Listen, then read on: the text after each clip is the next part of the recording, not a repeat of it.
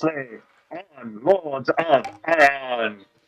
Like the the party had met with Inquisitor Udo Kier, who had informed them that it was time.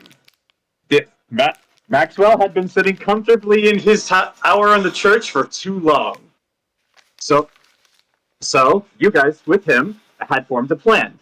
And as part of this plan, you had gotten him to agree to let you guys kill Roth and Mosley in exchange for two code breakers that could hopefully decode Maxwell's files, which were written in a code that he could not decipher because he did not have enough information.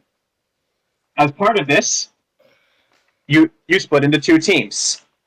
Team 1 consisted of Lita, Enzo, Rowan, the Inquisitor, and his troop, who walked directly into Maxwell's office with Lita in handcuffs to arrest his ass. This went off without a hit. The dice were on your side. You knocked him out before he had the chance to even do anything on his turn, and you walked him out of there with a brand on his forehead and handcuffs and all in front of the entirety of the church and an army of witch hunters.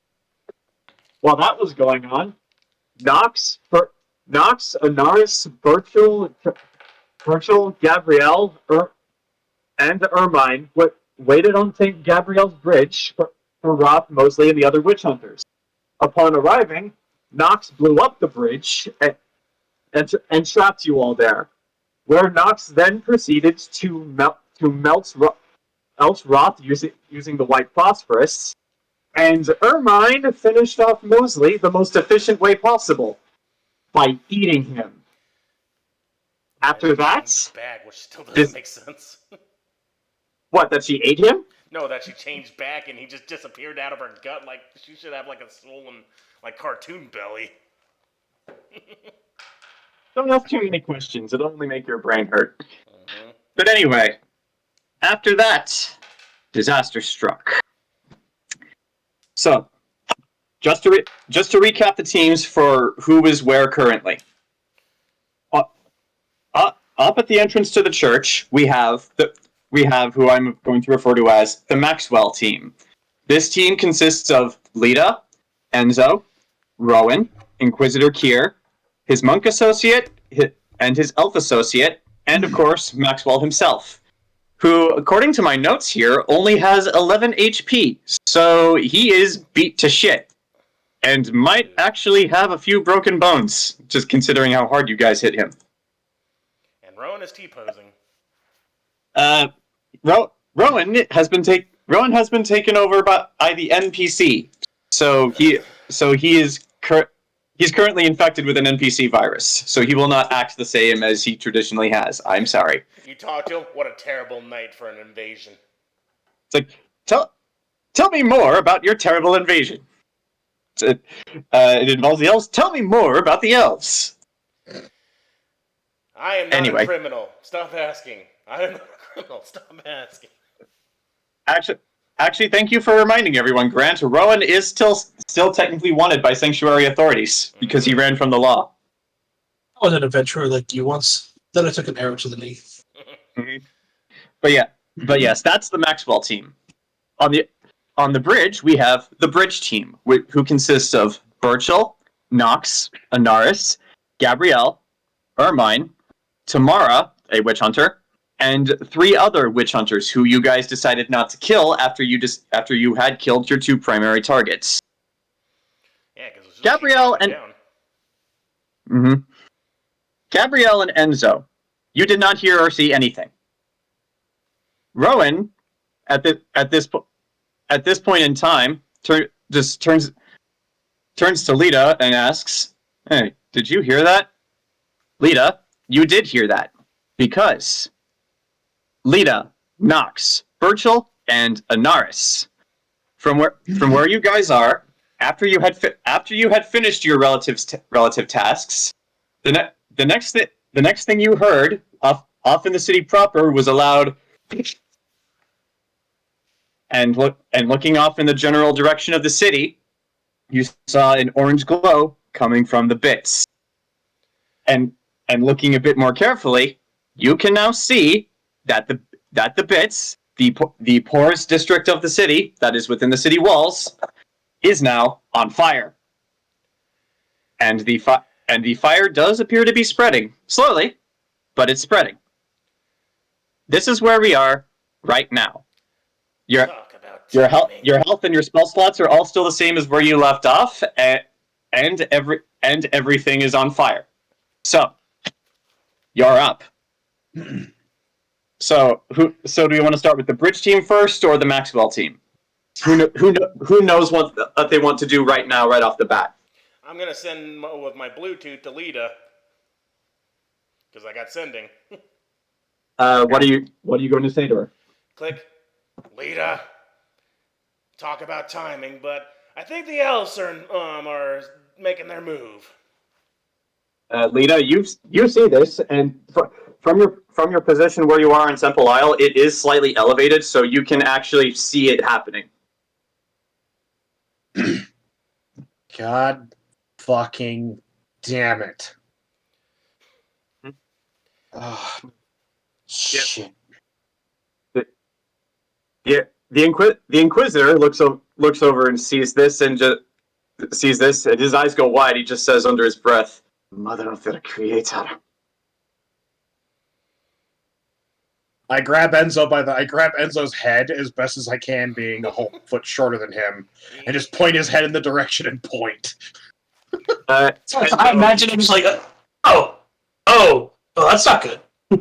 Yeah, Enzo, you don't need to roll perception. Like, now that Lita's pointed it out for you, you can see the bits are on fire.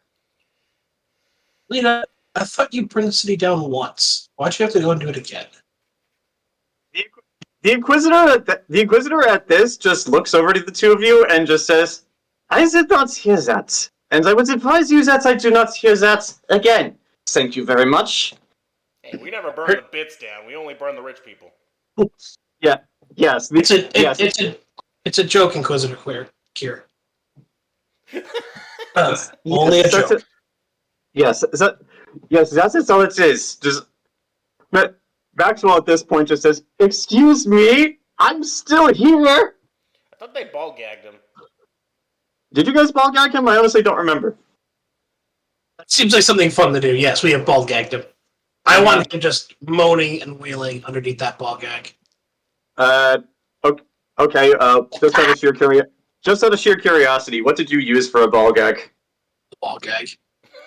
So you just had an actual ball gag on you. Actually, you know what? You know what? We have an owner of a brothel and someone who spends too much time there. With a cat. Also, I will say, Enzo, because you are romantically involved with Lashanon, I will allow you to just have a ball gag on you if you want it. Thank you. Because she would on those sorts of things.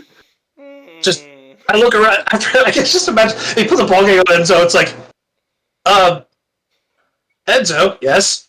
Why do you? Are you really gonna ask that question? No, I'm not. So hey, okay, so the one that uses it, you or Lashanon? Yes. Remember, the safe word is orange, but whether it's the color or the fruit, that's you're going to be saying it wrong. Okay. Yeah, but God. Yeah. So I guess instead of saying anything coherent, Maxwell just goes. You shut your fucking mouth, or I'm gonna hit you again. If you hit him one more time, even with your minimal strength, Lita, you could probably knock him out. I know. That's why she's saying. Well, that's boneless weight. That's what she's saying. Shut the fuck up, or I'm gonna hit you again. Okay. I'll smite you in the name of the god that you don't believe in. Okay. Bridge team, how are you guys holding up? I'm chugging some potions after I tell Lita that I'm like, elves are here. Glug, glug, glug, glug, glug. And get my health back as I got fucked up. Does anyone want to point out what's going on to the other party members? I yelled out, elves are attacking. I'm on top of horse, so I'm pretty sure I see the fire from my vantage point. Mm-hmm. Oh yeah, like you actually, according to my notes, you actually rolled the highest perception out of the party. So yeah, you don't just see the fire. actually, I'll give you this because you're on Horus and because you're closer to where this is happening than Lita and Enzo. You don't just see the fire; you actually hear bits of it, and it's off in the distance, so it's hard to make out specific noises. But you hear the general air of chaos, like people are shouting, like you hear the clanking of metal, which says that some people are fighting. But yeah, it's difficult to tell what specifically is going on, but shit's on fire. That's enough. Okay, I'm probably gonna have to roll very high luck or perception to spot something like this. Is it possible for me to try to find an empty barrel, have Horus carry it, dip in water, and just constantly go back forth between the water and the fire to put it out? You could. However, I will say this from your vantage point, you were able to see that the fire appears to have been started in multiple locations, so it might be too big to try that sort of thing. Like it. Basically, to put out the fire in this way, you would have to make several trips, and there's a possibility that the fire would spread before you have a chance to be really effective. If you had like a team of Griffin Riders doing this, it could probably work. But as far as you're aware right now, it's just you. So. Yeah, that's one. But however, I will still allow you to roll this perception check. I will still allow you to roll this perception check if you want to do this. Okay, would you call this a large fire or a small fire? I'd say it's a medium fire. However, the longer you guys are talking, the fire is spreading and growing on a large fire. Okay. 20, 38. It's 38 if that 20 is not good enough. You must be looking at a distillery then for a big barrel. Okay. As far as barrels that Horus could carry, like you actually do see some on the bridge because sometimes like merchants set up shop on the bridge to like sell their wares. I mean, like a lot of people pass to and from Temple Isle to go to church, so it's good business. However, it does appear that most of the things that were here either blew up because Nox blew up the parts of the bridge, or just fallen over just in the general chaos. However, since you did roll a natural 20, you do find one barrel. It is full of things, but you could empty it out. You find one barrel that Horus could carry. However, I should state that Horus is again only slightly larger than a horse, so it's a big barrel, but it's not as big as you'd think it is. And I'm not saying that Horus can't carry it. I'm just saying that for the size of the barrel and for how big the fire is, you might need to take a few trips. However, if you really want to do this, go right ahead. Just at least tell us. Just have Horus repeatedly sweep like one of those wildfire planes.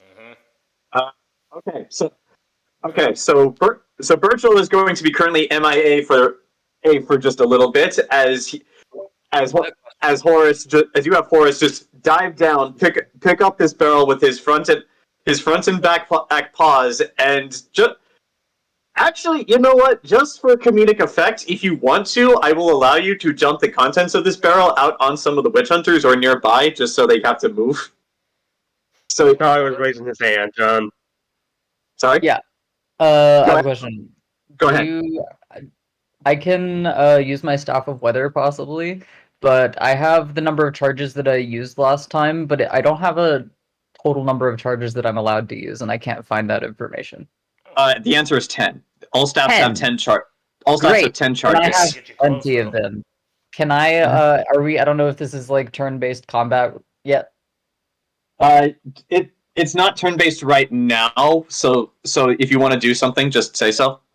Okay, I would like to try to use Sleet Storm. It says it can extinguish torches and small fires. You said it's a medium fire, so at least it could maybe prevent things from getting worse. I will send you the page. For Sleet Storm? Yeah. Also, aren't I like on a tower or something? Aren't I high up? You are. You might not have the range for this, just because it's pretty far from where you. Because the fire itself is pretty far from where you are. Oh, okay. If that's the case, I mean, again, go ahead. Yeah, Of it's not course, too slow. if that's the case, she could hop on horse with me, and Also, the range says it's long. It's 400 feet plus 40 feet per level. Well, yeah, but we're on one side of the map, and this is like over in the city slums. We're essentially on the other side of the city. yeah, Okay. I yeah, thought it yeah, was like within. Okay. yeah. You No, guys look are at the over map. It's here. not so much of Okay. I thought it was a little bit the map. closer.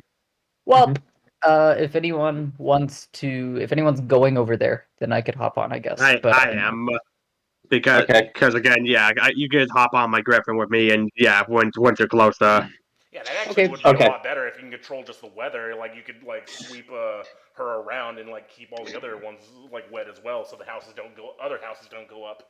I mean, I feel like we could do both. The weather staff plus dumping the barrel. Yeah. The weather staff only has a certain amount of charges. So, like Charlie, how many more times could you do this before the staff is out of power for the day? I could do it. I think 4 more times. Okay. Better than nothing. So can you land on Horus, pick up Gabrielle, and then you just go straight for the barrel. And again, for comedic effect, do you want to try to drop the contents of this barrel on one of the remaining witch hunters? Why? I'll just dump it on the ground. Okay. So you dump it on the ground, and the two of you just. Actually, no, you don't take off in the general direction of the city. The first thing that happens is, actually, you know what? Charlie. Actually, you know what? Forget. Guys, control weather actually has a radius of 2 miles. Is it within 2 miles? The map, we're kind of You away. would still have to get closer. Just give me a sec. Yeah, because we're on Temple Isle, and that's like clear over there, and like this map is not to scale. It's like, I don't know how big this city is. Not a good sense of size. I like the city's as big as it needs to be from whatever scene. You know what? Exactly. You know what, guys? I'm an idiot and completely set up everything I needed for this game except my dice. So go ahead, feel free to laugh at my idiocy. But anyway, Nox is gonna like look at Burchill and Gabrielle and go, "All right, you lot do what you can to help, and I gotta fix a bridge now because I only blew 2 holes out of it just so we could be separated right here. I have the ability to mend that. Okay. With ice. Okay. First off, Gabrielle, as you approach Horus, he looks a little bit apprehensive just because he's not used to the idea of anyone other than Burchill riding him. However, Burchill, you are there and you are on. What? It's happened before. Well, this is a new it's happened. It's happened before, but yeah, this is a new person, and also that Horus only let that happen because you were still with him. And because you're with him this time, he actually rolled pretty high. He keeps calm as Gabrielle, you climb on his back. She smells like magic. Mm-hmm. Actually, Ken, it's your Griffin. What does Horus smell like? Oh no, I thought I was doing I was doing his voice, like the Griffins. Oh, it's like, yeah. I mean, I imagine Horus probably smells like horses in fear. Yeah, that sounds about right. But yeah. So anyway, Gabrielle, you climb on Horus's back. This is not like riding a.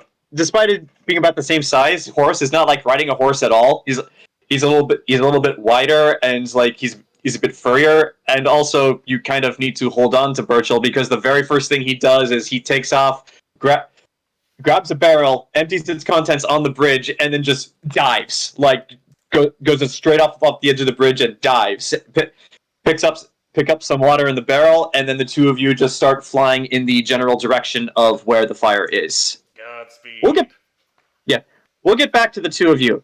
Nox, what did you say? Again? The season? Yeah.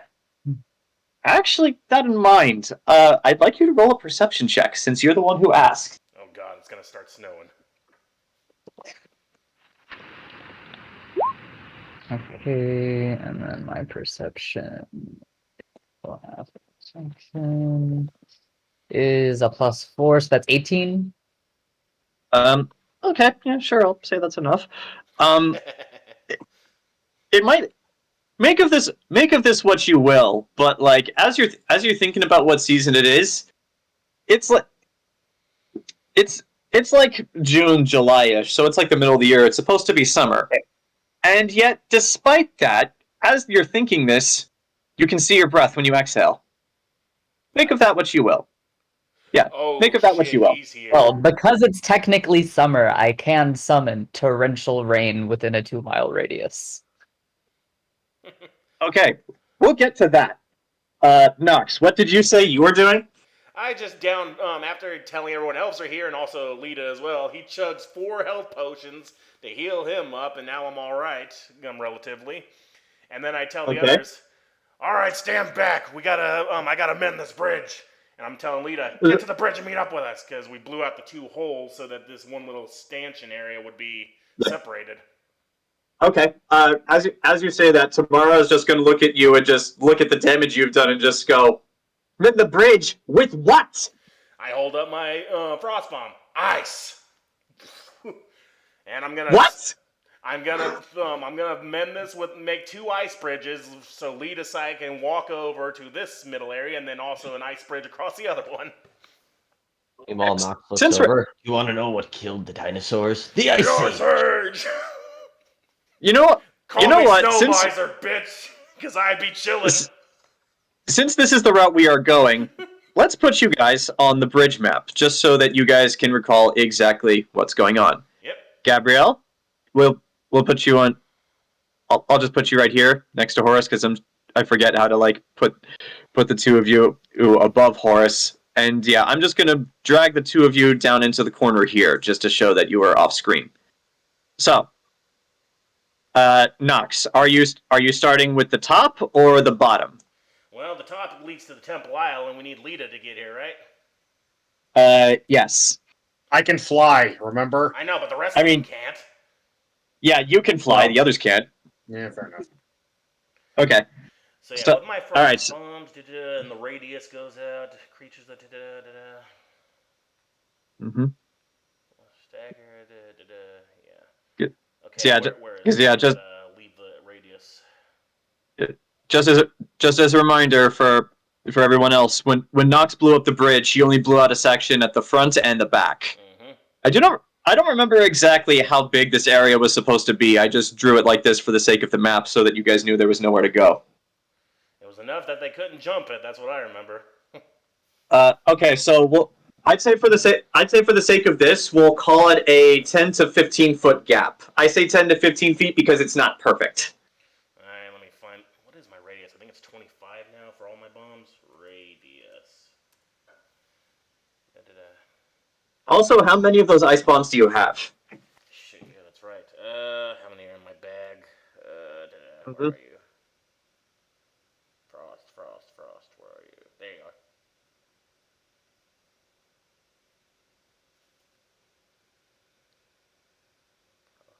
are. While he's looking this up, since we're still here, Anaris, is there anything you want to do?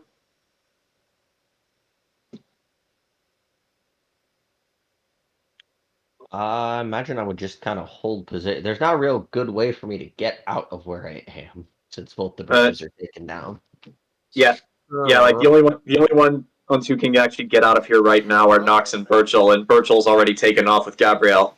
Hang on, I need to turn on the light. Abandoned again. Mm-hmm. I see how it is. Yeah, that does appear to... You're abandoned. You're alone on this bridge with Nox, Ermine, who is completely naked, by the way, and covered in blood, but she does not seem to mind. Damn, put on some fucking clothes. I mean, she had to take off her... Sorry? I have 28 left. Jesus. Where are you carrying all these bombs? In the satchel. In the backpack. You know what? Never mind. So, okay, so pretty much, I'm not going to have you roll for this just because it's going to be pathetically easy. But pretty much what happens is, like, Nox, you walk directly past these 3 witch hunters who you let survive, and Tamara just walks over in confusion just because she's wondering what you're going to do. And you just start chucking ice bombs at the edge of the bridge, and very gradually, it actually takes a few of these, you start to form a bridge made of ice. I should say that since this is a bridge of ice, it will not last forever, and it will eventually melt, but it will hold. I will, however, need you to roll luck for me to see how many of these bombs it takes for you to actually make a bridge that is sturdy enough.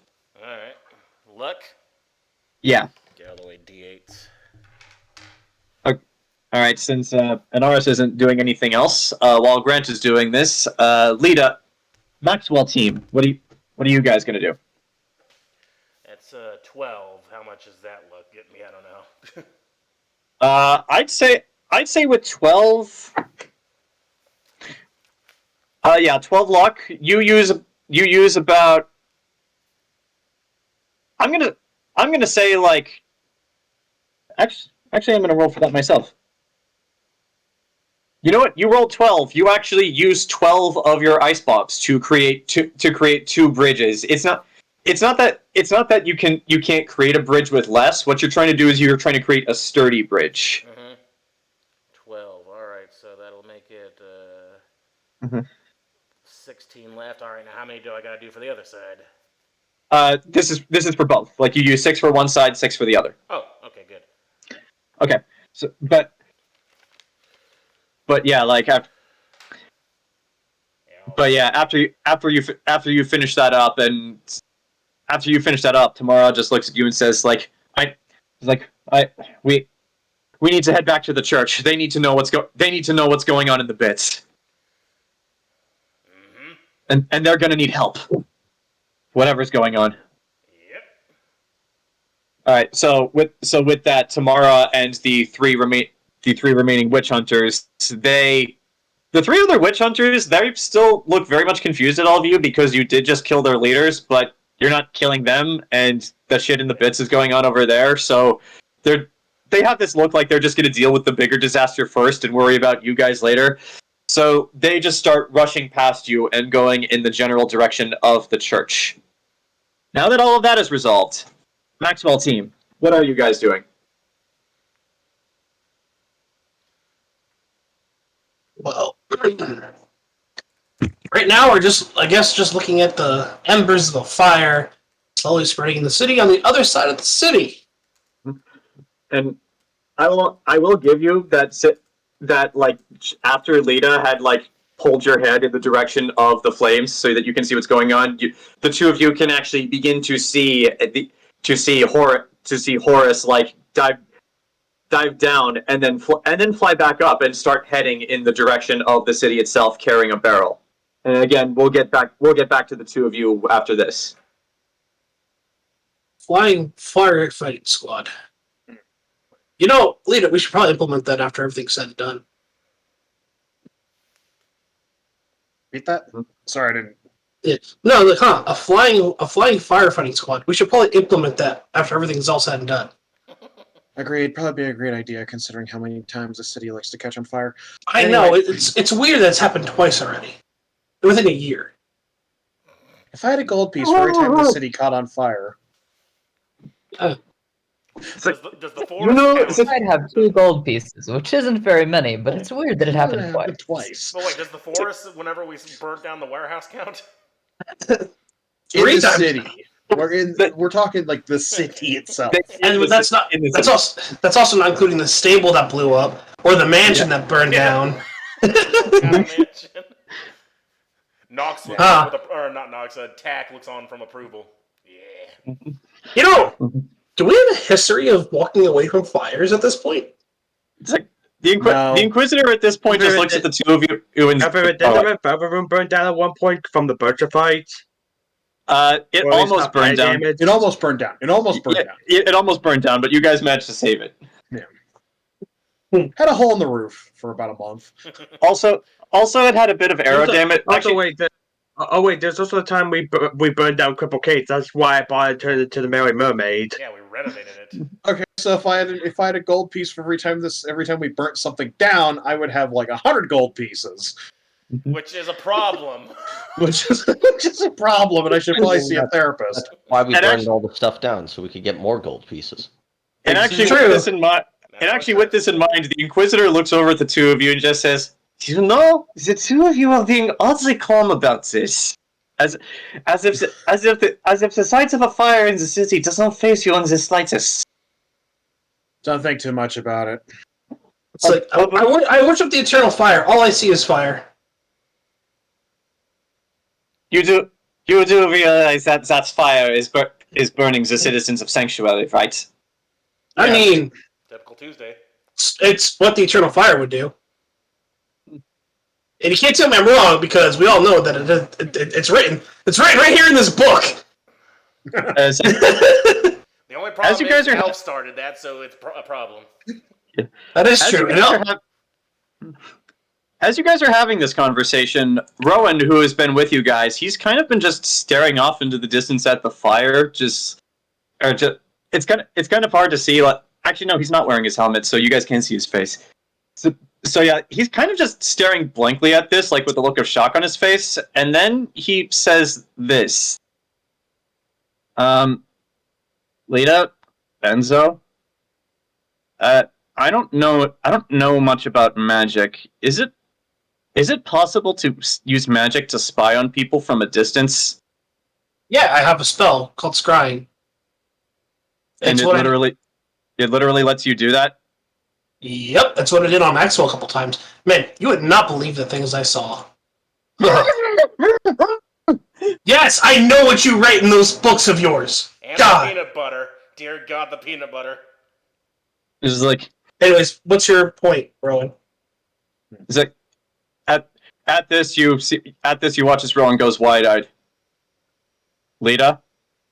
I'm sorry, but I'm afraid that I've been had.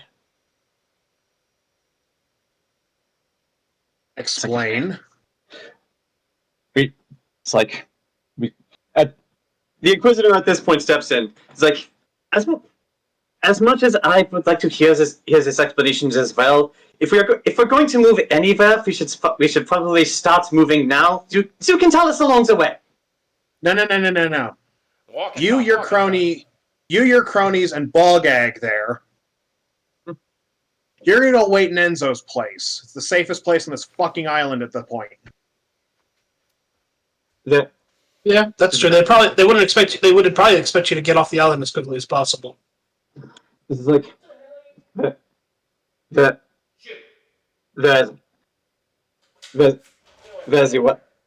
very well. I would ask for the key, but the truth is I do not need it. Before you go. Mm-hmm.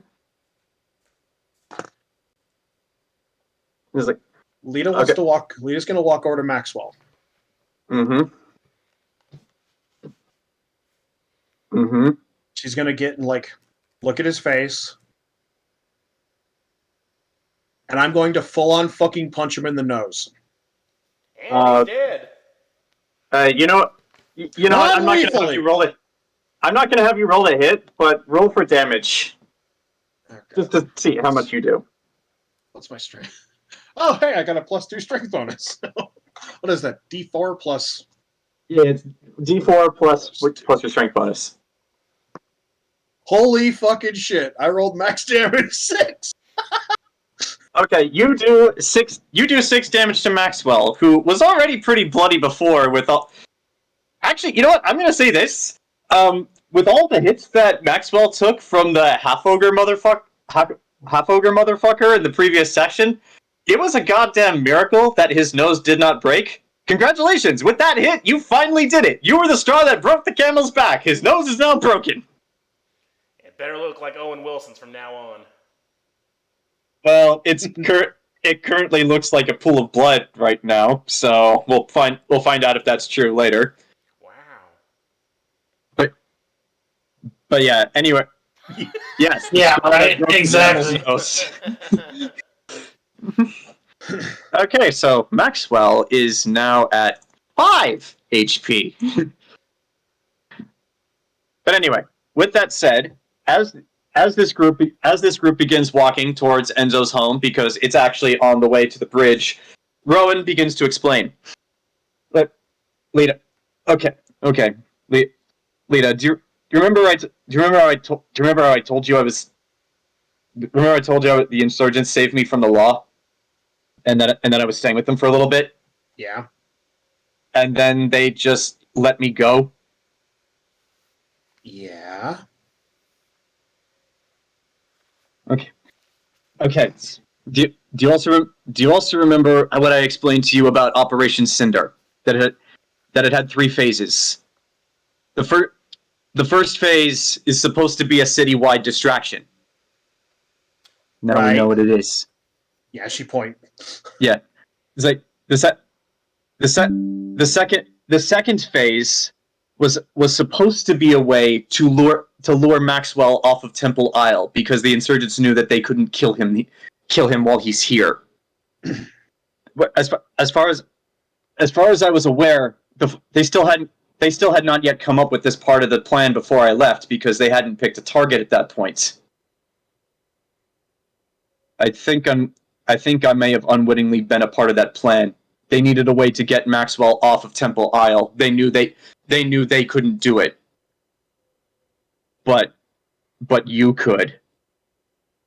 Well, considering he's not leaving the island, I'd say that part has been completely foiled. What's phase 3? It's like phase 3 is actually killing him while he was off the island. And the Inquisitor perks up. If all of this is true, I would not have to worry about them continuing to scry on you while you are on this island. Remember, Temple Isle is consecrated against all forms of magic. So any form of divination magic won't be able to see us here. Could you simplify that? It means that they cannot use that spell to scry on you while you are still on this island. Okay, that you could have just said that first. Yeah, Italian. Yeah. Right. Well, if that's the case, probably best if you just stay on the island, Rowan. I was actually about to suggest something similar. We need to get Maxwell out of this city. Well, he's going to stay on the island until we're done with this. It's like, all right. It's like, all right. I'll stay with Maxwell then. It's like, Lita. Listen right now. This is incredibly important, right? It's like right now the leaders of the Sanctuary Insurgents cell are hiding in an abandoned Watchtower, maybe 3 miles to the south of the city. However, they're probably not going to be there long. The reason that the witch hunters and the city guard never caught these people is because they're constantly on the move. They never stay in one place for maybe more than a few days before they abandon it and go somewhere else. Now that they've started this, I doubt they're going to stay there for very long. Got it. I'll wait for Grant to get back. I'm listening. Okay. I looked to Enzo. Mm-hmm. Probably in the best interest of time for me, since Nox and I can both fly, and Anaris is pretty light on her goddamn feet. We could grab Anaris. 3 of us could head to this watchtower and at least try to capture a couple of these insurgent leaders. That's probably best. We can still get some Mike. The 3 of you aren't going to be enough. Last time I was there was 8 of them, and 2 of them can use magic. Oh shit. We're bringing Nox, which is like bringing an entire arsenal, and Anaris. Out of character, I got fucked up that last session. I drank all my potions, but like one dude fucked me up. I'm a glass cannon. If there's that much magic, I'd like to go with you, but I can't fly. I just fixed the bridge. You can run. Well, yeah, no, Watchtower. Trying to think. Well, Horace is busy with the fire. Yeah. But you guys don't know that yet. You get a horse. It's like you could follow on foot. It probably would be best if all of you went together. They're not going to go down without a fight, and trust me, I'd seen the level of magic their mages have firsthand. They are pretty powerful. Well, we can make our way there as a start. Okay. Cut them off. He's like, unless of course, Kier speaks. They plans to escape with magic. That is always a possibility. Then you really do want me there. Right, so we can get you a horse. Mm-hmm. You can follow the three of us. Yes, Grant. I was gonna say like. Well, I'll message you. Can't Anaris like throw like webs around him and then I could like carry under him and stuff? Like both of us together could carry the both of them.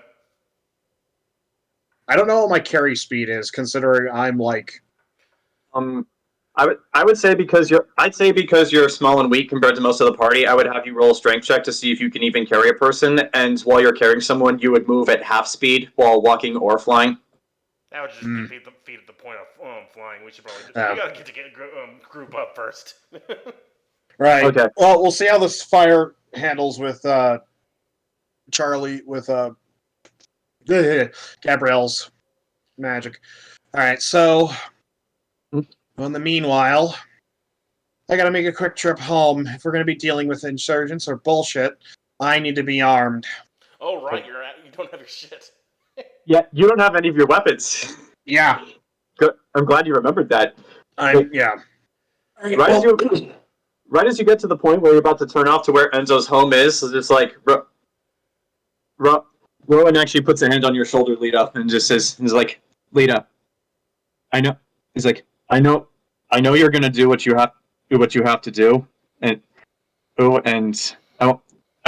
won't think ill of you for whatever you do, but if you can, to try not to kill all of them.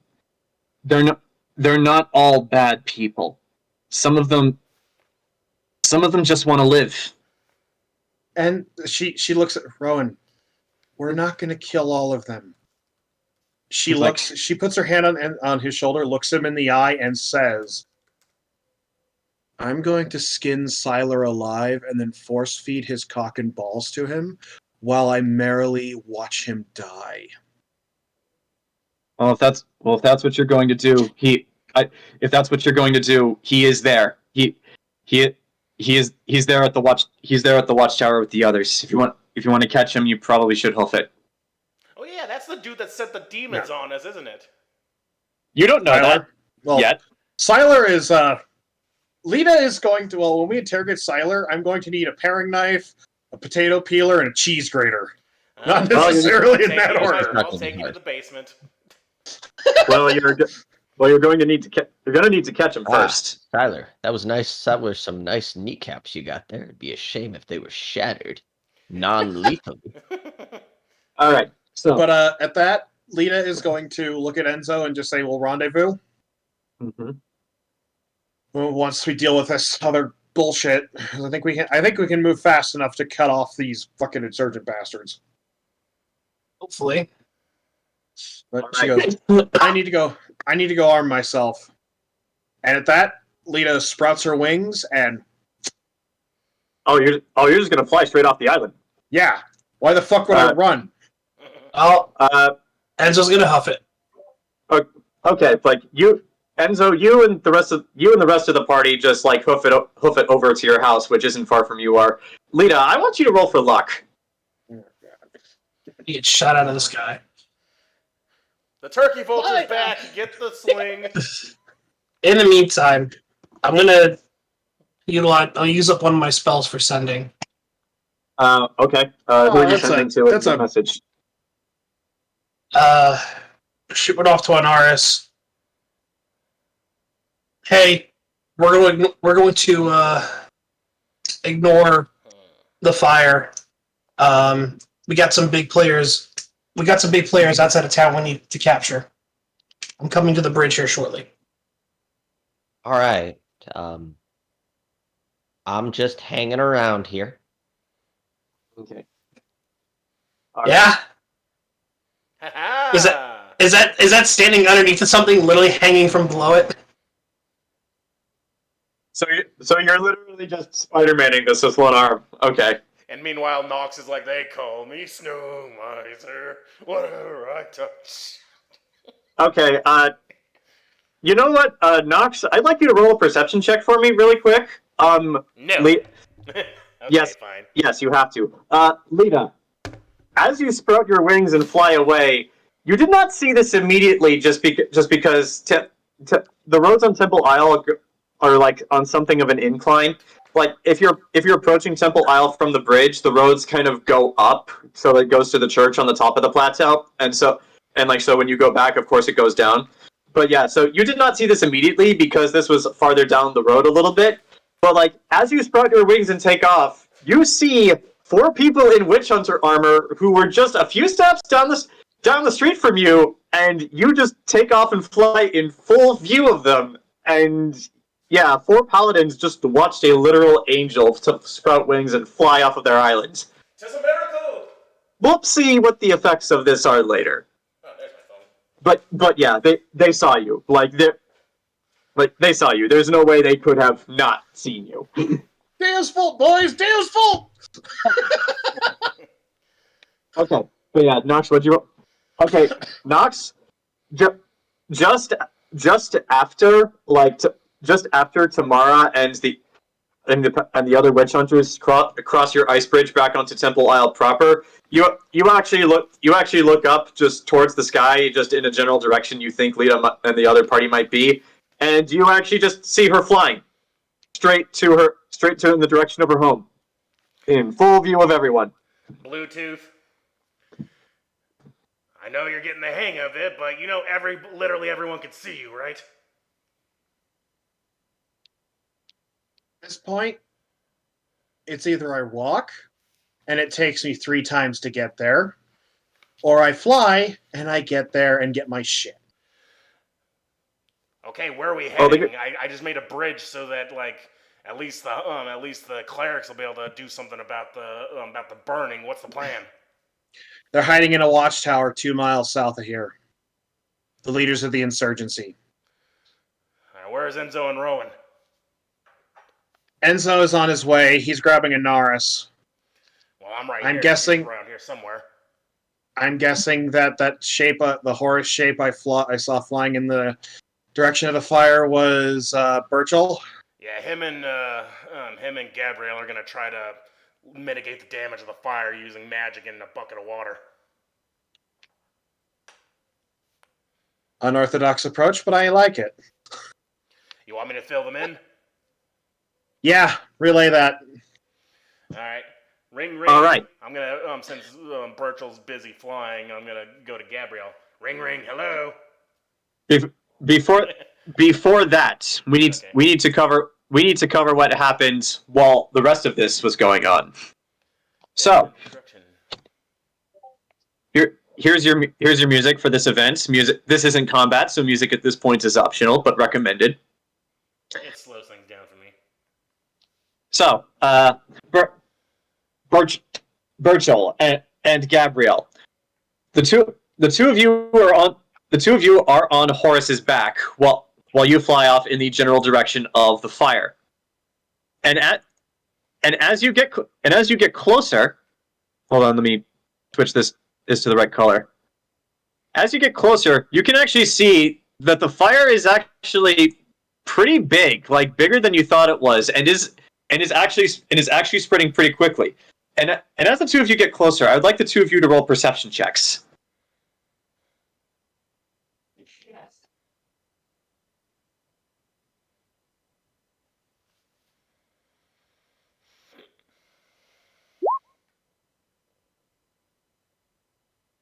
Hmm? 17. Okay. 28. Okay. Gabrielle, riding on the back of a griffin is new to you, so with all the wind in your face and the smell of smoke from the fire and holding on to Burchill for dear life, because there's one safety harness for Burchill, and unfortunately there isn't for you, unless Ken, you want to decide retroactively that you had a passenger seat installed. No. Okay, so I'm not going to have you roll I ain't strength gonna checks to hold retcon on to that. Burchill. Yeah, I'm not going to have you roll strength checks to hold on to Burchill. I'm just saying. But yeah, you can only barely see what's going on, and as you get close, you actually do start to feel the heat of the fire. Burchill, with your keen eyes, you actually see there's a bit more than a fire going on here. It's like, and as you get closer, you can actually see that despite the fire being so big, no one has even attempted to put it out, and you soon see why. Do you remember the Knights of Ansland, the guys who work for Randall, the guy you beat the shit out of in that duel? Yeah. They and the Knights of Lupton are currently engaged with what look like a bunch of elf civilians who are just pulling weapons out of boxes, like out from hiding spots, like underneath tarps and like behind bricks and walls. Like some of them have arrows, some of them have knives, and they're sneaking up on them and stabbing them in the back or the neck. And like, but yeah, like the Knights of Lupton and Ansland are currently engaged with many elf civilians who might be insurgents, and like that's why no one's putting out the fires, because the elves are actively fighting back. And because you rolled so high, you can actually see some more of these elves who are actively not fighting are actively throwing like Molotov cocktails and other things on other buildings. The elves are deliberately burning down this district. Didn't we take over the Ansland Knights? Like, isn't Burchill his boss now? Oh, no. Also, I would have, but technically, Integra fucked that up by bringing me my wife back before Ansland could run out of time. Also, that literally happened yesterday. So yeah, like the paperwork hasn't really been filed yet. So like, even if the option was on the table for Burchill to command the Knights of Ansland, they technically don't recognize him as their leader yet. So I mean, are we going to cry for the people who work for the dickheads? Actually, that is something to remember, just because it's been a while. Burchill, that duel you had with Randall, that was literally yesterday. Like, you had a duel, went home, had sex with your wife, woke up, and then all of this shit started happening. So yeah. So yeah, you're starting to approach the fire, and you see all of this. What are the two of you gonna do? To put out the fire. How are you going to put out the fire? Are you going to like start from this end? You gonna go in the middle? Are you gonna start from the south end? I think it'd be smart to start at the edge, so then and keep going inward, because then at least that area will be wet and hard to spread. Okay, sure. And from your vantage point, you can actually see there's a space here by the northern gate that you can keep dipping into with water. Yep. Charlie, what are you gonna do? Sorry, I'm zoned out. Are we dismounting? You're not dismounting. Burchill just flew by and dumped a bucket of water on like this side of the fire. We'll get to the effectiveness of that in a moment, but I just want to know what you're doing. Have I used the charge for my weather staff yet? You can right now if you want to. Yeah, I think it's worth the shot, since it's 3 charges for the control weather spell, which is the most powerful spell, and since it's summer, I can summon torrential rain. Let me double check how long it lasts. 10 so minutes you're using the control weather spell? It does. Okay, so it takes 10 minutes to cast the spell and an additional 10 minutes for the effects to manifest. Since I did say that I wanted to cast it a while ago, do we want to say I casted it then, or do we want to wait 20 minutes for the effects to fully manifest? I'll say this is what happens, because you know that this is the spell you are going to cast. You start prepping the spell and like saying the appropriate words to charge the staff, like while you're on the way, and like just as you're finishing, you get kind of interrupted slightly, because as you actually start to see what's happening. So just because Horus does fly pretty fast and he flew straight there, here's what I'm going to say happens. Burchill is going to dump 1 bucket of water, and then he'll have to go back around for a refill, and upon the time when he comes back, that's when I'll let you cast the spell. Okay. So It lasts 4d12 hours, and it's a 2-mile radius centered on me. okay, so yeah, like I'll say by the time Burchill goes around for a second bucket, you can cast the spell. Okay, and So- I will roll for duration. Nice and high. It's gonna last 18 hours. Heck yes, we're gonna flood this city. Hooray! Okay, so you do all of those rolls, and we'll have you trigger that spell once. I'll say because you know the spell, like you can do it like once you feel is appropriate, like once you and Burchill fly through the center of this fire again. Because yeah, like you say, it's centered on you, but like once it's cast, like it'll keep going. So, Burchill, I would like you to roll to hit for the fire with your water. I'm going to say for this, I'm just roll a d20. No modifiers, just roll a d20. I would assume at least Dex for the water to be, spread but as much as I can, but okay. Well, also remember, it's Horus dropping the water, not you, so it would be Horus's dex bonus. Fortunately, I have Horus's sheet open. So 3. Oh, Dang. yes. Okay, I'll give you this. You drop the bucket of water. Unfortunately, you don't get the timing right, so you don't hit the edge. You actually do hit the center of the fire a little bit. So you actually do get some of the fire, and you lucky bastard. Because what happens is you dump the bucket of water, it hits some of the fire, but remember how I said like there were like elves pulling out weapons, and like some of them were on balconies with bows shooting down. You actually drench one of them with water in the process of doing this, and as you do this, they look up to see you. Unfortunately, he rolled a natural 1 for perception, so by the time he looks up, you're already gone. And so the two of you fly out beyond the wall towards this pool at the northern gate here, and it is about this time that Nox hits it. That Gabrielle, you get a message in your head from Nox via sending. Nox, what are you going to say? Ring, or the ring is not there, obviously, but I mean, you can still send the message, but Gabrielle cannot respond at the moment because she's busy charging up a spell. There are verbal components to that. She has to say the words. Well, anyway, I'm gonna send it to them going, listen, apparently the fire's a big distraction. The leaders of this coup are in the Watchtower 2 to 3 miles to the east somehow. Lita's flying to get her, is literally flying to get her gear, and I guess we're all gonna rendezvous. How's the fire going? Nox, you get no response back because in the time that Gabrielle would have to respond to this, she is still in the middle of. I'll give you that. I'll give you this just because you have to speak to do this, and you're technically speaking as part of the response to sending. All you get as a response, Nox, are just like arcane words of power that like you recognize as magic from your use on the road. So just for flavor, Charlie, what sort of arcane words of power does Gabrielle say as she's charging up a weather control spell?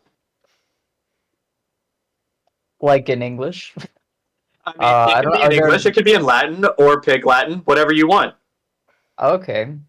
I'm not very creative. Like, are there actual words? Sorry, I'm looking at the spell now. Or you want me to make them up? The book does not say what the actual words are, so yes, make them up. All right. Let me see if I remember any Latin. Right, Tempestus. Okay. Something. Let it rain, let it rain. Yeah, let it rain, let it rain. Tempestus. Rainus, Nowus. Okay, so you're busy. I press the Bluetooth to send to Burchill. All right, Burchill. I guess Gabrielle's busy making it rain, and I tell him all the same. The same info and ask him how the situation's going. Burchill, as Horus dives down and refills the bucket, I'll give you a chance to respond before you fly back and Charlie casts her spell. I mean, Gabrielle said the fire being distraction, right? Yeah. But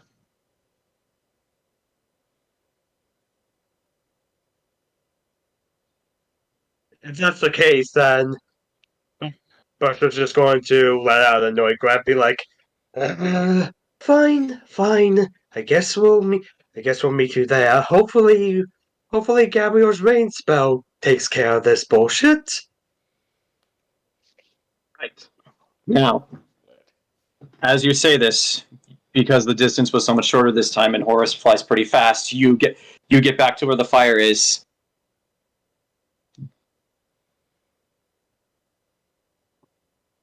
Sorry, Yeah, I got a message from my computer. So, yeah. So, as you finish saying this, roll another d20 for dropping the water. And after you finish this, we'll have Charlie spell. Okay, but yeah, since the files distracted, we're changing plans here.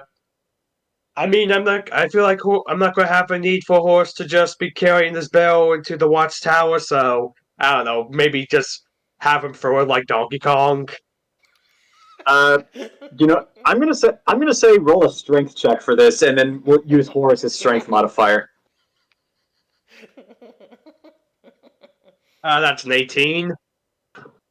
So Horus, you actually go forward with your original plan. You actually here we go. Free hand.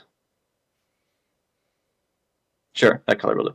You actually get most of the edge with that one, and like as Horus drops that barrel, and you just fly out towards the center of all this to start getting away from here. Gabrielle, your spell goes off. I would like you, since this is your spell, to describe what happens. So because it's supposed to be somewhat gradual, I assume the sky. What was the sky like before? It was mostly clear, and like there were some clouds, but like not enough for rain. So like just more, almost unnaturally so, more clouds start to appear, and they grow darker. Very few people actually see this because everybody's attention is on the fucking fire. Yeah. So again, it's within a 2-mile radius. The clouds slowly gather over the course of 10 minutes and then start to get darker. And by the time it starts to rain, the whole sky is almost black. All right. The rest of the party. We'll get back to you guys after I describe this. You all see just from wherever you are, because this covers such a large area and you're all outside. And Burchill, you're right in the middle of this, so you actually feel it. It was already kind of cold for a summer day, but all of you just feel the temperature just gradually, and then not gradually at all, take a sudden drop as it just gets cold, really cold. And then you look out in the direction towards the bits, and you see like rain clouds unnaturally forming in the sky over the bits. And like as you all are staring at this from wherever you are, it begins to rain. It starts out small at first, but then over the course of a few minutes becomes a torrential downpour that I will say is centered around, let's see, free hand.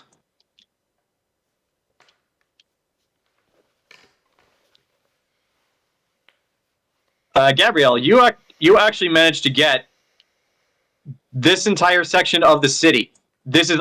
All of this is rain. Again, it's a circle with a radius of 2 miles. I don't know what the scale of the map is. Well, the scale of the map is kind of whatever I want it to be for given the situation, and so that is a 2-mile radius. And don't forget that your magic is also probably interfering with whatever's making it cold here, so it probably magnified it. Well, I mean, that's a possibility, but that's for later. But yeah, a torrential downpour just centers over the bits and just starts going over the fire. All of the elves and the people down below look confused. Like some people who are trying to keep the fire going are just look up confused, trying to figure out what the hell's going on. And actually,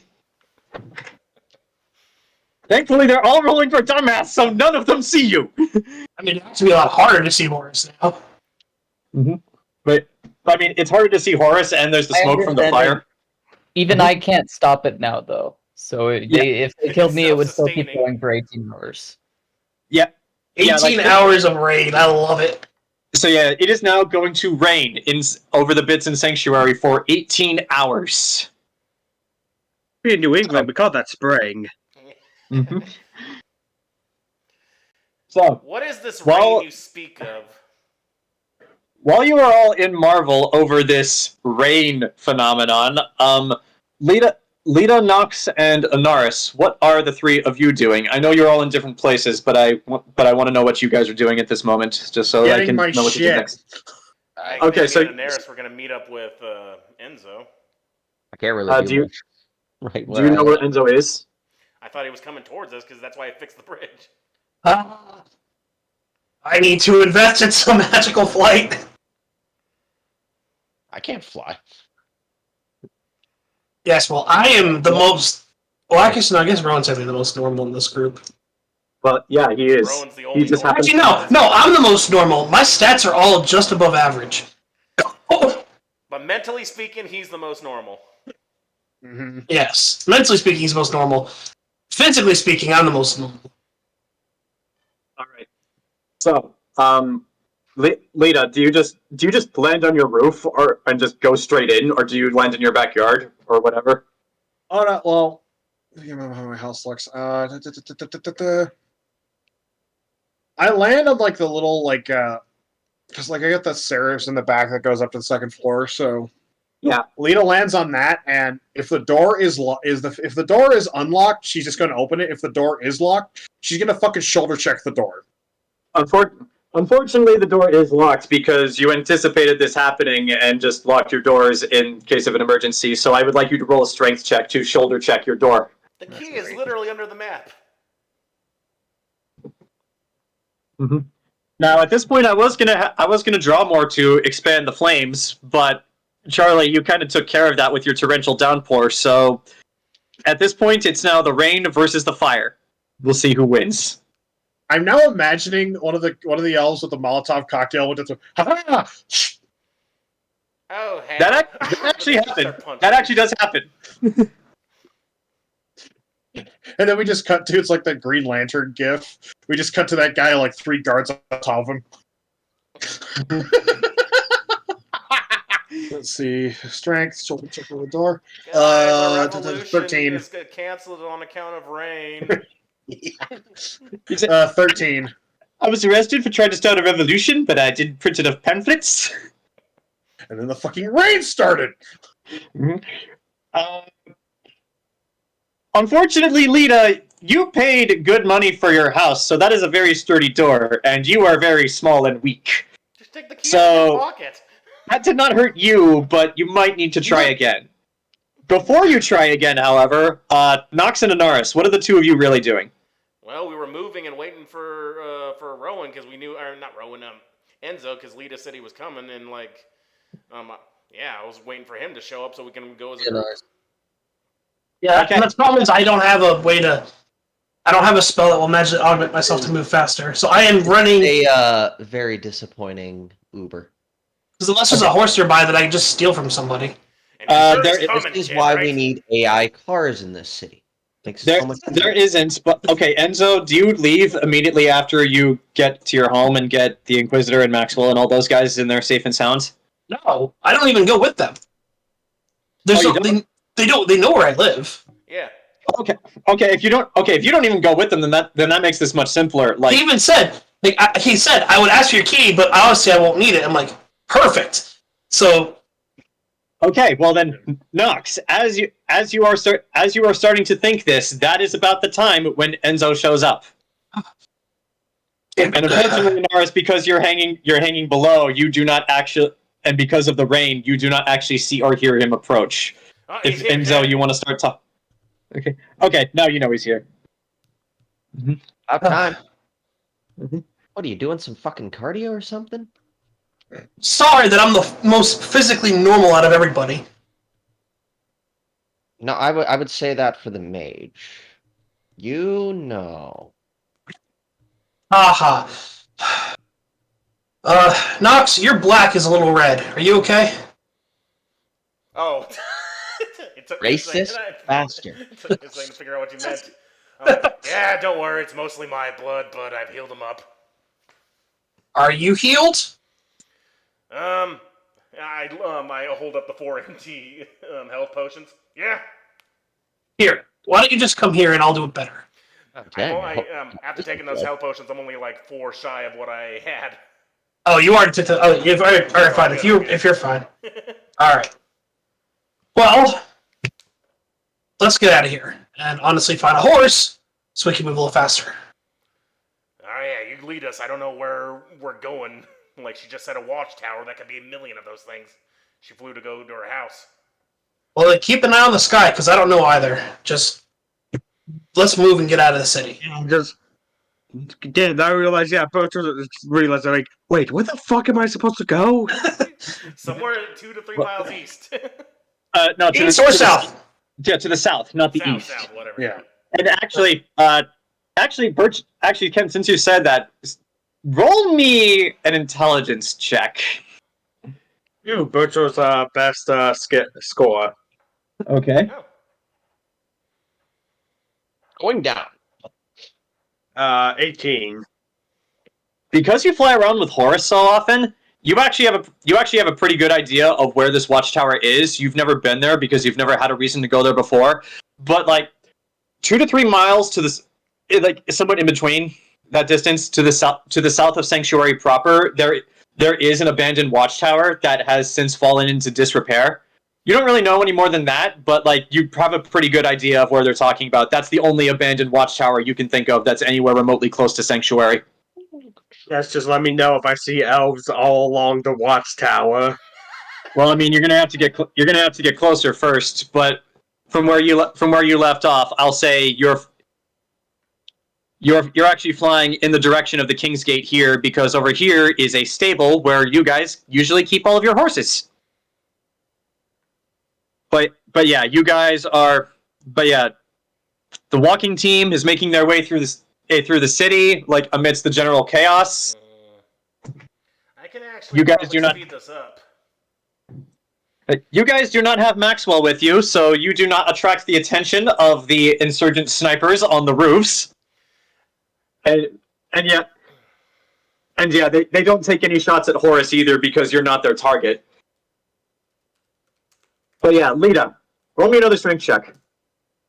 I try knocking on the door because I think I left 2 elves and a very scared Khajiit in the house. Which do you want to do? I'd like to first try. Not to the back door. Who keeps a key to their back door? I mean, I got an arcade door. I don't think it has a key. I've used to, but that's different. I'm going to try and do the ancient and most noble bardic knock spell. All right. Are you knocking calmly? Are you knocking frantically? Are you knocking fervently? Like, just because everything's chaotic, how are you knocking? I am knocking like I'm trying to put a hole in the door. Okay. You start knocking. And the most keen of elf ears hear you as Pyrrha runs into your room, and seeing you there, she just runs over and unlocks the door. And without even waiting, she just asks, Lita, what's in Elvish? Lita, what's happening? War, kid. War. Well, yeah. She basically, without answering Pyrrha, she basically kind of shoves her out of the way, runs into her room, grabs her rifle,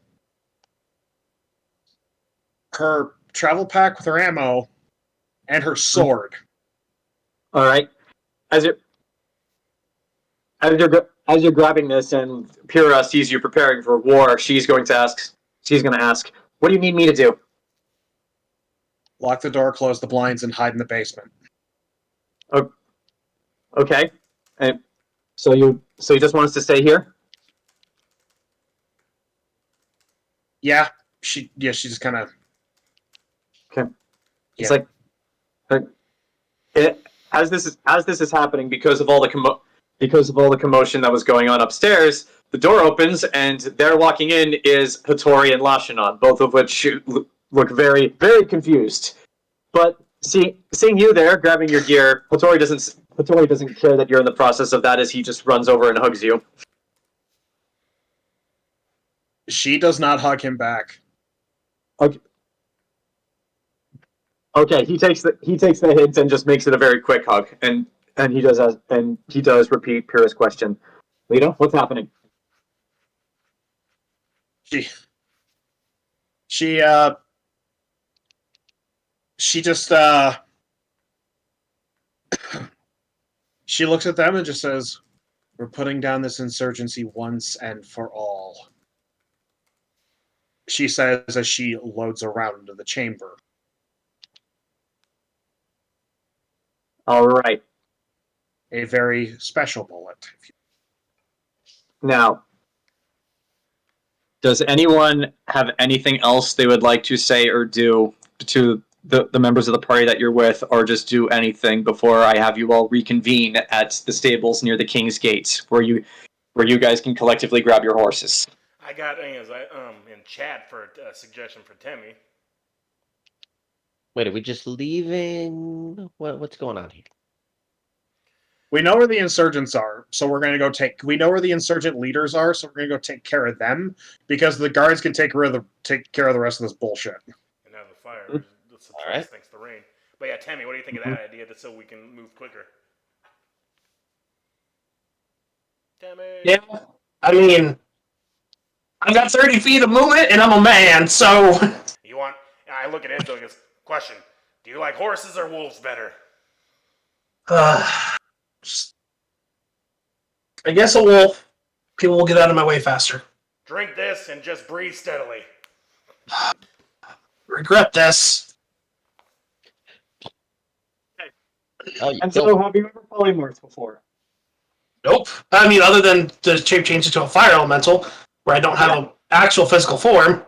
Yeah, that's different. So, like, as you transform into a fire elemental, literally what happens is you catch fire and you burn away your physical form. This is different. You actually feel your bones begin to, like, break, crack, and reshape. It's painful at first, but as soon as it's over, it subsides, like, almost instantly. But like a good stretch. Yeah, kind of, yeah. But yeah, like, which one do you choose, a horse or a wolf? A wolf.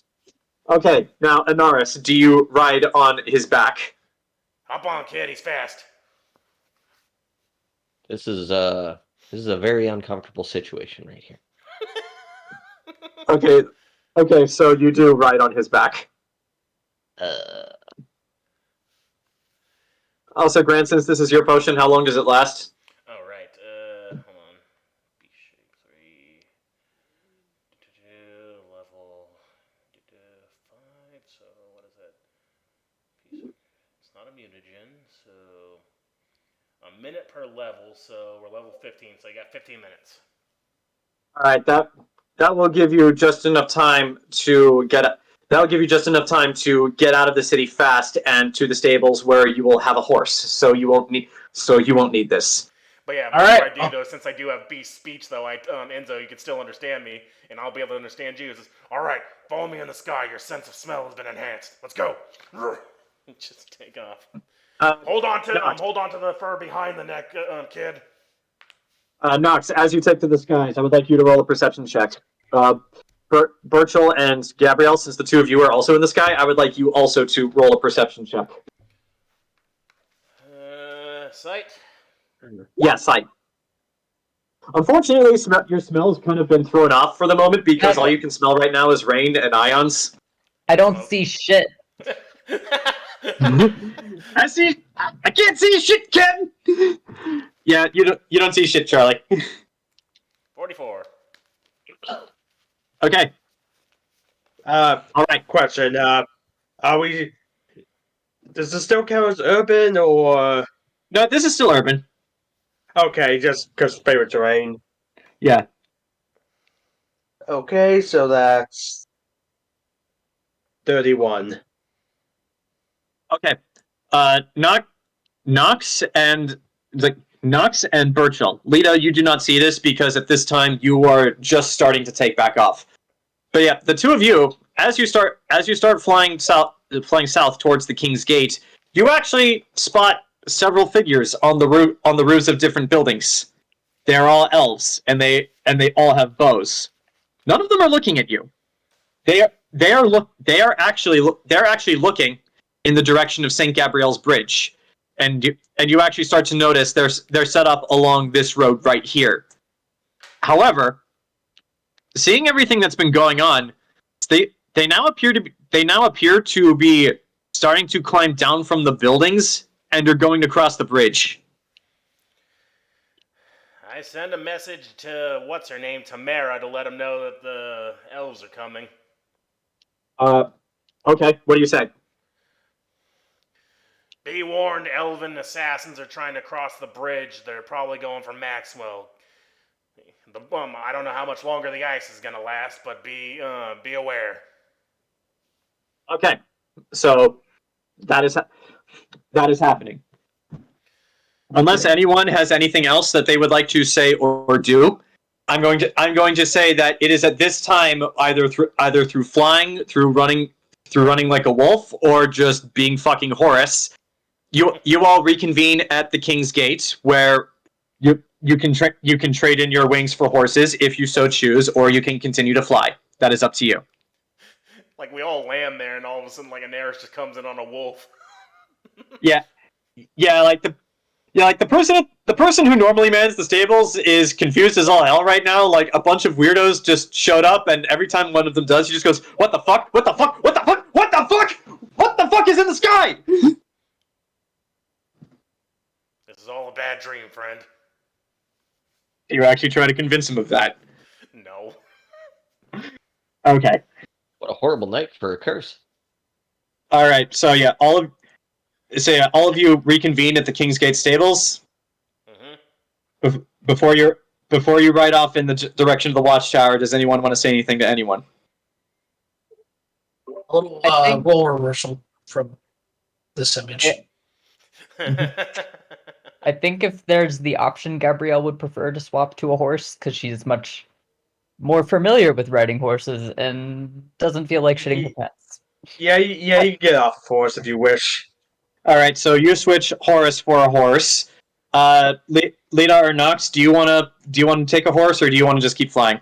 I'm gonna fly, but I look at Burchill. Not Burchill. I look at Enzo, and if he's still wolf form, I'll talk to him. Like, he's not a wolf anymore. I'm stand up and like, that's a weird posture. You want to do that again? No, I'll take a horse. And I look at Anaris. He goes, so how was it? I haven't been on the back of a wolf since a few months ago, but that was bipedal. Very uncomfortable. Yeah, I should have chosen horse. They go about the same speed.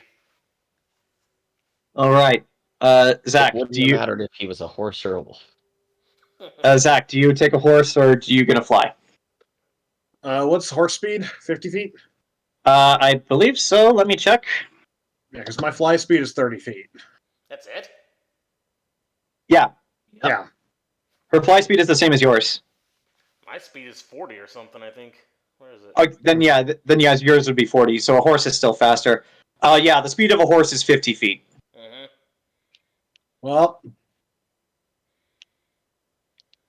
Well, if I'm riding into battle, if I'm riding to go kill a motherfucker or take a guy hostage, I'm taking my horse. Come on over here, Coriander. Also, Horus can fly 80 feet, so he's faster than the horses. Yep. Yeah. So yeah, Ken, you have a choice. You can fly ahead of the party, or you can deliberately pull back to stay with them. I'd say pull back, stay with it. Probably wouldn't be wise if Burchill holds ahead and then they just start firing upon him with no backup. Okay. Yeah. Fair enough. So,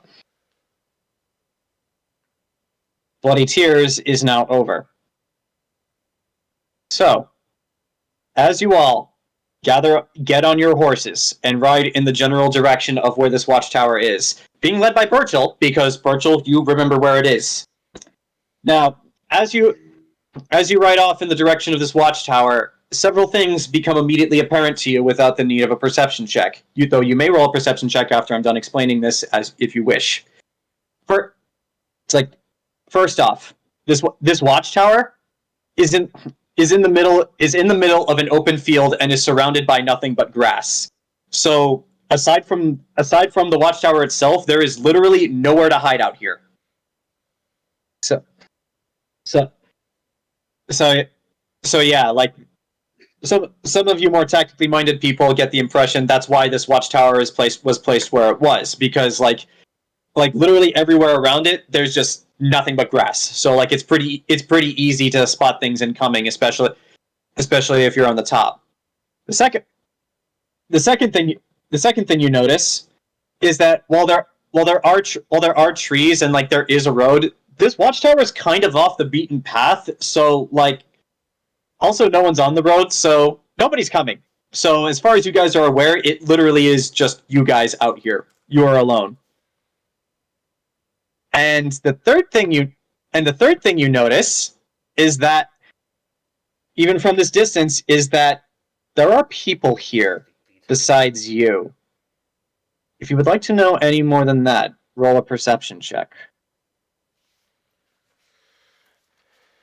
Hey, what kind of armor do I wear? I wear light armor, right? Leather armor's light. People, so I'm assuming the either humans or elves. So does that give me favorite enemy? Yes. Okay, good. I needed that. Okay, so my flight speed is actually 60 because I'm not wearing like medium or heavy armor. Okay. I'm sorry, what do we roll for you? Perception to see if you want to see any details other than what I just described.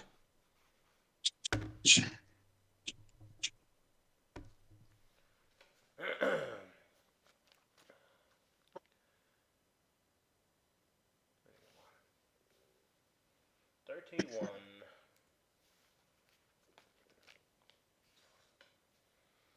Damn, Mike sees it. Mm-hmm. Okay. Gabrielle, you do not see much. Everyone who rolled within the 20s, you do definitely see that there are people at this watchtower, and they are armed. You see, there are two that you can see on the roof. There might be more, but you're gonna have to get closer. Actually, Burchill and Nox, since the two of you are still flying, you can actually see there are more than two people on the roof. However, the two that I mentioned before, they have bows and they're drawn. So like as soon as you get into range, it's pretty much a given they're going to start shooting. How high up is this tower? Height of an average watchtower. Because if we go even higher, like at a distance, like and come in from straight above, maybe they won't see us. Like, is the moon out tonight?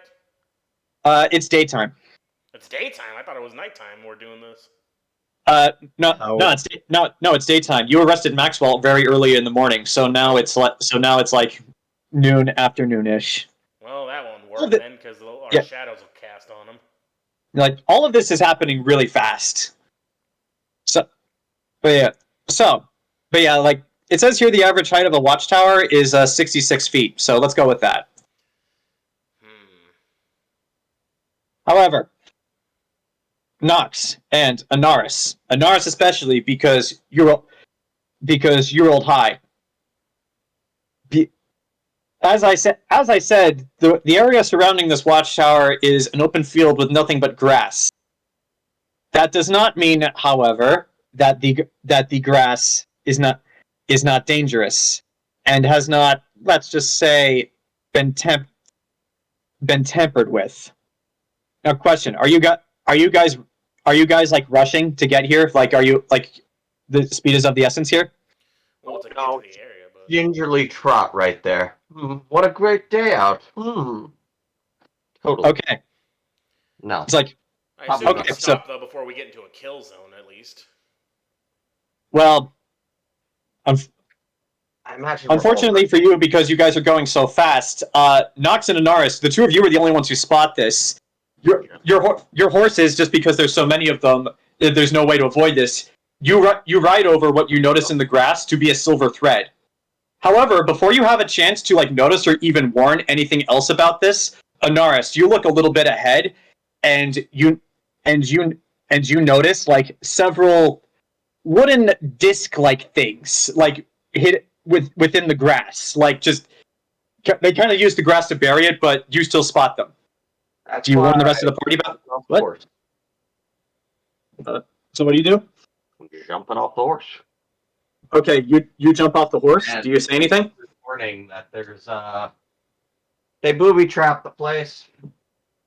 Okay. I'm going to need everybody who is on a horse to roll luck upon hearing that. Just because your horses are not you. This is to see if you can stop them in time before shit gets fucked. Stupid horses. Well, yeah.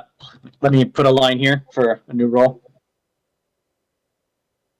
Okay. Well, I rolled like shit. What are the modifiers for luck? I can't find it. There are no Roll. Great. there are no modifiers. Falls off my fucking horse. I know. Your horse is about to become a red mist underneath you. Coriander, no! Don't worry, we still have cinnamon. At least like now, 20 we're at least feet. now they're the same texture as the name. Okay. Anaris? Oh. Oh. Okay. I felt that. Fuck you. Gosh, you're Okay. both fucking just Okay, Anaris.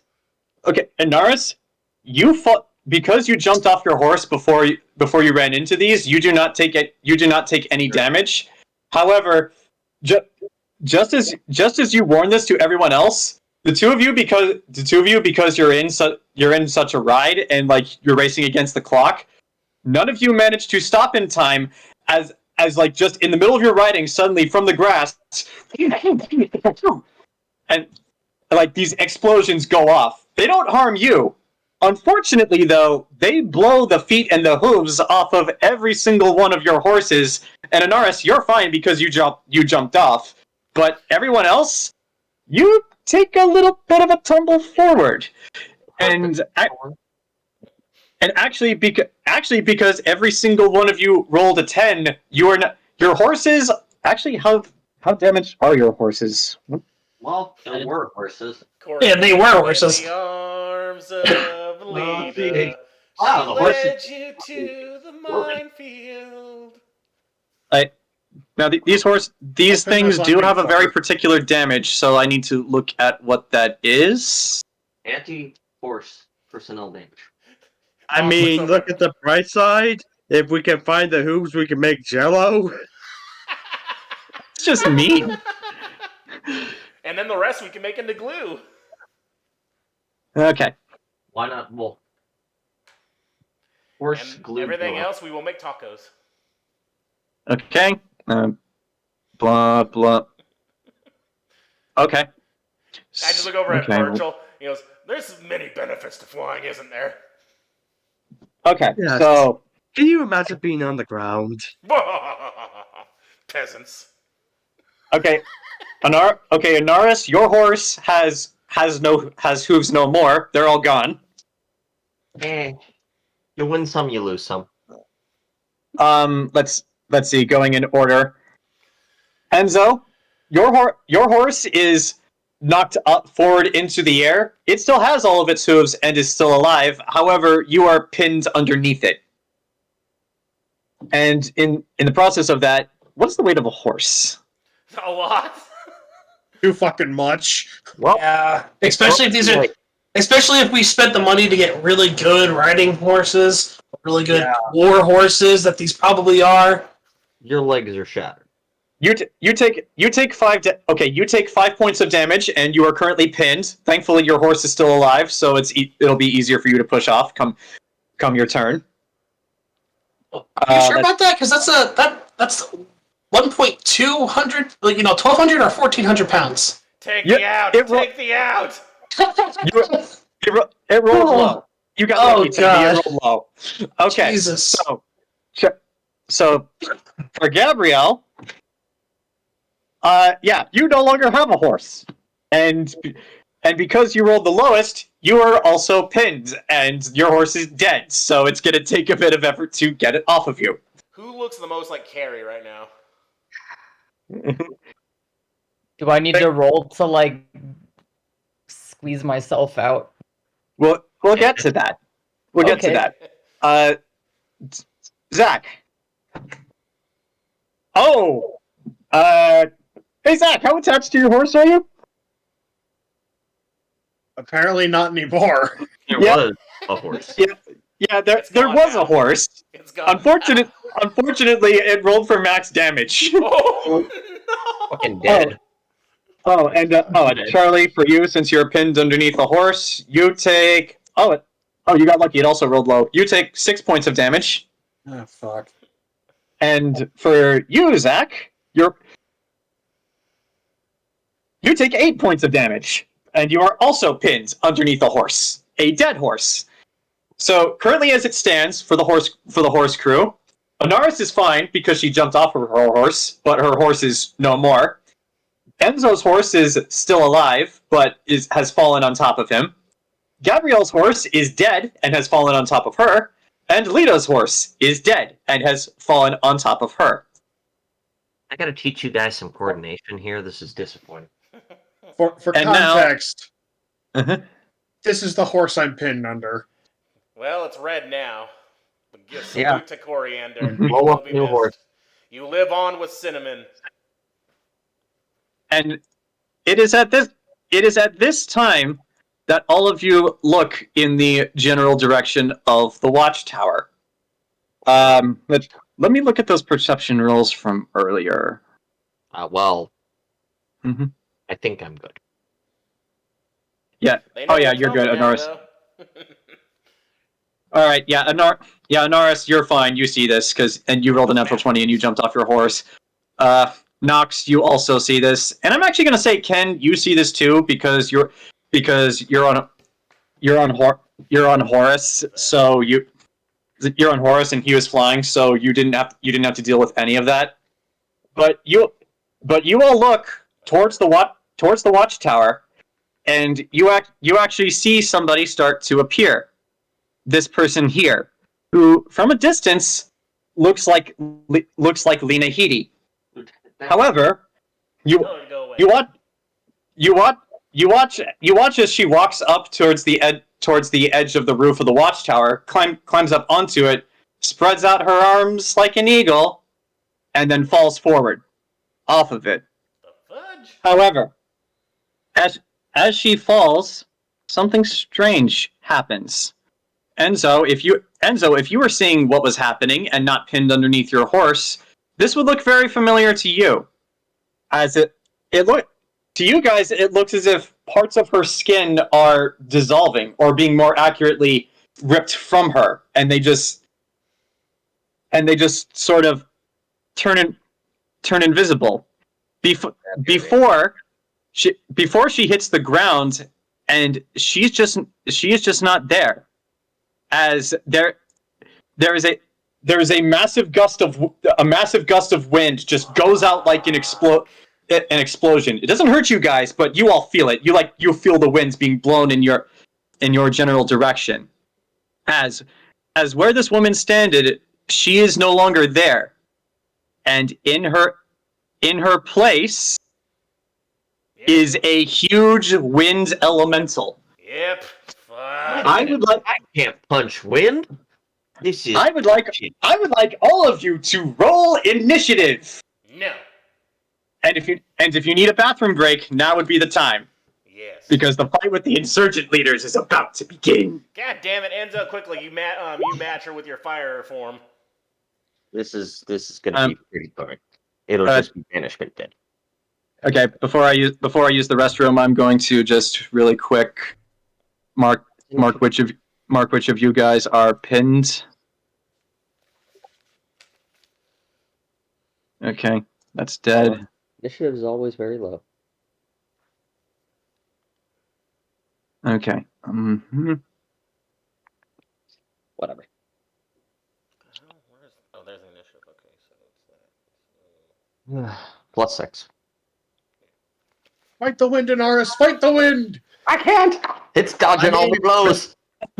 I think maybe Burchill will be able to conquer this thing. I mean, he has horse, so clearly he's a flying type trainer. Yeah, but you're fighting another flying type trainer. So what I is mean, this? hell, A I quick actually literally wind did that elemental? once. I went through Sun and Moon. Not Sun and Moon. I went through Sword Yeah, Burchill, and that was just a flying type run. Yeah, it is a wind elemental, and I'm gonna use the restroom really quick, so I'll be right back, and then I'll make the initiative order. Alright, you're recording again. Looking at my All right, I'm listening, but I'm gonna go get the chips out of my teeth. all right. Top of the round. It is Philavandrel's turn. Unfortunately, Philavandrel, from your guys' point of view, is in a place in the tower that you guys cannot see. So you cannot actually see what he is doing for his turn. We don't even know who that is. Next up is another person that you cannot see because you do not know where in the tower this person actually is. So you cannot see what they're doing. So skipping over the two of them, we get to Gabrielle first. Gabrielle, you are currently pinned underneath your horse. I'm going to need you to roll a strength check for me to see if you can unstick yourself from the horse. Okay, my strength is bad. Alright, let's see what happens. You're still pinned underneath the horse, so you gotta roll it. Unless one of the other party members later on wants to help you. 13? That is actually enough. Yay. So you managed to pull yourself out from underneath your horse. Unfortunately, it does take your turn to do so because it cost you an action to do that. I will, however, give you your movement. So, do you want to move anywhere?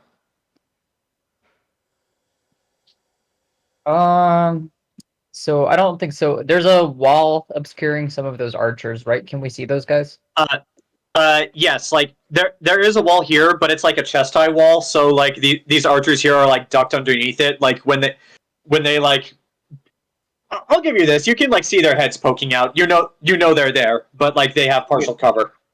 I'm going to use my horse's corpse as a shield. Duck behind it. Okay, so I'll just do this. All right, so you're hiding behind the corpse of your horse, and we'll say that's your turn because you didn't want to seem to move anywhere else. All right. A horse of corpse. Uh-huh.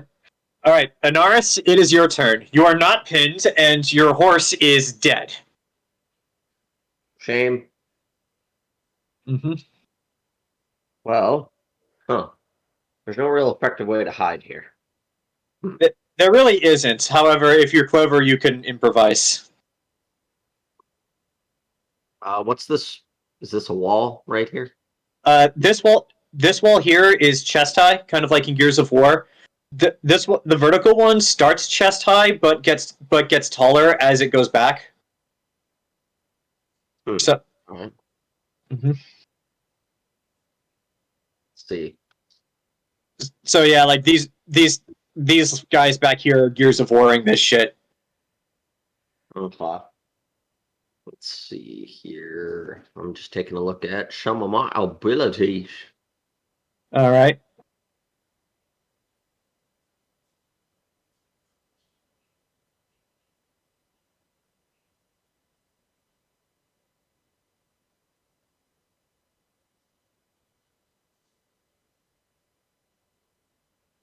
God, it's just one of the tougher things. I have too much shit. Mm-hmm. Some of the guys here I mentioned already are mages, so I have the same problem with them. Got it. I'm going to move up and cast Mage Armor on myself. Where are you moving to? Give me a sec to lag.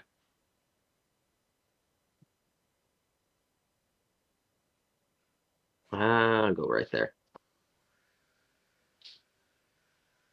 It's here.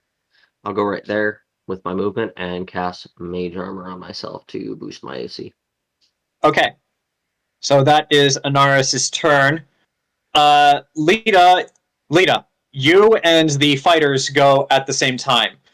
So just for the sake of this, since they can't really move anywhere, I'm actually going to say that this fighter here, he doesn't have a bow, so he's going to just duck behind the wall, and the other fighters are this guy's going to come and duck behind here, just in case you guys get up around the wall. The other two fighters are actually inside, so you cannot see what they're doing. Lita, you need to roll a strength check to unpin yourself from your horse, and that will be your action for this turn. Fraga. Alright. You fool! Mm-hmm. Strength check. What's my strength? I'm sorry about all of your horses, but the dice fell where they fell. I don't care about this horse. Oh, God. Well, that's a big fat fort. I mean, if it was a unfortunately for you, you spend the rest of your turn trying and failing to unpin yourself from the horse, so you are still stuck. It's like, I'm sorry, but that's just how it is. Enzo, to detonate the horse. I mean, yes, you do, but that will have to be on your next turn. Enzo, you are also pinned underneath a horse. Now you can either do a strength check, like I said earlier, or if you have another more clever way to unstick yourself from this horse, you are welcome to try it.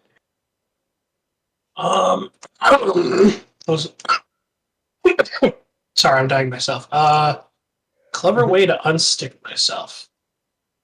I mean, if basically use your imagination. If you have a spell or an ability that might get the horse off of you.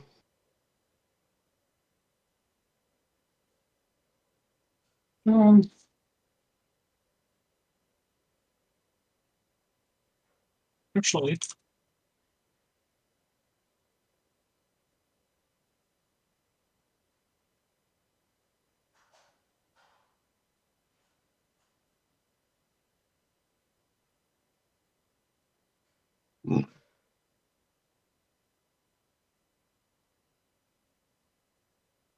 yeah. I'll cast a spell Decompose Corpse, turning the horse into a skeleton. All right. And then standing up. Yeah, you turn the horse into a skeleton, so I'll leave it there on the map just so you know where the skeleton is. But yeah, that is your action, so you are now unstuck from the horse. You still have your movement. All right, movement time. Wait a minute, wasn't his horse the only one still alive? Did he just unalive a horse?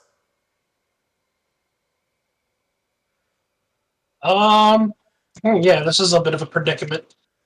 I will just have to stay here then. There's not really anywhere I can run to. Yeah, this is pretty open space. There's not really any cover until you get to this wall or the Watchtower itself. This is why it was strategically chosen for this purpose. All right. Go ahead. Nox, it is your turn. Nox! I'm coming. I was listening. That poor horse, he was the only one still alive, and yet he got turned into a skeleton. Mm-hmm. Yes, your horse is the only one still alive, but you decomposed it, so now it's dead. Jeez. Yeah, Enzo actually cared about life. But yeah, Nox, it is your turn. You are not underneath a horse, and if I recall correctly, you're actually airborne. Mm-hmm. So yeah, you can do a bit more than the rest of the party at this point. How big is this thing? It is a huge air elemental. Let me see how big that is. I don't know if I've Okay. hurt this thing. It's made of wind. What the hell do I do against wind? Acid? Okay, Okay, huge... Okay, huge is listed as a 16 to 32 feet. What? Fuck. I'm gonna say this is 18, maybe 20 feet tall. So yeah, it's pretty damn big. It's so much bigger than the tiny elf woman who it originally was. But yes, it is made of wind. Alright, Yes. This is a wall that has fallen into disrepair. But like I said, the horizontal one is chest high, like Gears of War. The vertical one starts chest high, but as you go farther back, it gets higher. And it's 2 guys up here, right? From what you can tell, yes. There are 2 guys up top, and they both have bows and arrows. Well, in midair, I'm going to down a potion of greater invisibility and turn myself invisible. Glug. Okay. All right. And- So you cannot attack, but you are invisible. What's a good mark for invisible? Yeah, we'll give you the bloody eye. You're invisible. Okay, so, and then my 60 feet of fly. 1, 2, 3, 4... You can go up, but just be careful with the math on going up. I thought I was already high. How high are you? Like initially? Well, whenever I asked 'Cause- about the height of the tower, and he said 60 feet, like I was like motioning for Burchill that we should go above them. But well, I mean, while you were doing that, then the horses exploded. So like whatever height you were while you were saying that, that's the height you are now. Alright, so how far did I just move here? 1, 2, 3, 4, 5, 6, 7, 8, 9, 10, and I guess I'm going to start heading up on the next turn to get on top of the tower to see exactly what we got. And I can't attack right now, right? Yeah, you used your action to down the potion of invisibility. You're invisible and they can't see you, but you cannot attack. Alright. So, it is now the archer's turn. I'm going to get behind him on the next turn and rain fire on him. It's like the two archers that are behind the Gears of War wall. They are going to take a shot at the three people. Well, one of which is still underneath the horse, so they're going to go for the ones who are weak. Okay, so for Lita, that's a 10, which I'm assuming does not hit. Correct. All right. That's even lower. So yeah, one of them is like trying to shoot. One of them is like trying to shoot arrows at you, but he keeps hitting your horse. He's kind of a pathetic shot for an elf. The other guy actually is going to take a shot at Enzo. One shot at Enzo, and he misses. Actually, as this guy pokes his head over the wall, Anaris, I want you to. You don't need to roll perception because you can see his face. I want you to roll an intelligence check for me. All right. Jeez, damn. High rolling. Just God, it's a regular toddler. intelligence. 21. Okay. 19. For the rest of the party, this was not that long ago. However, for Anaris, this was 5 years ago, back when you were still a child. Do you remember when you broke into the home of those 2 elf insurgents and you stole that, like, the crystal that had the recording of Fenharel's voice, and Sariel and Lita chewed you out for that? Yeah. This elf right here in the corner is one of those 2 elves. Yeah.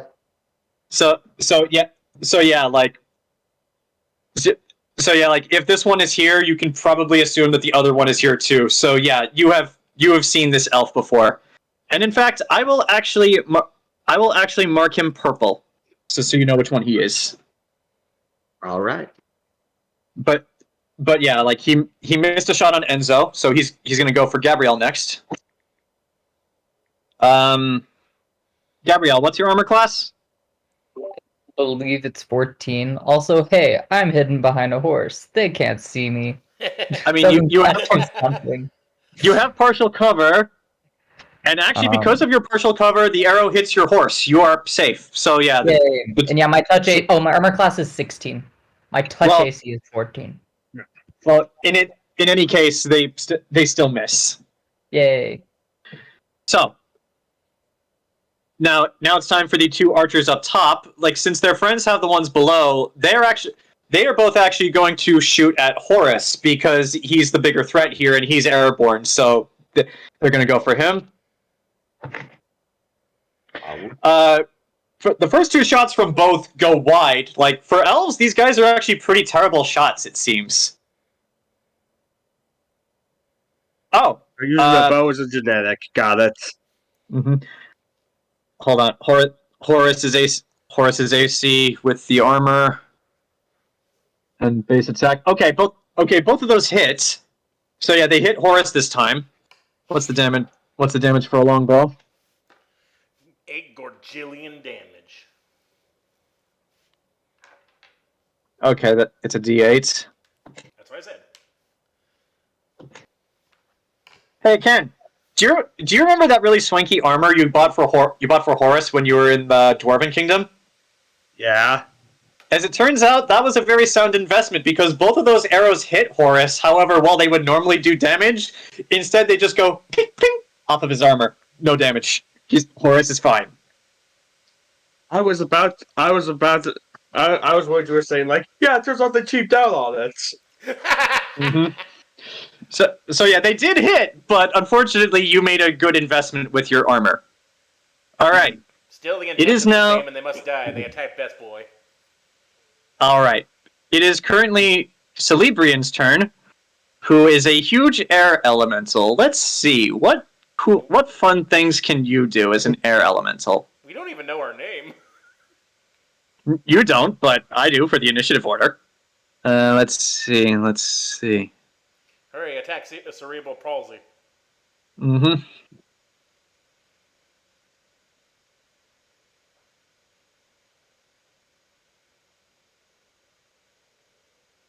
Okay.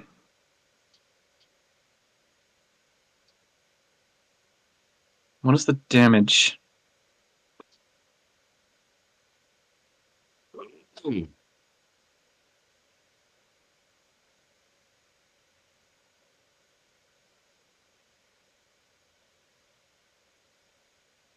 Okay, this doesn't do any damage, but she is going to do it. She is going to do it anyway because this actually seems like a pretty useful ability.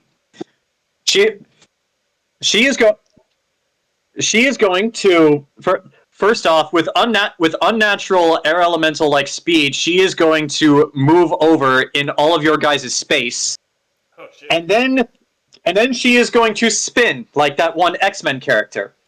And in doing this, she is going to create a whirlwind. It's like, let's see, this is a 10-foot radius. Actually, hold on. What is the radius of this? Yeah, that one X-Men character spinning around, Professor Xavier, just his wheelchair doing a wheelie. I know there's an X-Men character who can attack in the fighting game. That's funny. He's going down the hallway in his there's an wheelchair. X-Men fighting game where they made Professor X playable. Okay, so he's going down the hallway and the wheelchair the settings got stuck, so he's just It's like in Big Trouble Little China. Okay, so it's a 10-foot. Okay, it's a 10-foot radius surrounding. So yeah.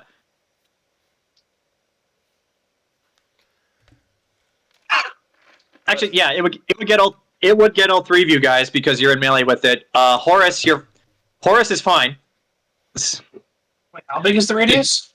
10 feet. It's a 10-foot radius surrounding it. So, actually, yeah. Enzo is only barely caught in this. Centered on it?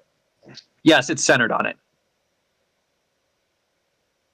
10 foot radius is always 5 feet.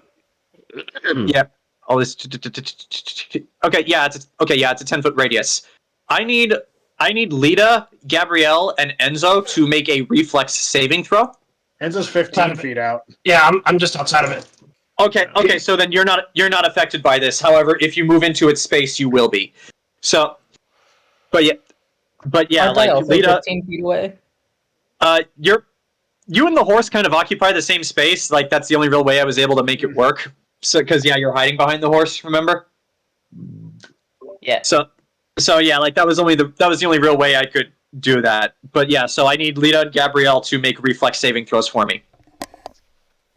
You got this. Does this suck the horse off of me? Let me roll a strength for the win. horse It off. might actually. Yes, I it sucked wish I my had rolled horse that off. for a spell. But I mean, whatever. If it does, I assume it would like suck you up as well because I'm pretty sure safe to assume Lee is lighter than a horse. Well, yes, but the horse is on top of me, so Does this suck the horse? Okay.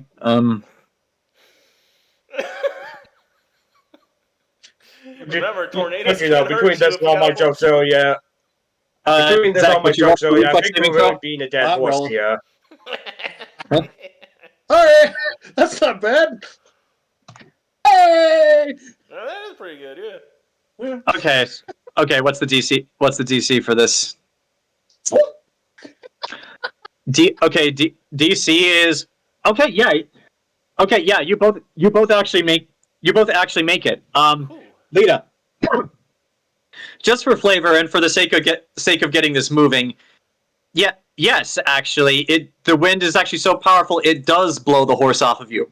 However, both of you are able to like grab the ground and hunker down and like fight the strong wind, so it doesn't affect you as it otherwise would. So both of you are fine. They have the power of Helen Hunt. The Twister cannot take them. Yeah, she has a more powerful version of this, but she decided not to use it this turn. I tied my belt to a pipe in the ground because that'll totally work. Mm-hmm. Wait, Philip Seymour Hoffman's dead. No. However, for the two of you guys and Enzo, because you're standing right next to it, you could just on the edge of this. There's now like this really, really fast cyclone of wind just going 10 feet out from the elemental, and it's just constantly going. Abe's gonna sue somebody. All right, so that is Celebrian's turn. It is now Haldir's turn. Who? Haldir is somewhere in the Watchtower, outside of your guys' point of view, so you do not know what he is doing. And actually, I need to make a note of this. Should I infiltrate the tower and drop acid on all these hidden people, guys? On your turn!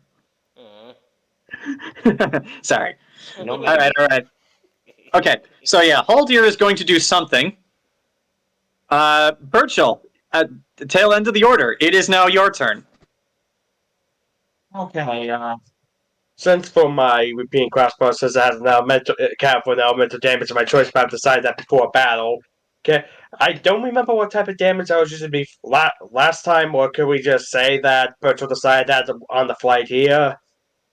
Yes, you can change it between battles. However, once you decide, you cannot change it mid-battle. Okay, I don't remember what it was, but I'm going to go with electric damage. Okay, so your arrows now do electric damage. What if anything are you going to shoot? I don't think shooting lightning at a wind monster will work unless this Pokemon rules where this is a flying type. Don't know. So Burchill's going to. Well, Burchill's going to play it safe and shoot at the people shooting arrows at us. Okay. Are you going to stay where you are? Or are you going to fly closer to them on Horus?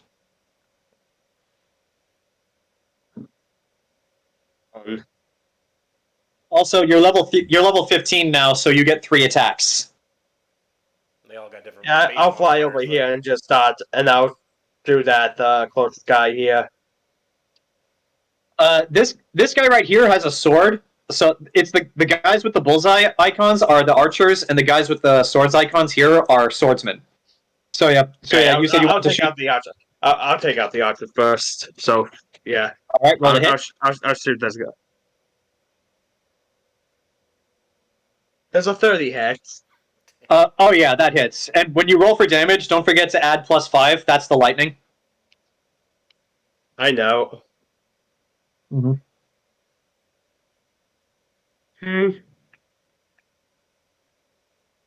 Where's my D10? There it is.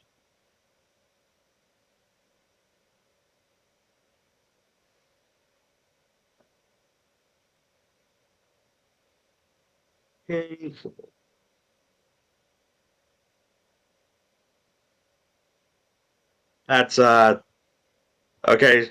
Hey, so that's 12 damage to the first dude. Okay, so that is 12 damage. It's just what he said, 3 attacks. So I'm just going to just repeatedly shoot this dude.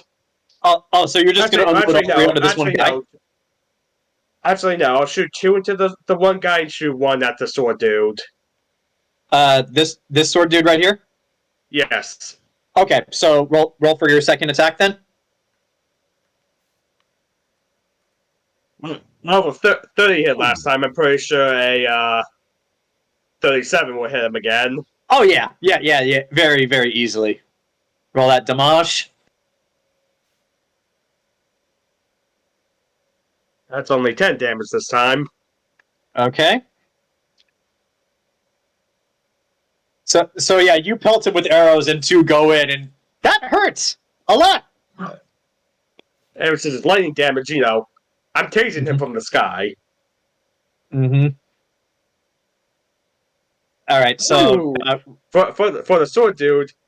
Okay, so it says here that a 19 crits, and when I crit with this weapon, I get to shoot an extra bolt. So Yeah, this guy's getting hit with 2. yeah, that is true. So roll another attack roll for the other bolt. You know, in another age, Burchill shooting lightning out of the sky in a griffin, he would be considered a god. Mm-hmm. Mm-hmm. Okay, so the first initial bolt is 19 damage. Okay, so that's 19 damage on sword guy. And then for the extra bolt for short guy because of the crit. But you need to roll to hit again. It says I shoot an extra bolt if I crit, though. Yeah, you shoot an extra bolt, but you still have to roll to see if it hits. I mean, if you roll another 19, there's another possibility you can shoot yet another bolt. I rolled a 20, so that's another bolt. Yeah! Yes, it does. Okay, so roll for damage for this one, and then roll again to hit. Let's see how long we can keep this going. Yeah, fuck this sword guy in particular. What the fuck? The last time I rolled a 10, and now I rolled another 10, so that's 19 more damage. Jeez! Oh my god! Don't forget to double it because you're critting. Oh yeah! Double check crit, so let's see, that's... Okay, so that's that's the first 38, and then a second 38, so far this guy's taking 76 damage. 76 damage? Yeah. Alright. I'm sorry. Yeah, because both of these have been crits. Mm-hmm. That is true. Alright. So roll an attack roll for that one last attack. Let's see if it crits again. Do it. No, it's a 21 this time. That hits, but it's not a crit. Still though, this guy's having a bad day. So Papa keeps popping up, but that's my third 10 on this D10 in a row. God. So that's 19. So that's 19 more damage. So I did 95 damage to this motherfucker. Holy shit! Meanwhile, this guy. So yeah, Burchill, you just fly over on Horus, and this is only the second time you use the Spitfire. So you just pull down on the trigger, ready to shoot this guy, and just unexpectedly 3 arrows fly out from it and all hit him. So it's literally just like a machine gun for a few seconds. Oh, this guy is screaming in intense pain, and he does not look like he's long for this world. They're high level though. If he took 95, holy shit. So yeah, Burchill, you fucked this guy up. But that was your turn. Good job. Wait, he took a total of 95 damage and he ain't dead? Jesus. Yeah. No, he's not dead. He's close to dead, but not dead yet. These guys are pretty high level. Yeah. All right, so go for crowd control. So it is now Philevandril's turn. Philevandril, let's see, how far can you move? Oh yeah, just fine. Philevandril is actually going to go up to the edge right here and peek over to see what's going on. And because of that, I'll give you guys this. If you look close enough, you can now see what his token looks like. But yeah, he's just going to look over, so that's a perception roll. Okay, he has a pretty good view of the battlefield. Where the hell is my shotgun? That is his turn. It is now someone else's turn, and they're actually going to stay right where they are. So yeah, forget them. Gabrielle, it is now your turn. You are now pretty dang close to the huge air elemental, which is like 20 feet tall, and it's right in front of you. Okay. Let's see. I have been thinking of things. How? Now I'm torn a little bit. Okay, I'm going to do one of two things, and I must decide now. I think I will try to cast Overwhelming Grief on the Air Elemental. Okay. Let me look up the particulars of that spell. I have a link if you want. It's 1 round per level, so it should last 15 rounds, but they can roll to break it each round. Okay, so it's a willpower saving throw, -2 to armor class, and loses dexterity bonuses. Okay. And can take no actions. Okay. So I need to roll a willpower saving throw, and because this is a sorceress that turned into an air elemental, I get to use her willpower. Okay. Let's see. Where is your character sheet? Okay, here we go. Let's see. What's the DC for this spell? Good question. Where's that located? Okay, the spell's DC is 10 plus your spellcasting modifier, which I believe for you is intelligence, plus the spell's level. The spell's level. I'm casting it at level 4. So it's 14 plus what's your intelligence modifier?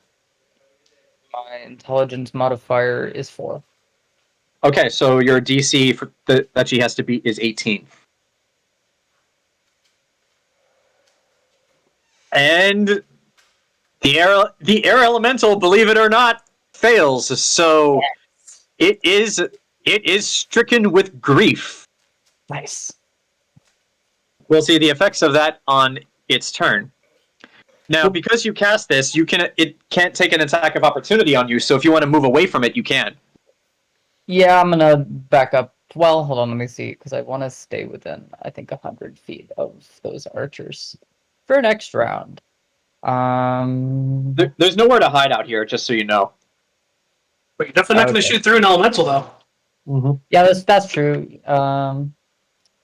Yeah, I guess I will kind of scoot my way to the left a little bit, so that I'm a little further from the air elemental.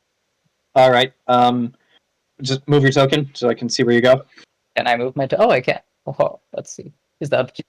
I forget my speed. Is that 30 feet? Yeah, it's 30 feet. Okay. Okay, so you're over there. Anaris, it is now your turn.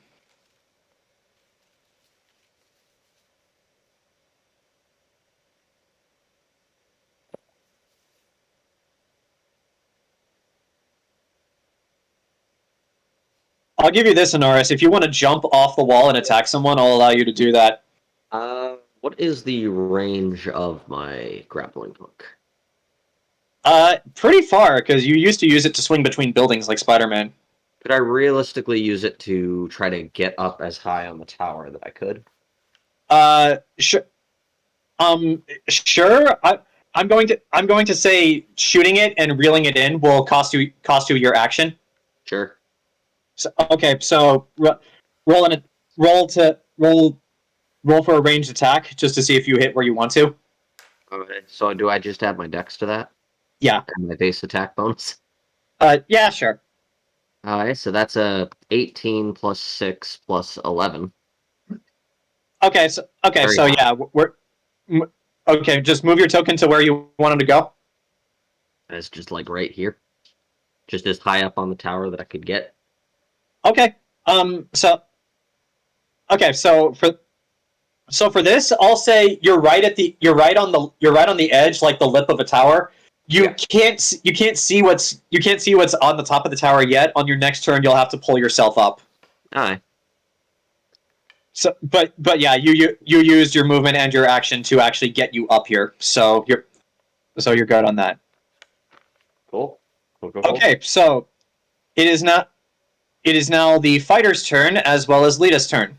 Lita, since you are no longer underneath a horse, I will allow you to go first. You are, however, currently in melee with a huge air elemental. Fine by me. Okay. Because I never used any of my spells. All right, then. So. At 15th level, I can cast 3 5th level spells. You mean you have 3 spell slots, right? Nope. Because, yeah, you can't cast more than 1 spell per turn. That's I unfair. know. What I'm Okay. saying is, I can cast 3 5th level spells. All right, then. What you going to do? I'm going to use Resonating Word. What's that do? You speak a terrible word of power, setting up potentially lethal vibrations in the chosen target. The target must save each round on my turn, and the effects grow stronger for each saving throw the creature fails. Okay. So what is the DC for this spell? It's a Fortitude saving throw. They have to beat a 20. Okay. Okay, yeah, Fortitude. Thankfully, I'm still on your character sheet. Unfortunately for you, the air elemental seems resistant to this. It beat the saving throw. However, it is still stricken with grief, so it cannot really do anything. Well, hold on. Mm-hmm. So, let me check something really quick. Is this one of those spells that does damage even if it beats the saving throw? Yes, it does. Hooray! Okay. She takes half damage. Okay, so roll for damage. So that's 5d6. Mm-hmm. Let me move my keyboard. Okay, I see. Successful save halves the damage and negates the staggered effect. So yeah, take. Oh yeah. Let me. 6, 9, 10. She takes 10 damage. Okay, so 10 damage to the air elemental.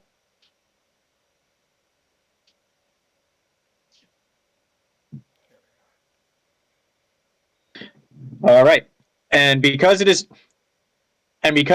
stricken with grief, and you saw this because Gabrielle ran away from it, it cannot take any actions, so it cannot attack you with an attack of opportunity. So if you want to move away from it, now is your chance. We're gonna move.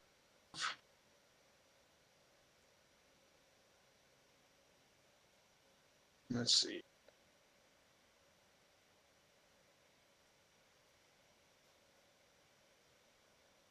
Yeah, I'm gonna move down there. All right, that is And your this turn. lasts for 3. This lasts for 3 rounds. Okay, I got the spell open. And she has to make a saving throw each time. I see it. So, next up we have. Okay, yeah. The insurgent fighters are gonna hunker where they are because, like, some of them are inside and some of them are protecting the archers. So yeah, they're just gonna stand their ground. Next up is Enzo's turn. So this person turned into an element, Yes. kind of like how I do. Yes. Yes. Very much so. Creator dispel magic. Okay. Okay. Let me look up the particulars of this. Greater dispel magic. Okay.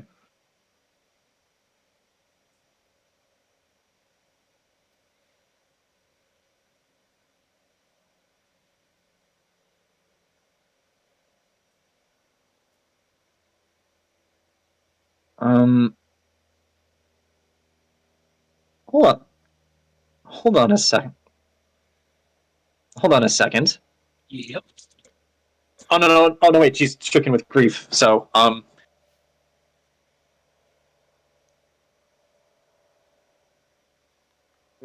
Now, this is weird because this is technically...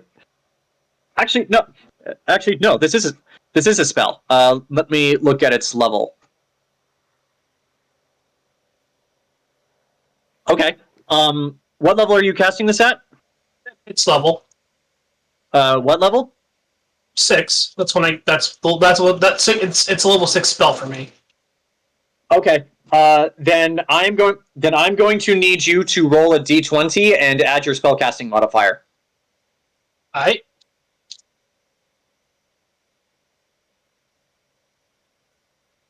That was a dirty 20. Believe it or not, that works. Oh. You reach out, you hold your holy symbol, and you use your Church of Eternal Fire teachings to dispel the magic. So, Steal my trick. Mm-hmm. So, which removes this token, and I need to find her token again. Okay, here we go. Nation of Eldar, Celebrian. Okay, here we go. And now you just gotta make it small. Yeah. So the air elemental shrinks back down to Cersei Lannister, and she is still stricken with grief. Here we go. And seeing this happen, despite being stricken with grief, she looks over at you, and seeing you in your priest robes and what you just did, there's a fire in her eyes, like just pure, unadulterated hatred. I know. The best part is when I do it to her, it's just gonna look so much better. Yeah. All right. So that it. Do you want to move, or because you're technically not in melee with her, so you can move if you want to? Like she's stricken with grief, right? Yeah, she's stricken with grief, so she can take no actions. However, she can roll another saving throw on her turn.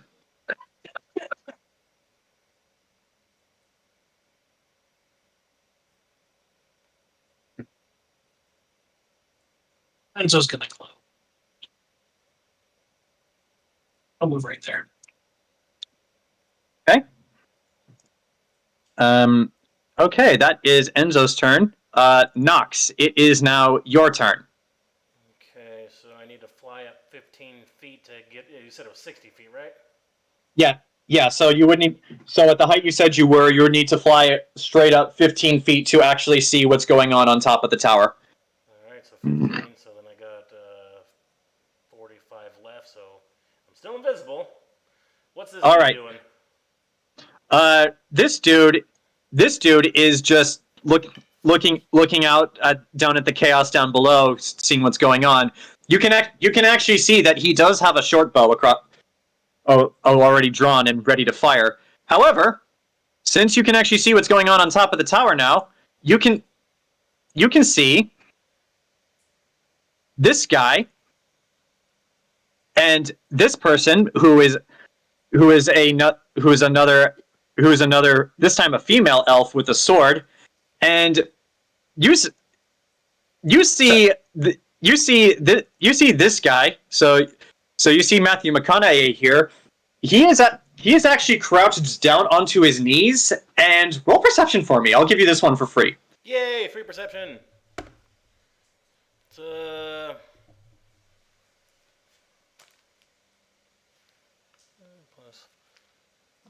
40. Okay. You can actually see here that Matthew McConaughey here is hunched down onto his knees, and he has out a piece of chalk, and he is drawing something here on the roof of this watchtower. It looks like a circle.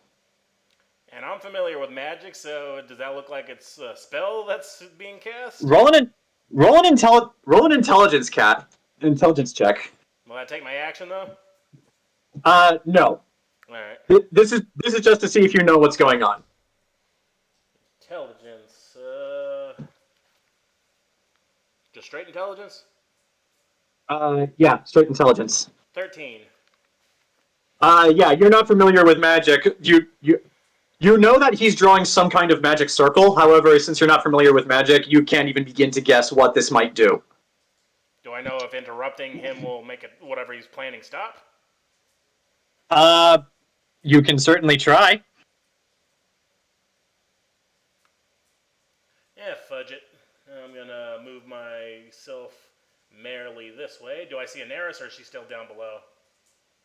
Anaris is like hunched over the lip of the Watchtower, so you can't see her yet. However, if she decides to climb over on her turn, then you will be able to see her. All right. Well,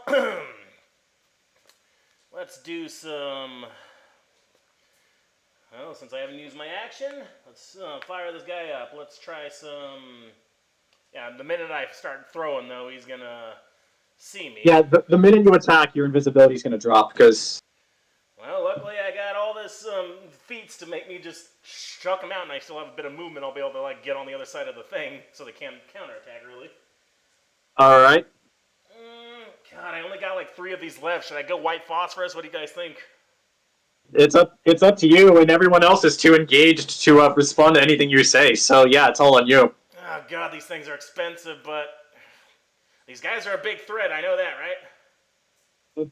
Also, keep this in mind. Do you want to kill them, or do you want to take them back alive for interrogation? I want to stop whatever that magical bullshit is. So,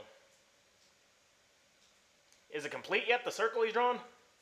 It does not look like it is complete. However, in time, if he's allowed to keep doing this, he will complete it. And I have no idea who any of these are, right? Like, Rowan never told us shit. No. Rowan never told you anything about who any of these guys are. However, you do know that one of this group of elves, or possibly more than one, are the leaders of the Sanctuary Insurgent Cell. 1, 2, 3, 4. Alright, well, first let's sit down some fire. I'm going to save phosphorus for later. Like, Okay. chuck it at him, and also, I'm going to use a new little thing I got thanks to Discovery. My bombs are now considered invisible, which means he does not get his plus his dexterity bonus to his AC. All right then. Also, since I'm invisible, I think I get a +2 to attack or something, right? You do. So yeah, roll a hit. All right, so the +2 plus all that stuff. We'll just go straight fire right now. Save white phosphorus. So 18 plus. So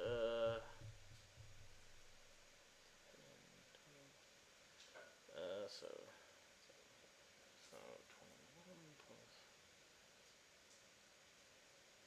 Ah, man. 31.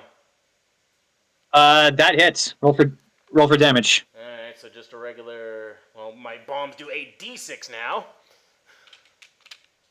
So yeah, hopefully that blows away the chalk too. Well, you'll have to see what happens. 1, 2, 3, 4, 5, 6, 7, 8. Alrighty.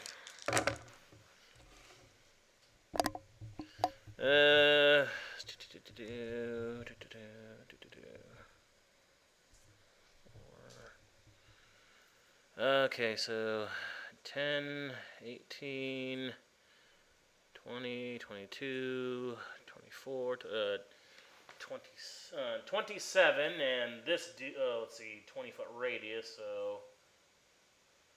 Yeah, these guys... Let me roll a reflex for these guys to see if they are on fire. Yeah, but the target for sure is on fire, because that's what my bombs do now, but... And then they'll take the splash damage of only my intelligence modifier, I think, which is only the... Okay, okay, so he's on fire, and how much damage did you say he took? God damn it. Good thing I didn't take him out. 11, 13, 15, 17, 20, 24, 27. Okay, let me just do some math to find out what his health is. Okay. Alright, did that blow away his chalk? He's still holding on to his chalk. However, you definitely interrupted the process of whatever whatever he is doing. As soon as the fire hit him, he like put up a hand to cover himself. He's like, ah! then he just looks up in his general direction and he sees you. Unless he makes an effort on his turn to continue what he is doing, you have interrupted the process. Good. All right. Well, throw another bomb, but this time I'm gonna add in. What did you do? What did you do for splash damage for the others? Splash damage is just my intelligence modifier, so it's only 4. But they still got to check to see if they're on fire or not. Let me roll. They're fine. However, they too take 4 damage. And they're not on fire. Okay, so they got good. Yeah, and they're not on fire. Was this person in your splash damage? Who? This one. Yeah, 20 this feet radius. one. Okay. Okay, yeah. This one actually is on fire. Take that, bitch. Uh-huh. All right, and I'm gonna throw my next bomb, and if I hit, I'm gonna activate the new thing I got, which is the. God, it's all the way at the bottom here. It's something languid bomb admixture, and then I'll need some wisdom throws if I hit him. So he still doesn't get his dex bonus to his AC. Just thank you, invisible bombs. That's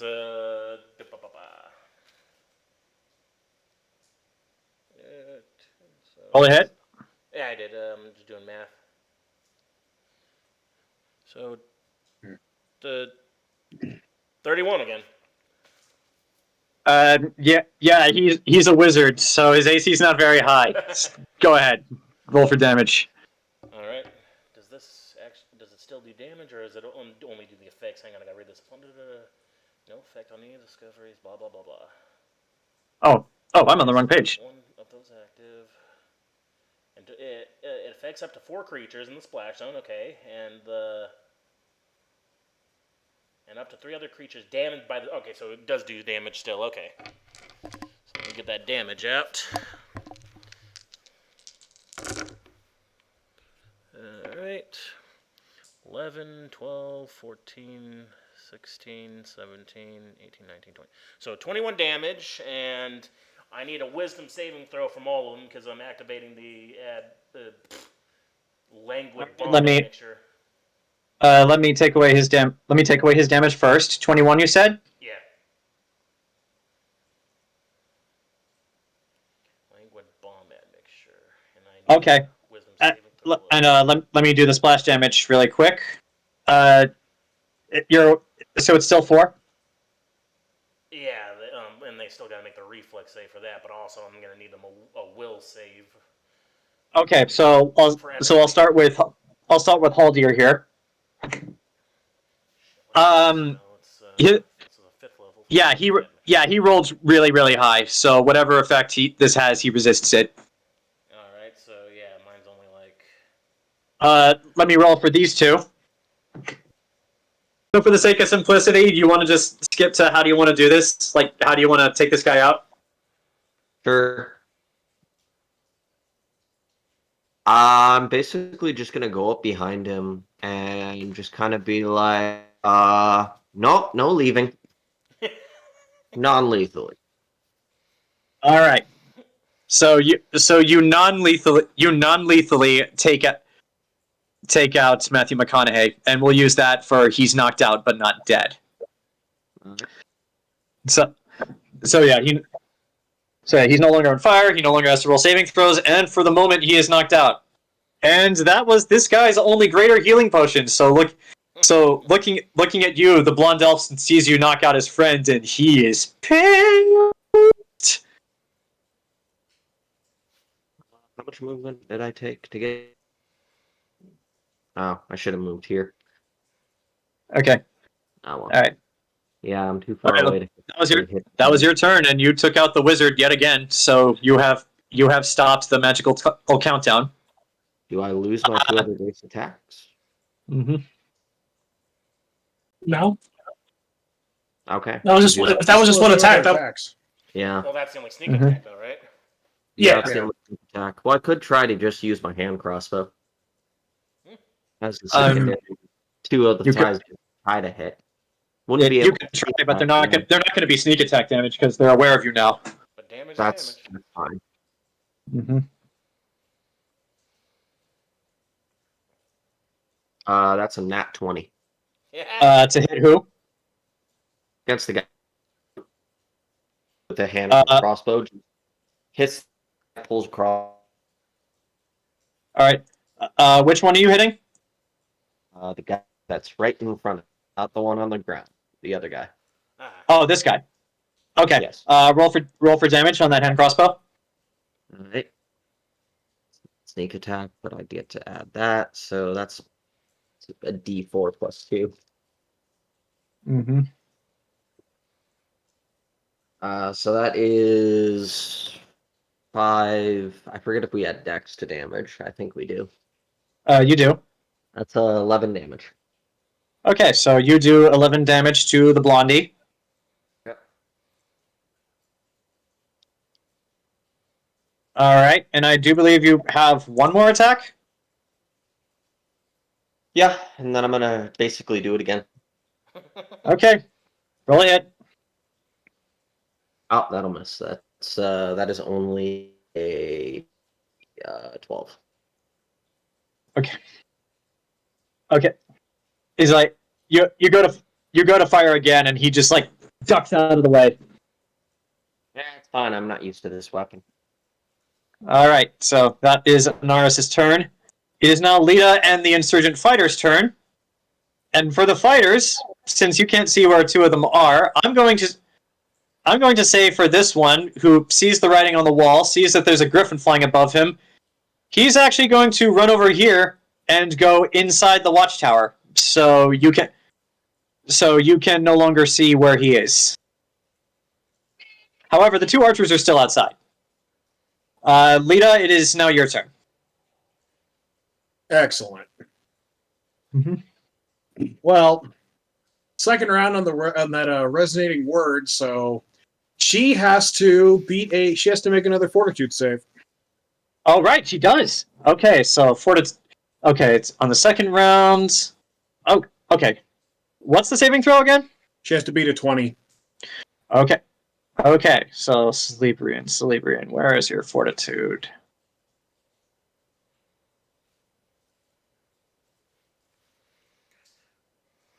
Okay, here we go. Fortitude.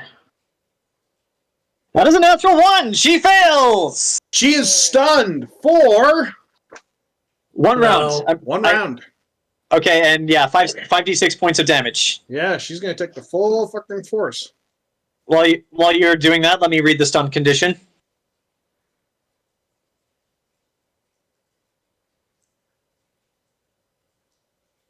She takes 18 points of sonic damage. All right, and that is technically not part of your turn. I know.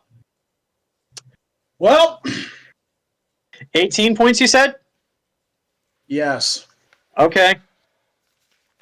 And in the spirit of what I'm about to do, all you have to do is move your little finger, and you can change the world. So you're going to shoot Cersei Lannister. Yes. Yes! All right.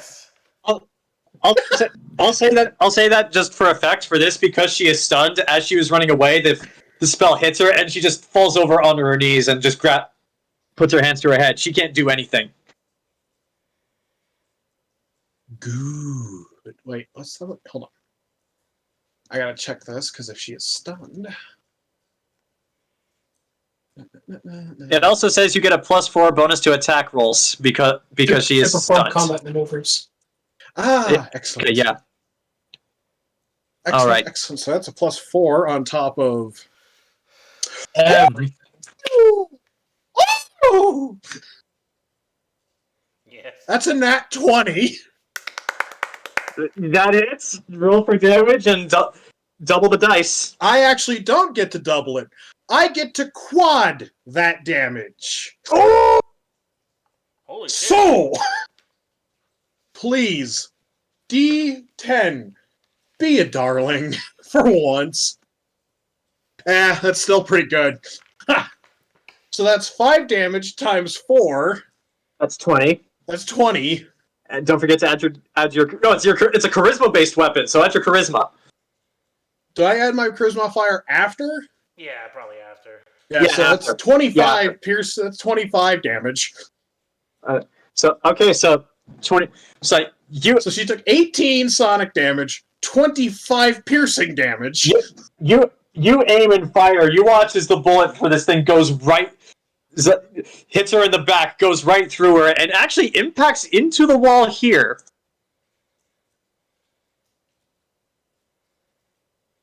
Well, for my second attack, I believe the specs of your rifle says it takes an action to reload.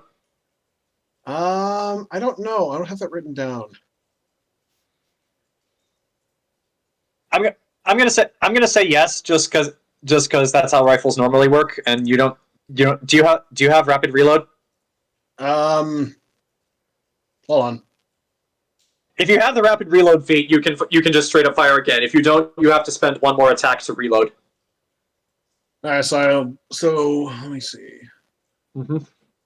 I do not have rapid reload, so I get one more attack.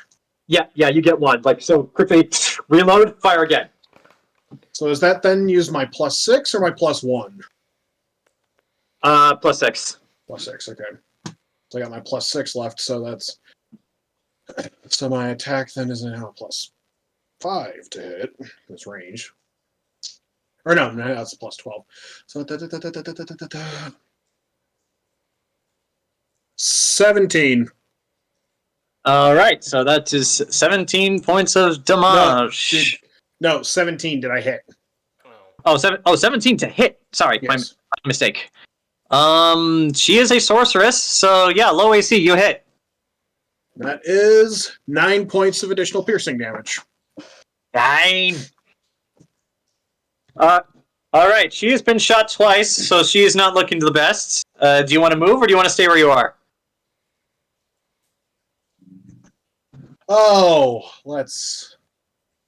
I'm going to move up to there. And I end my turn. Okay. Enzo, it is now your turn. All right.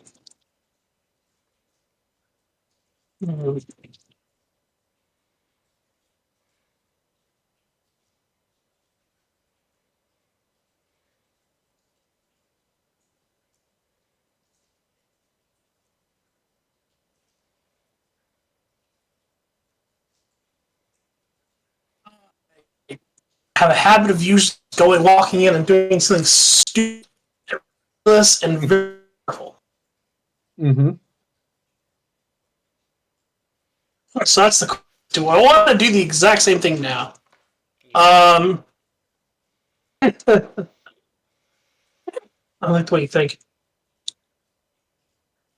All right, I'm going to walk over to this woman. Uh-huh. She's stunned. Yeah, she is stunned, so she cannot do anything. Just going to go ahead and Hellfire Ray her. Ooh, roll for it. Yeah.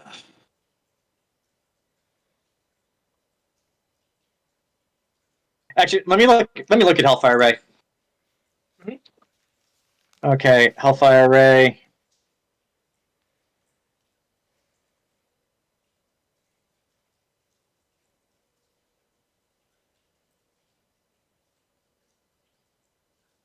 Oh, this is one of those spells where you have to roll to hit, to hit. But if you're in point blank, you get a penalty. But since you know that, if you want to take one space away, it'll still work. Yeah. Like now you don't have a penalty. So yeah, just roll to hit.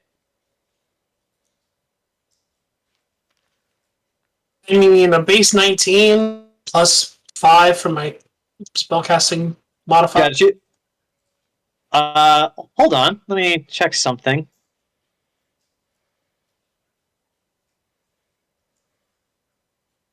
Base 19. Base 19 plus all your other stuff. Yeah. Then yeah, she can't defend against this. Go right ahead. Roll for damage. Yep. All right. Let me look Actually, that up. no, she's stunned. She can't do anything. So yeah, go right ahead. Sorry. Were you hoping for a reaction? I was, but she's stunned, so she cannot do anything. Dem's the rules of being stunned. I love this. You can fire one ray plus one additional ray every four caster levels beyond 11th. For 15, that's an extra 2 rays. All right. Well, roll for damage for the first ray since that hit. That is 15d6 per caster ray. Okay. All right. So 1, 2.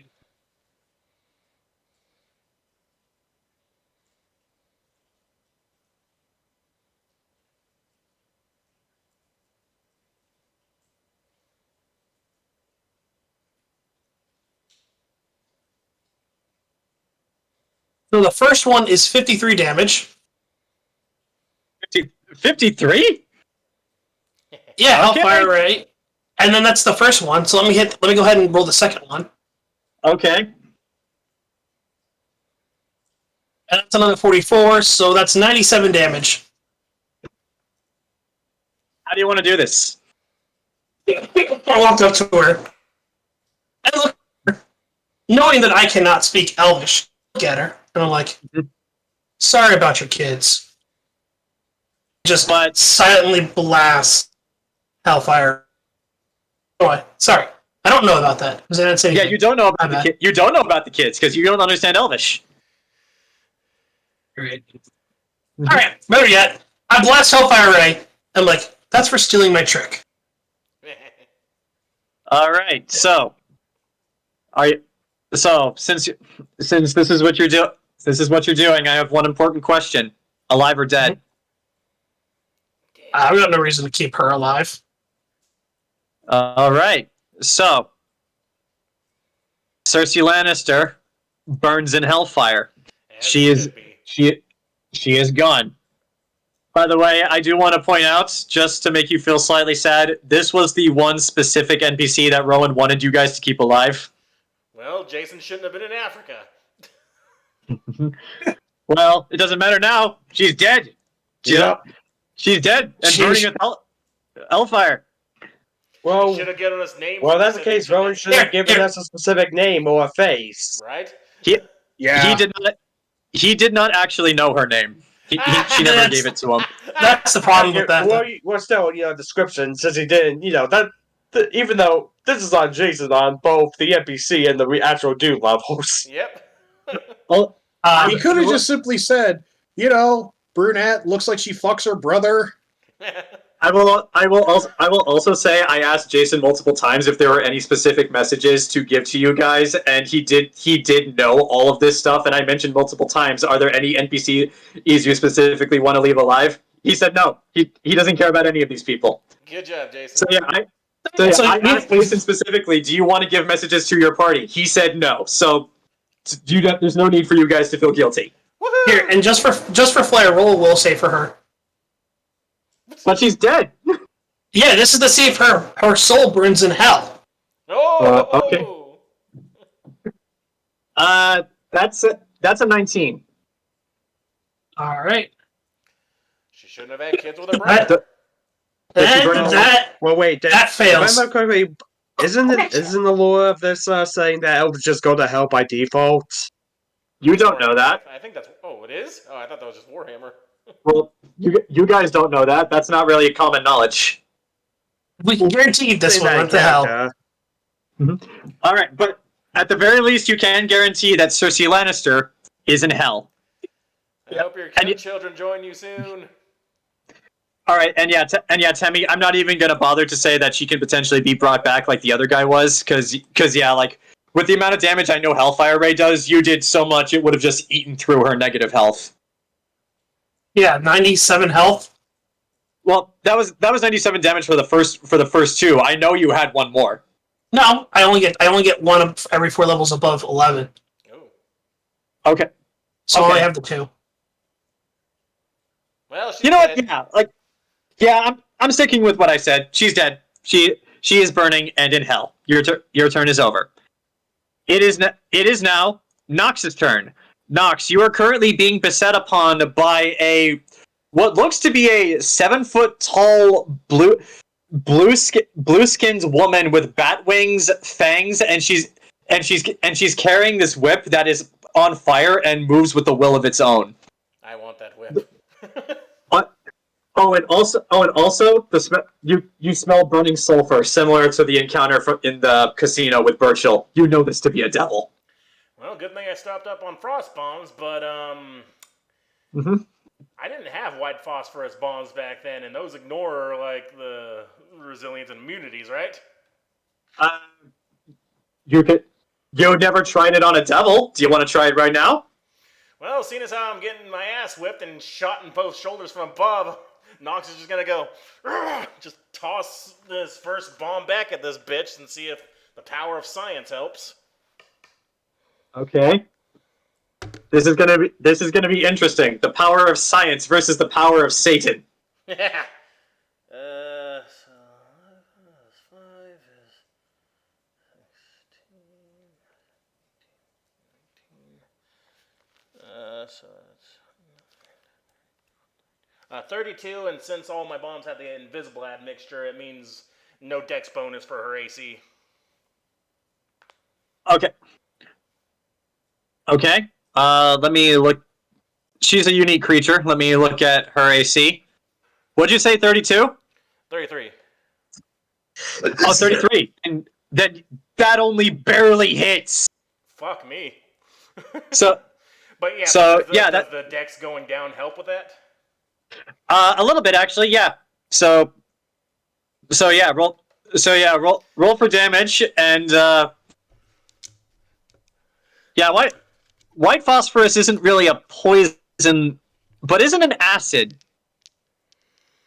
Well, it's science, that's all I know, and it says ignores the stuff. So that's 12d6. Okay, if it does say it ignores it, then yeah, like your damage resistance does not affect this. And it's not a spell, so yeah. Roll for damage. My top spell, I'm also going to add after this damage. I'm going to add on Vital Strike to that and roll the damage again on top of that. Mm-hmm. So 12d6 first round bit. Mm-hmm. Okay, so 6. So 12. And then 12 plus 4 is 16, 20, 24, 28, 30, 30. So 35 initially, and then because of Vital Strike. So here, someone write that down. 35. I'm remembering. Just give me the full damage. 35, and then put you 666. So 18, and then 16, 23, 27, 30, and then 36, 38, 40, and then 46. So, and then an additional 46 on that, so 35 plus 46. White phosphorus. 35 plus 46? Yeah, because I'm using Vital Strike, and I got to roll the dice. 81. Okay, 81 you say? Mm-hmm. Yes, that's 81. And okay, if just that let me ignores do her some math here. resistances, then she's also immediately on the fire with white phosphorus, so she's burning white. So I go after she whipped me. Unfortunately, she's immune to the effects of being on fire. However, the damage you do does still apply. And as you do this, you don't. It's weird. You don't hear this voice with your ears. You just hear it inside your head, like it's it's telepathy. And you hear this like high-pitched feminine screech, like, "Ah, it burns! What?" It's like, "What maddening concoction have you mortals come up with?" The power of science, bitch! And I'm gonna throw in my second one. I've only got one more after this. All right. God. Fucking. God, so that means I gotta roll a 13 or higher in order to hit this bitch. Mhm. Thank God She is a devil. She's intentionally hard to kill. I know, but I'm glad I took that discovery to lower their decks out of their AC. Mm-hmm. And Hokachuika. Alright! Hold on, let me. Can you see that? Wait. It's kind of hard to tell. Is it a natural 20? Yeah, it's a natural 20. All right. I'll light it roll up for you.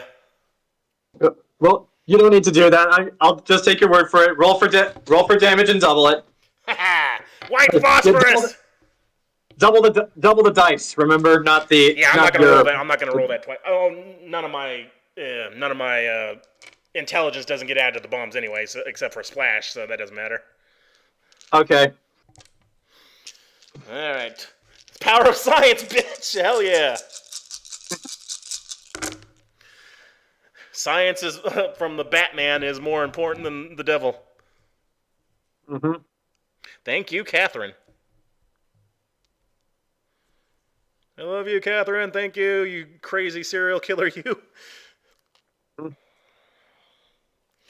Okay, so 18 and then 24 for you guys. 24, 28, 28, 32, and then 40, 45.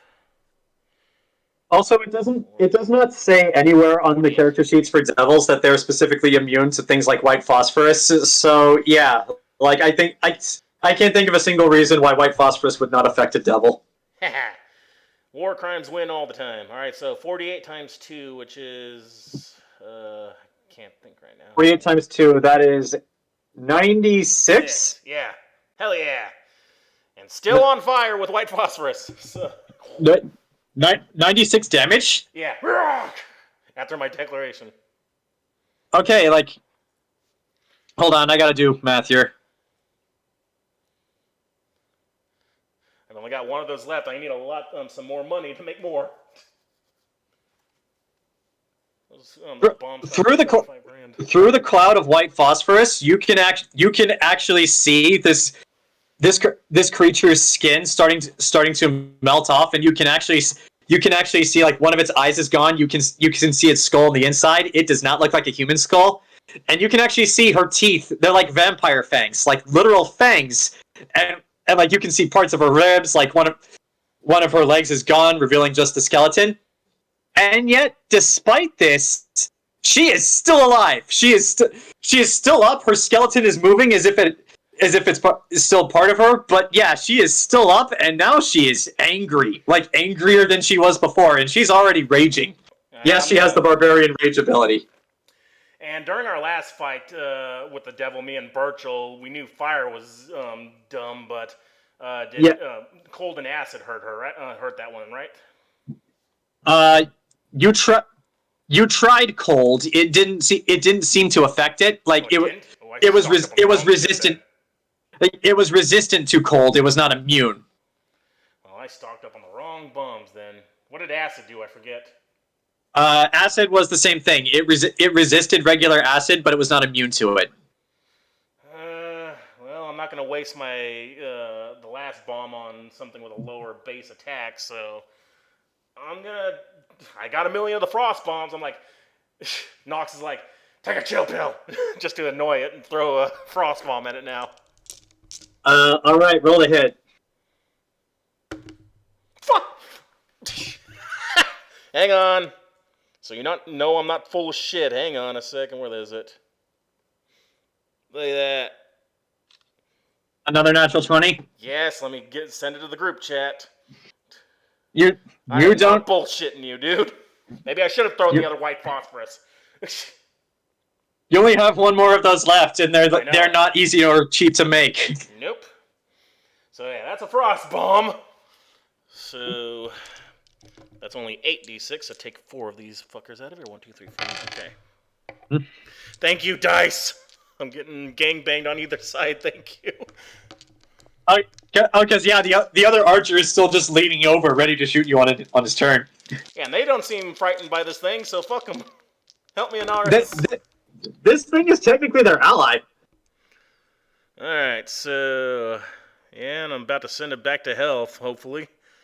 So... 6, and then 10 is... 16, and then... God dang it. Alright, so...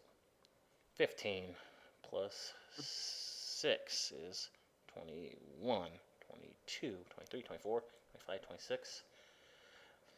29 times 2, so that's 58. Yeah, that's Yes. 58. Yeah, so 58 Okay. total damage. Ah! Take down the next All right. bomb. All right. This thing is freezing over, but it's still standing. Second verse, same as the first. Throw that other frost bomb. All right. How many did I get? Mhm. Yeah, I still got plenty of frost left. Down to 15. Now it's down to 14. Come on, bombs. And there's the balance against it, so even with all that shit, it's gonna be below it, I think. So 7 plus. Yeah, I'd have to roll above a 13. That one misses. So that's gonna go 1. So that's gonna go directly north of her. So you throw it at her, but then like she just whaps it out of the way with her whip, and it goes in that general direction. Okay. So that was 1, 2, 3, 4. Got 3 more left with all the bonus shit. So let's see if any of them hit. She's looking pretty rough. Like, let's see if you can hit her. Nah, that's 33 I had to hit, right? 33 hit, as far as you know, hit last time. You don't know if you have. Without her dex You don't know what her actual AC is. That's missing. Fuck. Help me, Anaris. This one's gonna go north. It's Anaris' east of her. turn. It's gonna go northeast of her. That one. Oh, and I got all 3 right. more, dude. Okay. Yellow dice, save me. Okay, that one might hit. 12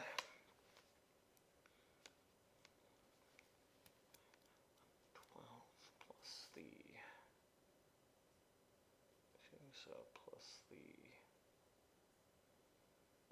that's 30... 34? 34, believe it or not, hits. Fuck, okay. Die, please! This thing's got 3 attacks and it can grapple you. Mm-hmm. And it's a devil. She If has this other doesn't- tricks. If this doesn't down it, I'm probably gonna miss my next one. I'm flying the fuck away from it. Mm-hmm. Because I'm low. 5, 11, 11, 15, 18, 20, 27, 28. Ah! How do you want to do this? Thank fuck. Okay. Basically melt her in the state of her ashes, like with the white phosphorus all around her. And I'm just say, go back to hell and tell them science has advanced beyond you. And hopefully she'll fall to the ground and shatter. Hopefully not that right. that whip though. I might want that.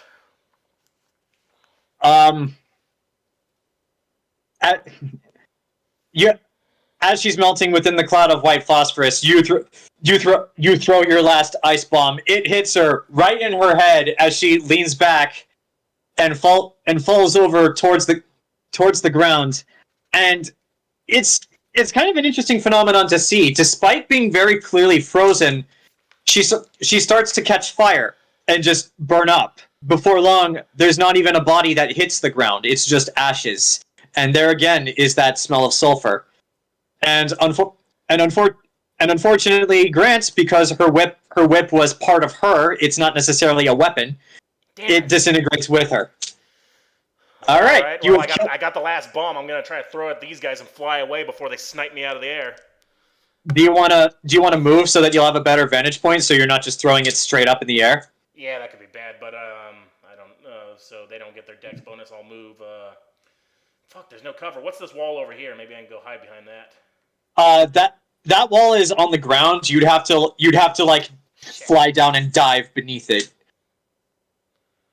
Well, I'll do that. I'll, if I can get towards it anyway, I'm going to start flying that way, tossing that back at this fucker as I go.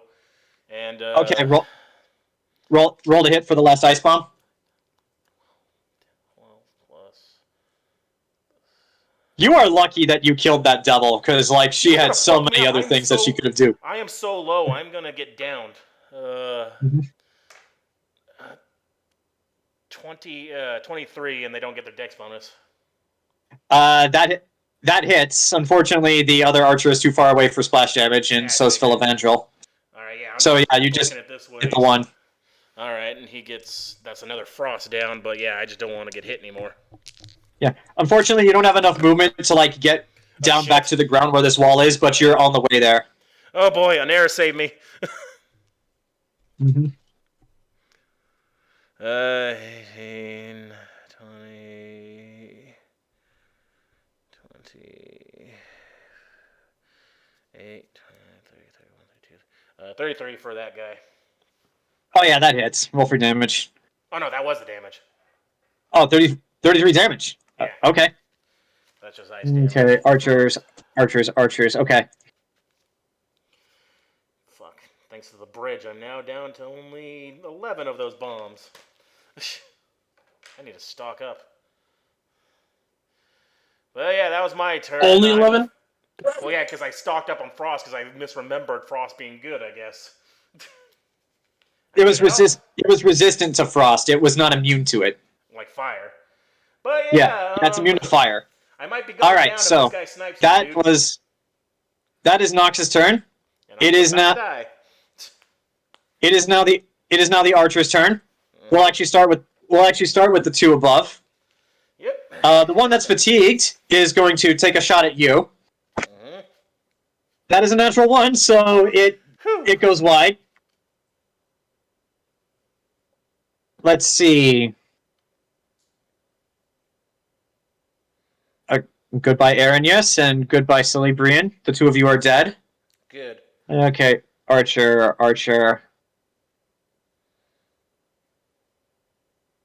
Where's your... Okay. Does a 24 hit you? Yep. Oh, God. Okay.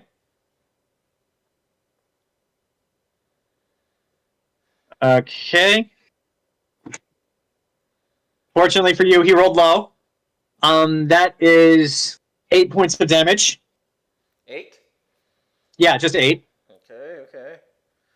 And the other archer, the other archer is actually on the roof. Is actually not going to shoot at you, Nox, but is instead going to turn around and try to shoot at the drow chick who knocked out their wizard and their only means of escape. What? No, hit me! Come on. Down me. No, he wants to. No, he wants to hit Anaris. God damn it. Let's see, Anaris. I'm beyond Anaris, bloody. does Come on, hit me. I'm a juicy target. I took out the demon. Come on, guy. Anaris, does a dirty 20 hit you? All right, let's go for the second attack. That does a 21 hit you. All right, so the one archer turns around and fires 2 arrows, but you're just like you're just dodging that shit like Donnie Yen. Now it's time for the two archers down below. One of them is actually no. Those guys are both serene. What can they do? Those attempting to commit violence.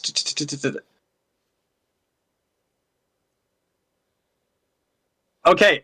Unfortunately, these guys have been given orders to kill you. So I guess first off, for its attacks, it is going to try to snipe Burchill off of the back of Horus. The purple guy is. So, unfortunately, that is a 10. So that it's not even close. Let's try this. Burchill, does a 24 hit you? Specifically you, not Horus? Okay, so it misses both times. And because it attacks while under the effects of Serenity, it takes 3d6 points of non-lethal damage. Okay. Oh, wait, he was supposed to be Okay, so that is 6.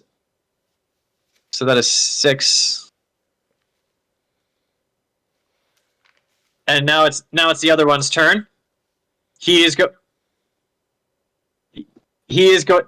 to take one shot at Enzo for killing their other mage. That is a natural 1, so it misses.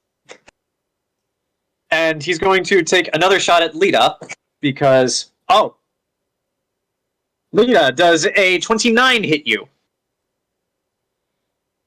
Yes. Yes, it Okay. does. Okay, 1d8. You take 9 points of damage.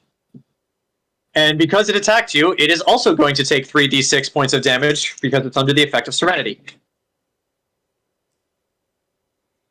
Oh. Okay, then. I forgot to have that archer make a fortitude save because Frostbomb's also going to have staggered if they fail. Damn it. Oh, I'll do that. No, it's alright. Fortitude? Over. No, it's fine. It's his turn anyway. Stagger means he would have had only one action, but I messed up, so keep going. Okay. Well, it doesn't matter anyway. He rolled high, so he made his save. Gotcha. Okay. And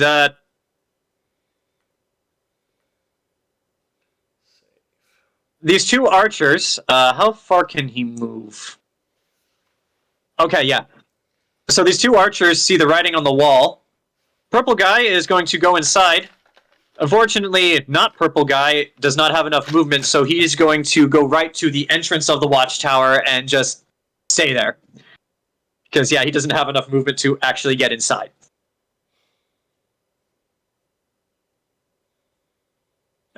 Okay, so we'll put you on the GM layer. It is Celebrian's turn, but she is dead. It was Haldir's turn, but he is dead. So that just leaves Burchill. Burchill, you're up. One of the archers has gone inside. One of them is still outside. Yep. Since only one remains outside, I was going to spread out my attacks evenly, but I guess he's getting all of them. Okay, roll to hit.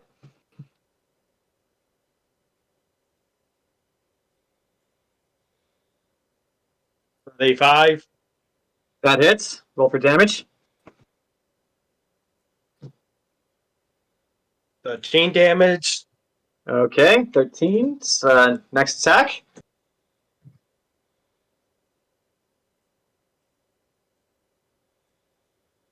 A 7. 37, that also hits. Roll for damage.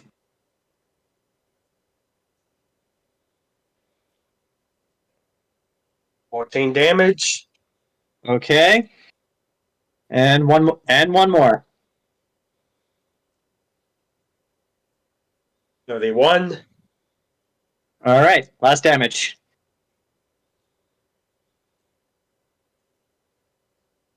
$11. How do you want to do this? Hell yeah. Well, let me just remove 3 bolts from Also, Okay. do not forget to specify lethal or non-lethal because there's a chance you can take these guys for interrogation. I mean, were we specifically asked to? I mean, Well, Burchill wasn't there when Rowan told you maybe take some of these guys alive. Well, I'll give you this. You know that at least one or two of these guys are the insurgent cell leaders here in Sanctuary, so you know that they're high-profile targets. That being said, you do not know which is which, so I'll leave it up to your judgment whether or not you want to kill them. But yeah, you know that one or two of these guys might be the insurgent cell leaders. I'd say that I assumed 3 times. All 3 bolts go in his chest, but not deep enough, and he's pretty much tased to unconsciousness.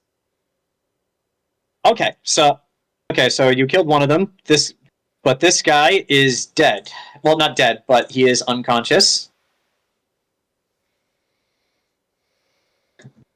And you still have your movements. There are no more immediate threats outside of the Watchtower. I'm going to assume this Watchtower has a roof, right? Yes, and you know that there were archers shooting down from the top of the roof. And you heard a bunch of explosions earlier. Yeah, and you did hear that. Yeah, I'm going to assume that, horse can't get in, so I guess have him fly me to a window. There are no...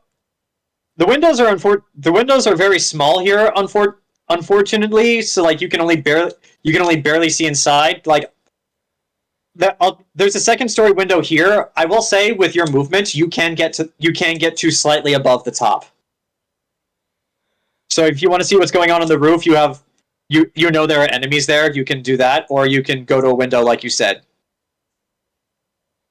So the enemies on the roof, okay, so...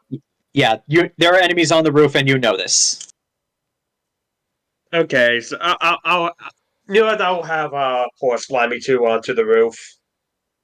All right, so we'll leave you where you are, and we'll just say you fly straight up, and you can actually see Anaris on the roof engaged in combat with this blonde guy here, and there are 2 more archers. So yes, that is. But just the folks on the roof, but just for flavor, when Burchill, I imagine horse, right? This Griffin they see this Griffin rise up with Burchill in the back. Ding-a-ling, cocksuckers! And with that, the archers now know that you are there. Top of the round. It is now Phil Evangel's turn. Who? Phil Evangel.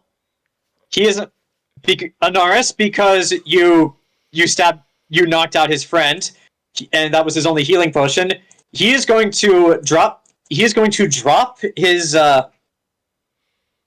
short bow and draw his short sword, and he is going to stab you with it. I need to look at his abilities to see if. Okay, this isn't a sneak attack because you're aware of him, and well, he would have had an ally next to him, but he's dead now. So Not quite dead. He's just in Slumberland. Okay, actually, no. He's not gonna take out a short sword. He's gonna take out this like fancy looking jagged black dagger that he has, and he is going to stab you, Anaris. Tell him no. He can't stab you if he has no consent. Well, unfortunately he is evil, so he does not care about that. Jeez. Let's see, base attack. Anaris, does a 26 hit you? Should have fatigued this guy. What'd you say? It does, and I redirect the attack towards the guy in the ground. Oh! Using my ability to redirect attack with a free action, strike the adjacent creature. So I think that's the only adjacent creature. So he's hitting his guy on the ground. You didn't kill him. He killed him. He fucking yeah. Okay.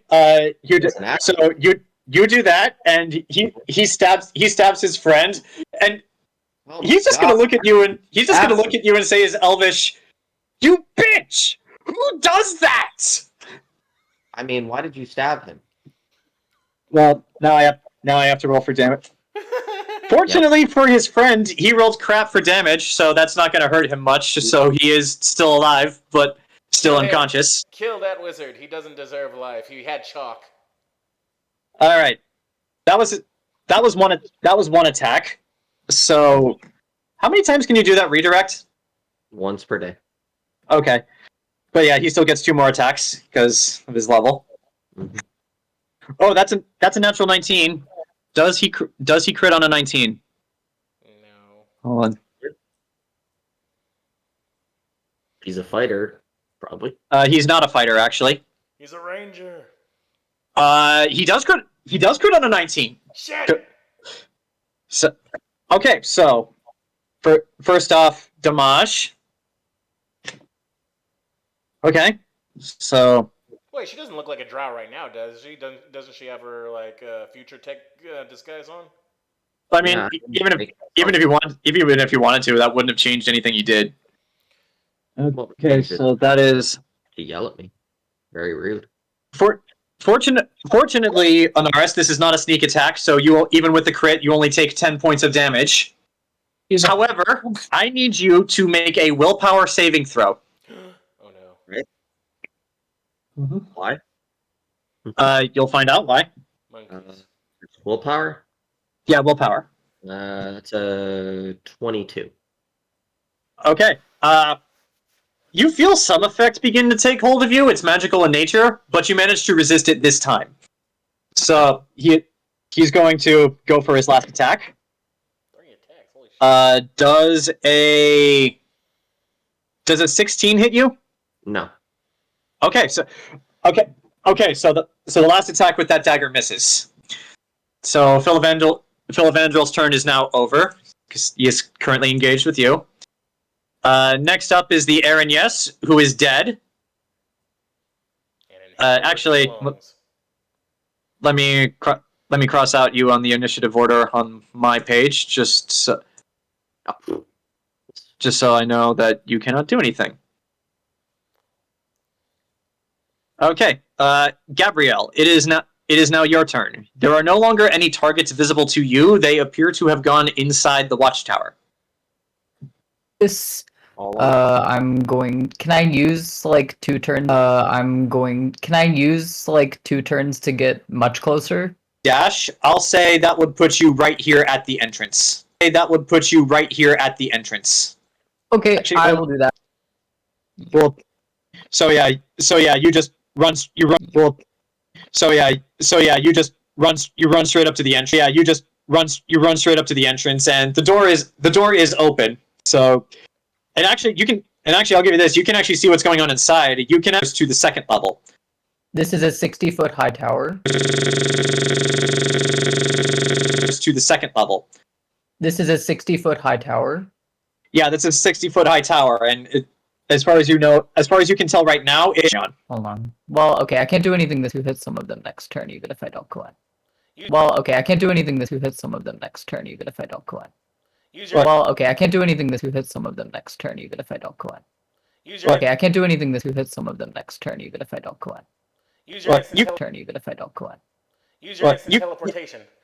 It's like you can see 3 of them, but like next up on the initiative order is Anaris. What are you gonna do? Next up on the initiative order is Anaris. What are you gonna do? Let's see. You're standing right here in the middle of the roof, and you are currently. Do my big thing. Well, let me see. Big thing. Well, let me see.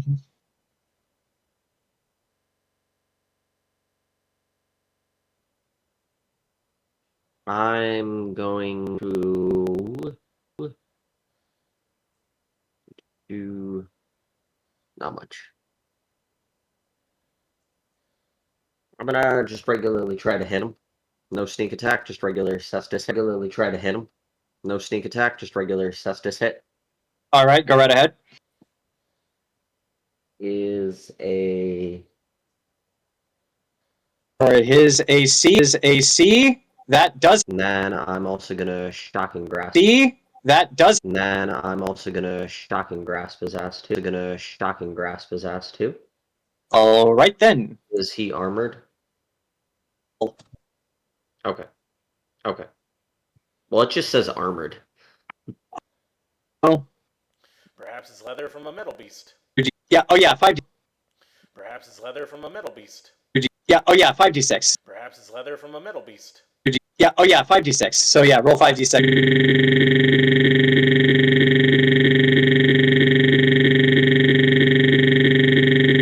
Yeah. Oh yeah. 5d6. So yeah, roll 5d6 for extra damage. So yeah, roll 5d6 for extra damage.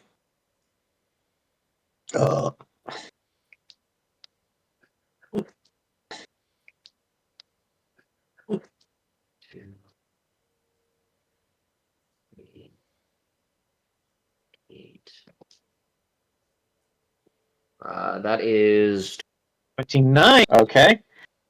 So 9. Okay. So yeah, you reach. So So yeah, you reach out, you just touch him on the shoulder, and yeah, he just takes it. He's right now. Okay. Okay. Once I hit the creature with a melee attack, I What are you gonna? once I hit the creature with a melee attack, I What are you gonna do? What are you gonna do? on this again because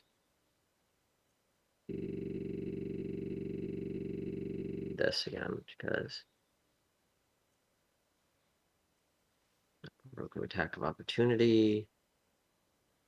No sneak for the side.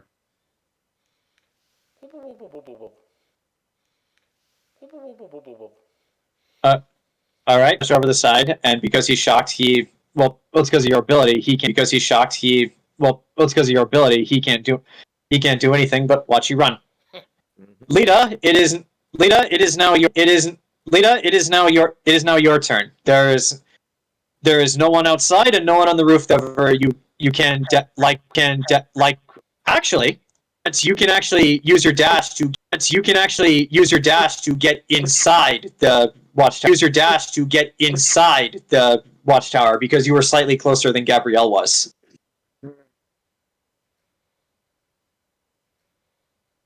Up.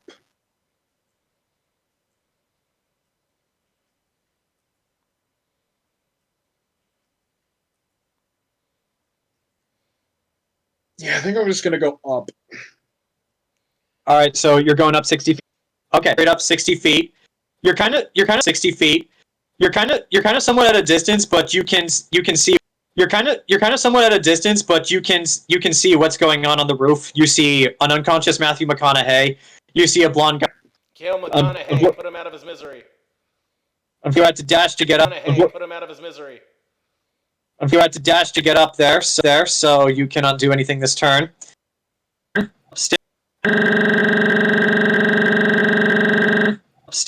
And the other two are actually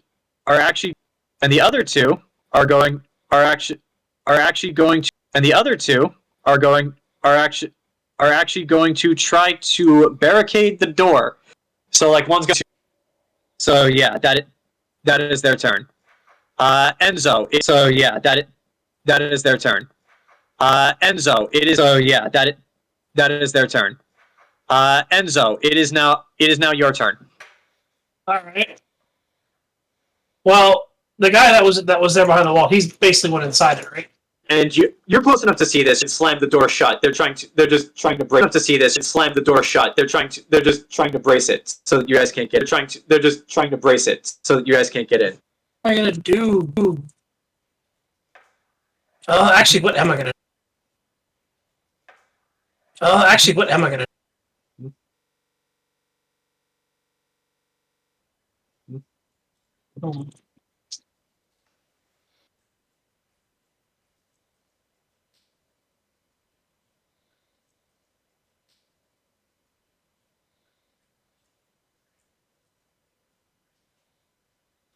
Actually move far enough to get up to the door. Yeah, well, I guess I'll get up to the door. Move far enough to get up to the door. Yeah, well, I guess I'll get up to the door.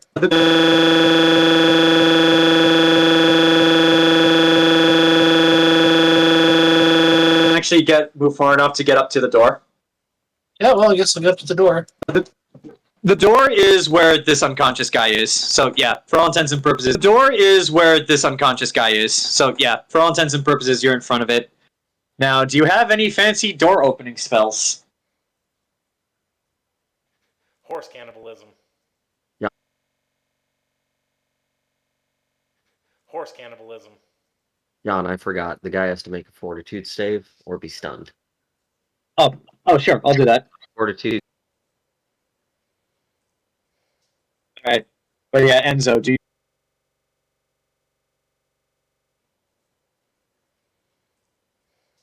All right, but yeah, Enzo, do you want to use your door opening spell? I turn back and look at Gabrielle like, have it. Gabrielle, do you have a way to open the door? Gabrielle, do you have a way to open the door? Great question. Let's find out. I don't think so, but I'm just gonna cast. Is it a wood? I'm just gonna cast. Is it a wood door? I could set it on fire. Yes, it is a wood. It is a wooden door. Step back. I want to show you the better version of the trick, and I'm going to cast Flame Body. Wait, what are you going to do? You know the thing that the sorceress did? Oh, you're going to use your. I'm just going to do it better. Trick. I'm just going to do it better. All right. Flame Elemental Body. Yay. All right. Just the better part. Just the better version.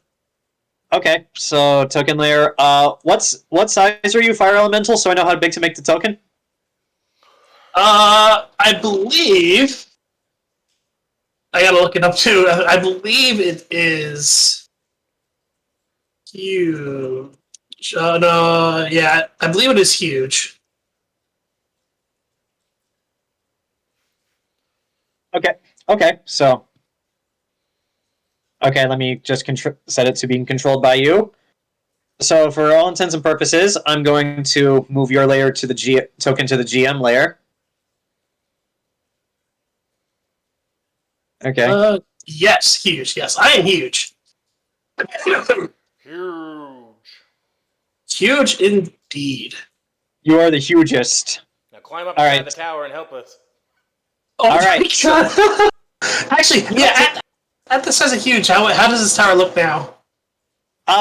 Still pretty tall, and elementals can fly. So if you want, you can just start climbing to the top, or if you want, you can just burn the door down. Yeah, no, I'm gonna go ahead and bust this door open. So yeah, Gabrielle, you watch as in front of you, like Enzo's flesh just suddenly catches fire, but like rather than burn to ash or cinders, like parts of it just seem to dissolve and become the fire. And before long, his form expands and grows, and he is now a huge, like 16 to 20 foot tall fire elemental. Right now. I take a step back. I told you. I told you. Literally... Take a step back. All right, so you're now a fire elemental. You still have an action. What do you want to do? I will use the slam action to slam this door wide open. All right. It's a door, so it's not really gonna move. So I'm going to say roll. I'm going to say roll for damage, and then after that, I want you to make a strength roll with the fire elemental strength chat to see if you can like force open the door.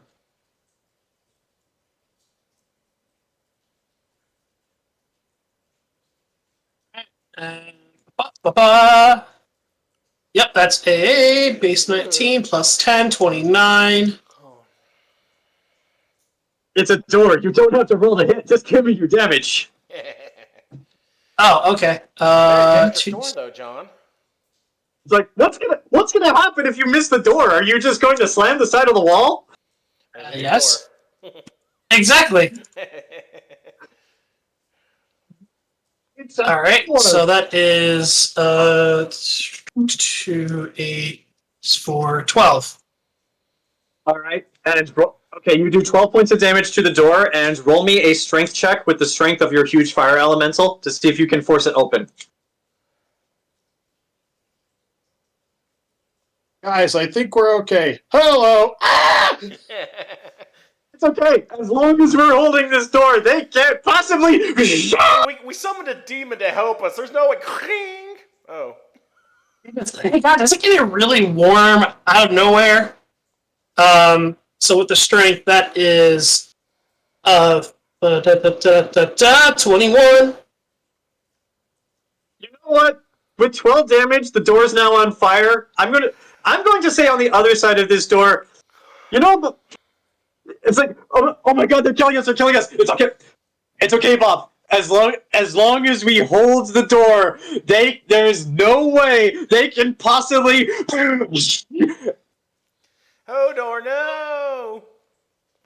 And you see, I can remove these two from the GM layer. You see two of the elf fighters just at the door, they're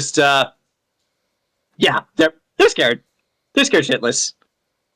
Also, I believe that one is still under the effects of Serenity. So, yeah. But yeah, that was unfortunately your action, so your turn is over. It is now Nox's turn. Well, since I didn't get to dive, well, this guy's gonna snipe me no matter what, or he's gonna and I didn't see Anaris go down, so fuck. Okay, so he's gonna go back the 15 feet up, and he's gonna chuck the bombs at this dude, the one that's been shooting him. Okay.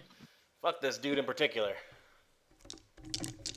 Alright, so you're flying back up and you're going to throw a bomb. Go ahead. Yeah, so it's 15 feet and one bomb with a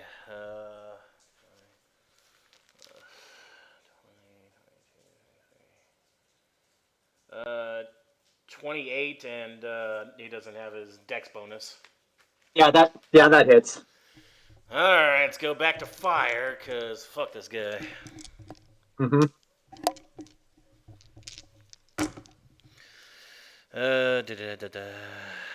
12, 16, 19, 20, 22, 24, 20, 26 fire damage, and he's on fire. 26 fire damage, you say? Mm-hmm. Yes. Okay. Still up. Yeah, and he's on fire. So, not for long though, hopefully, because second verse same as the first. So you're just gonna keep throwing bombs at this one lone archer? He kept shooting me. I got 2 arrows in my shoulder from just him. Okay. Fuck this guy.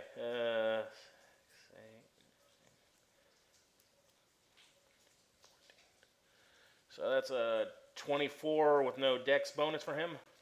Yeah, that hits. All right.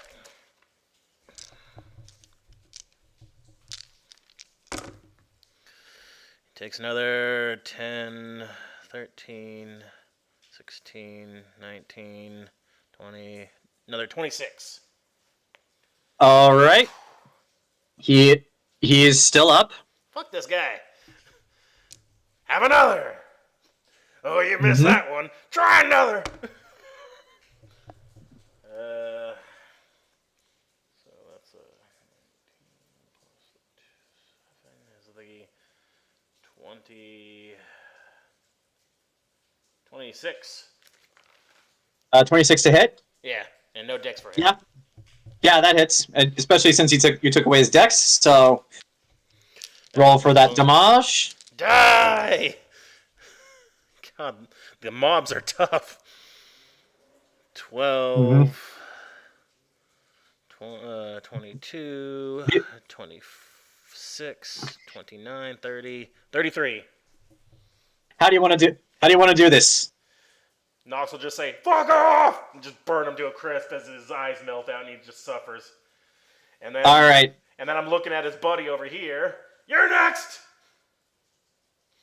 And You might have to fly a little bit closer to get a better vantage point to hit that guy. Well, I'm up and I can throw 60 feet, so. Okay. All right. Well, I mean, that's still quite a ways, but go right ahead. I don't want to get too close because this other dude over here is still fine. I want to keep an eye on him.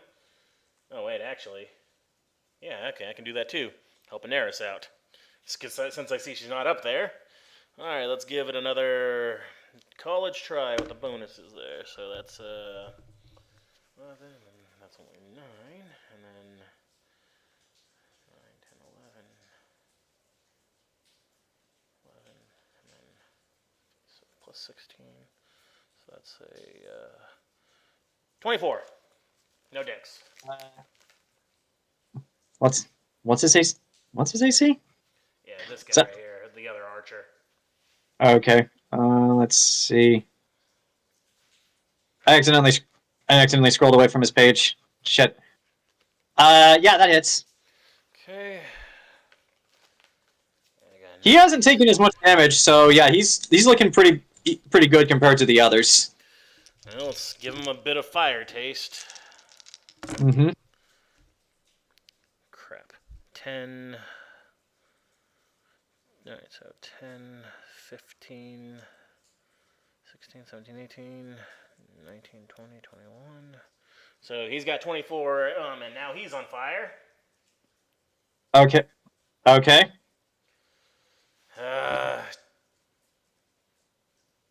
Fuck it, let's spread the Christmas cheer. I'm gonna toss one at this guy just to set him on fire. Oh, the blonde guy? Yeah. Okay.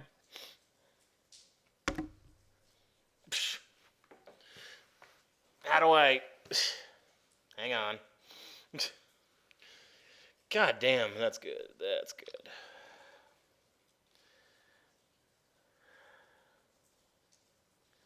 Not bullshitting. Natural 20? Yes, there it is on the group chat again. Thank you, dice. That's fire. Alright, so roll he's for damage still on against fire. Evangel. And then the last bomb I'm going to throw is just going to be a smoke bomb, just so they can't see us. Okay, so I how much... don't think in character Nox knows about Anaris' aversion. Yeah. 12. Okay, how much damage did you do to the blonde guy? Hang on, I'm calculating still. Let's see. 12, 17, 18, 19, 20, 21, 25, 29, 34, 38 damage times 2. 38 times 2?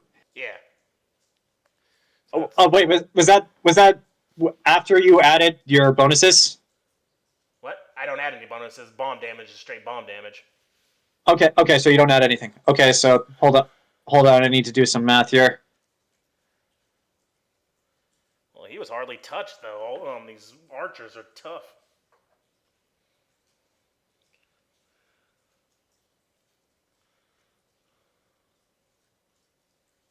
Oh, okay, yeah, that hurt him. And this is the last offhand one. I'm just going to throw a smoke Yeah. bomb just on top of Matthew McConaughey here, just so there's like I think it's 20 feet of obscuring mist. Okay, so yeah, I'm not gonna draw anything just because I feel like it would get too confusing and there's a lot going on. But yeah, like there is a 20-foot radius cloud of smoke, like where the blonde guy and Matthew McConaughey were standing. You want me to draw it? No, it's okay. Actually, you know what? I'll draw it. It's basically the entire tower, because around him is like 20 feet, so the entire tower is filled with, or almost all the tower with, so kind of like, yeah. So yeah, like this, I'll say. All right, so yeah, now they can't see us, and I'm gonna just kind of go this way with the rest of my movement, so that I'm on the side of this, and the other archer can't see me. And actually, going over in that direction, you actually do see Anaris hanging off the side. Okay, good. Okay. Anaris, I'm looking pretty beat up and bloodied again. All right, that was Nox's turn. It is the actually there are two remaining archers. The one below, who was right in front of you, Enzo, is going to first back the fuck up to the stairs on this level, and he is going to try to shoot you twice because you are a giant being made of fire, and that is freaking him out. Unfortunately, he is still under the effects of Serenity, so he's going to take damage as he tries to do this. And just so you know, my AC has changed. What is it now? 21. Okay, so... Oh, by the skin of his teeth, he rolled a 22 for the first day. Okay. And the second one is higher. And because I still have the stats for the wind elemental up, and it doesn't appear that they get any resistances to physical damage. So, yeah, as far as I'm aware, you take the full damage for this. Okay, Fire so... is immune to physical. Yeah, fire is not immune to arrows, it seems. It's weird. I always imagined there's like core or something. It's like a plasmid instead of being in air. Okay, so you take 18 points of damage in total from two attacks. It's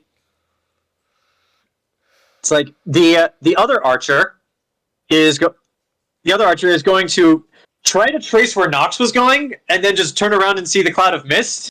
And he has no idea where to aim now, and he has no idea about the huge fire elemental before. So he's actually going to stay looking at the cloud of mist and hold his action to attack. I'm not going to tell you guys the conditions because he's an enemy. Lita, he doesn't see you. Get him. Oh right. He's under the effect of Serenity, so he takes how much damage does he take? Oh, 3d6. Oh. Okay, so one more. Oh. He did. Oh no, he's not dead, but that did hurt. Oh wait, it was the archer's turn. Whoops, I forget. He's still on fire, so he takes 2 fire damage at the start of his turn, and he's still on fire unless he decides to put himself out. Yeah, 49. Huh? Okay. Okay. Let's see. That's the archer's turn. Celebrian and Haldir are dead. So Burchill, it is now your turn. You can no longer see the blonde guy because there is a cloud of obscuring mist that was thrown by Nox. However, you do see the one remaining archer on the roof right here. And he How about took 2 fire these damage. 2 dudes? Sorry? What about these 2 dudes? The one on the bottom is unconscious, and the other one is actually inside, so he is out of your field of view.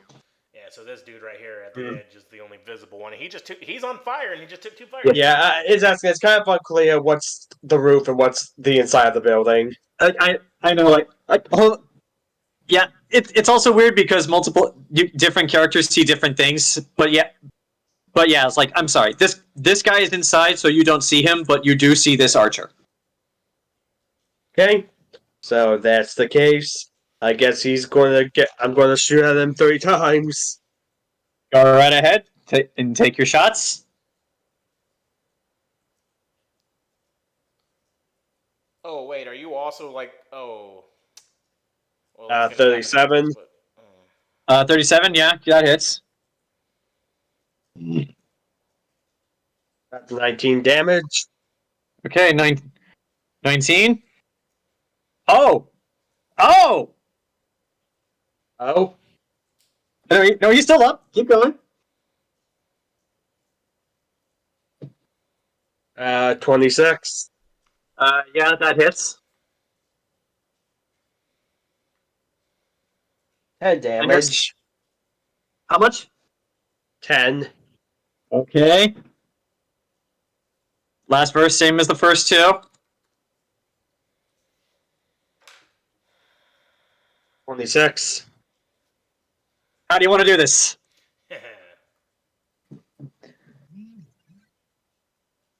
I would say that this final bolt flies straight through his open mouth and Okay. electrocutes him. Okay. Nice. And I'm actually going to say that because you specified through the mouth and not through the brain, I will count that as non-lethal damage. So like while he's looking into the smoke prepping a shot, suddenly 3 arrows from the side.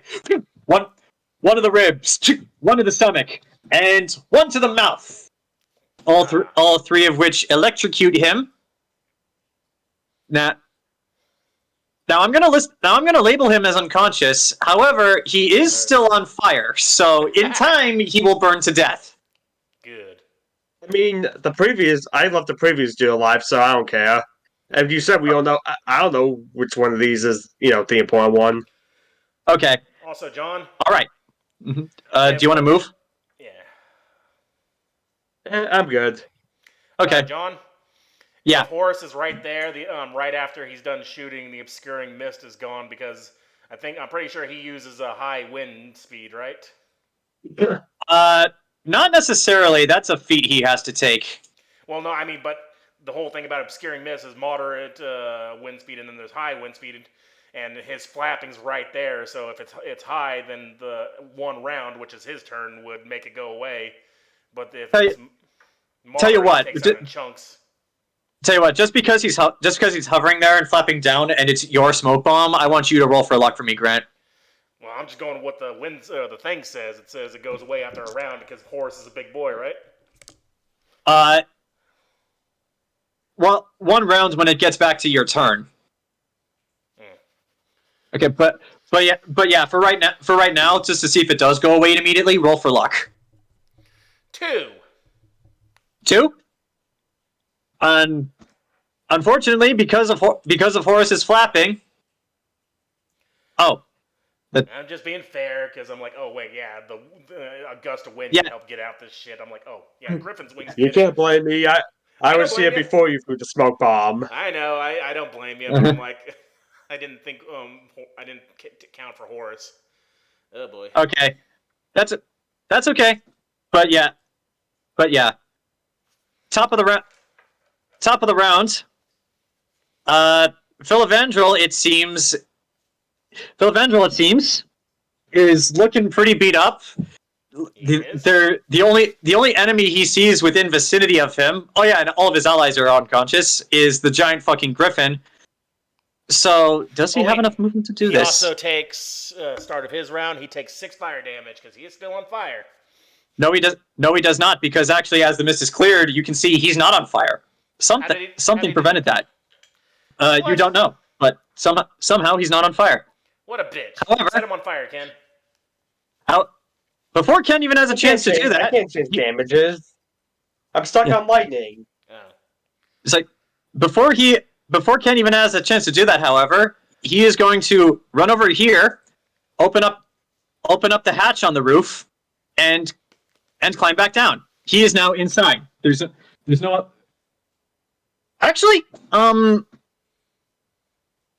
no, yeah, he can still do that with half speed. He's going to drag Matthew McConaughey, and he's going to lift up the hatch and climb back down while holding the unconscious Matthew McConaughey on his back. Get him in there. So, let him get away. We're not dealing with enemies reoccurring.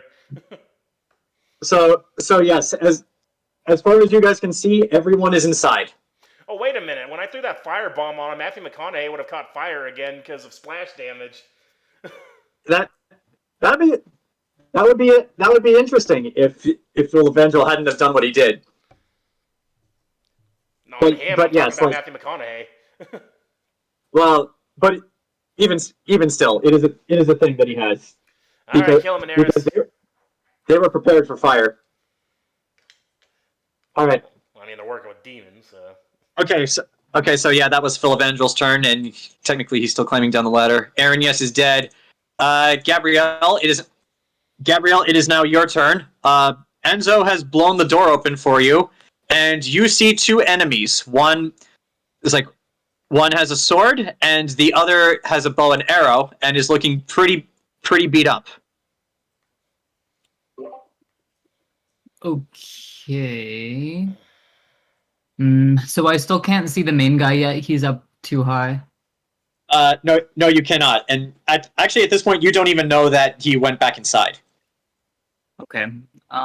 So the sword guy is closer to me? Yes, he's closer to you.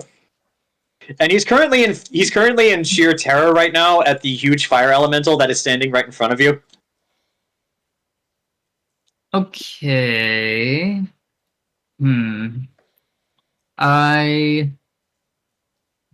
I don't have a lot of offensive spells that are gonna do anything right now. Mm-hmm.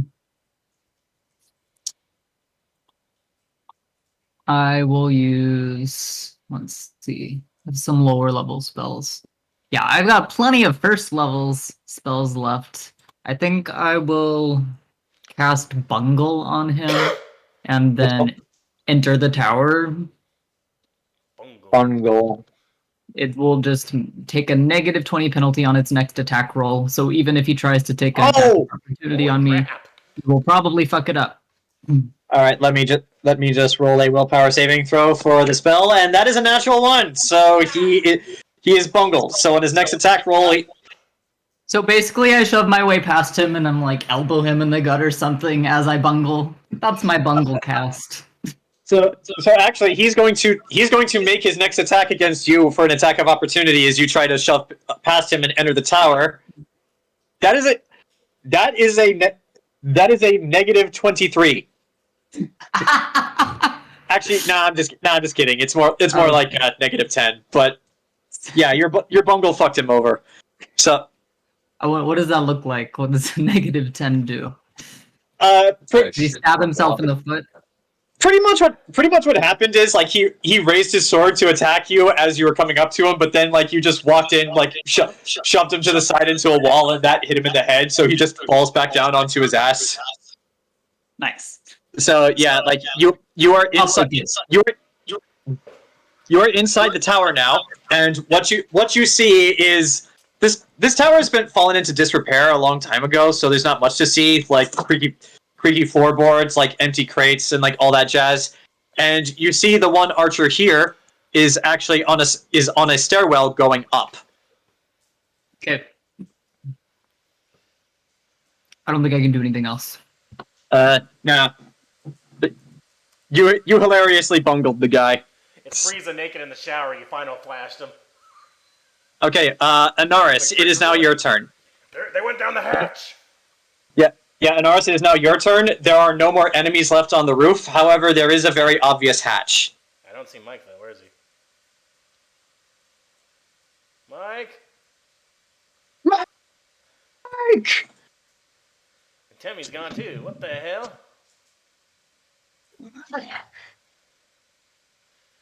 They're in the hatch, Mike! Kill them! He only had half speed, so they just opened it. Yeah, they opened it and started to climb down, but like if you run up and catch them, they'll probably still be on the ladder. Nah. There's Mike. Mike, it's your turn. They're in the hatch. Yeah. I do not have enough movement to reach that. The hatch? Yeah, you have enough movement to reach the hatch. It's where Matthew McConaughey is. Yeah, or it was. He's right here in the middle, wasn't it? Yeah, like... Yeah, right there. So yeah, you get up top, run over, throw open the hatch, and you actually see the blonde guy carrying Matthew McConaughey, and he's still in the middle of climbing down. Alright, I'll try to drop down, sneak attack him, because he's unaware. Oh, yeah, that he is. Oh, give me a sec to get my dice. Sure. Yeah, it's raining hard While outside. While he's getting his dice, Zach, do you want to just do your turn? Seriously? No. Dude, I'll I'm wait. taking very little time to do my turn. Okay. Please don't fucking just skip me, then just go to someone else's, if you can do that. All right, I won't. It's really raining Yeah. outside right now. Jeez. You know what? Yeah, I will allow this to be sneak attack because technically he was aware of you, but he didn't know where you went after Nox through the mist. So yeah, I'll count it as a sneak attack. 34. 34 to hit. Yes. That hits. Roll for damage. Alright. So wait, Horus actually making the mist go away was a good thing because then we saw where they went. Mm-hmm. Yeah, they went down the hatch. Give me a sec here. This is when it takes a while for the dice. I have 16 of them I need to roll. Mm-hmm. You know, I'm glad we're doing this combat today because this is taking a lot longer than I thought I would. Oh, it's 2:30. Jeez, I didn't even know it was that time. Mm-hmm. But don't worry, you guys are making pretty quick. Mm-hmm. It's good it's dark out still. Yeah, it's been raining Yeah. all day here. How about you guys? Midday at least, yeah. But you guys are making pretty quick work of these guys, so it'll be over soon. Quick work my ass. Those archers are made of steel. Mm-hmm. I'm just glad I got those 20s to get out that demon because I was gonna get my ass spanked. Yeah, and it's a good thing you did. That Aaron was the toughest creature they had, like even stronger than the wind elemental. Yeah, but those archers already fucked me up bad already. Mm-hmm. It is 53 and sunny here. It is 64 and sunny here. I don't know the degrees, but I hear it pitter-pattering outside. Jesus. So that's 100 damage. Yeah! How do you want to do that? How do you want to do this? It's 56 and it's night here, so what fuck? How far from the ground are we? Not that far. I'd say where they are on the ladder, it's like a 20, 15 foot drop. So basically, like, here's what happens. You open the hatch. They're like 10 or so feet down from where you are. Like, the blonde guy has Matthew McConaughey on his back. You open the hatch. He looks up. He sees you. What do? I drop down, knocking him off the ladder by hitting him and using him as the cushion to land on his back with the damage included right there to not kill him, but paralyze him probably, and basically use him as a cushion for the Matthew McConaughey as well, knocking them both out. So here's what happens. Because of the way he was carrying Matthew McConaughey, he was kind of just like over his back. What you do is you drop down, you punch the blonde guy right in the face. He falls with you on top of him. He lands on Matthew McConaughey, and then you land on top of him, which does all of that damage, which knocks him out. And now actually, because of this, you are on the second level, so you can now see. Need to just move these properly so that I can get the visual correct. So yeah, these two are knocked out, and you can see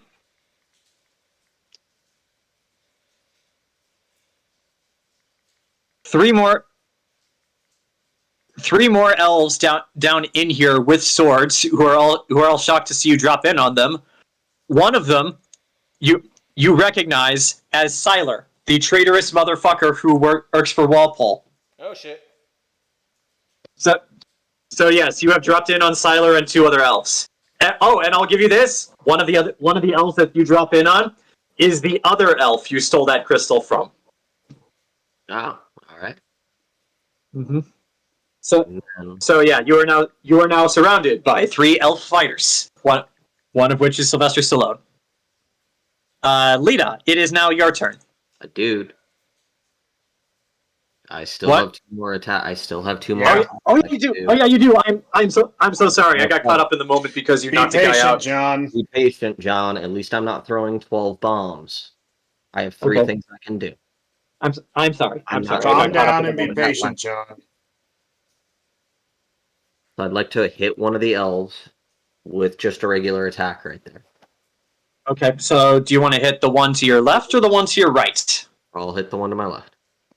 Okay. Roll to attack. Okay. That is a... Let's see. 22 to hit. That hits. Roll for damage. That is max. That is 16 damage.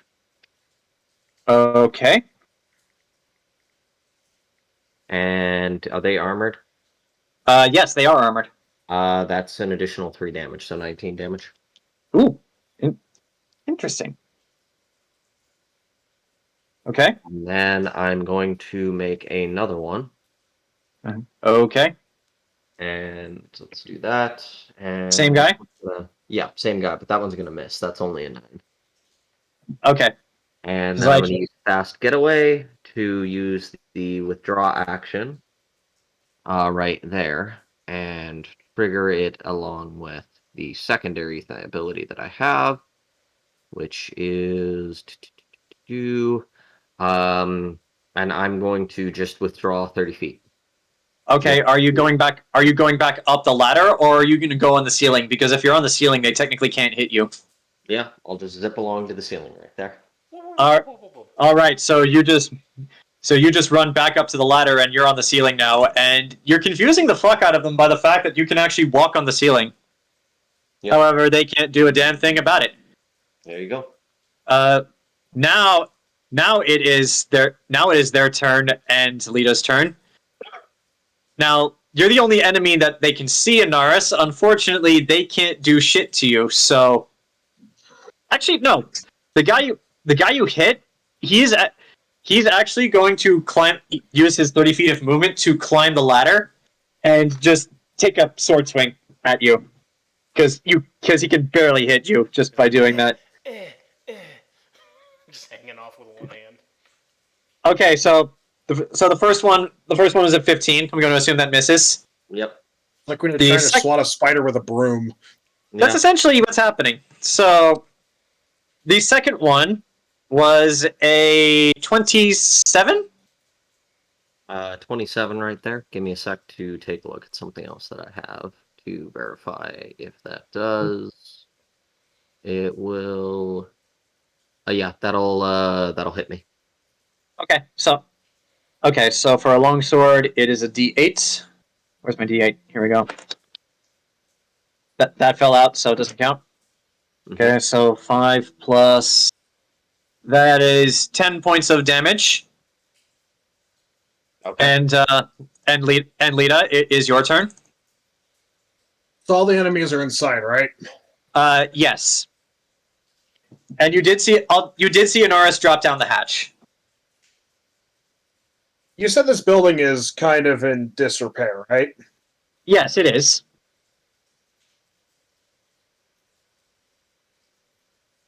Got it. Mm-hmm. The building can't move. I mean, it's a I am building. the That would building. be amazing if it could move. Right. Gonna make a hole. Ow.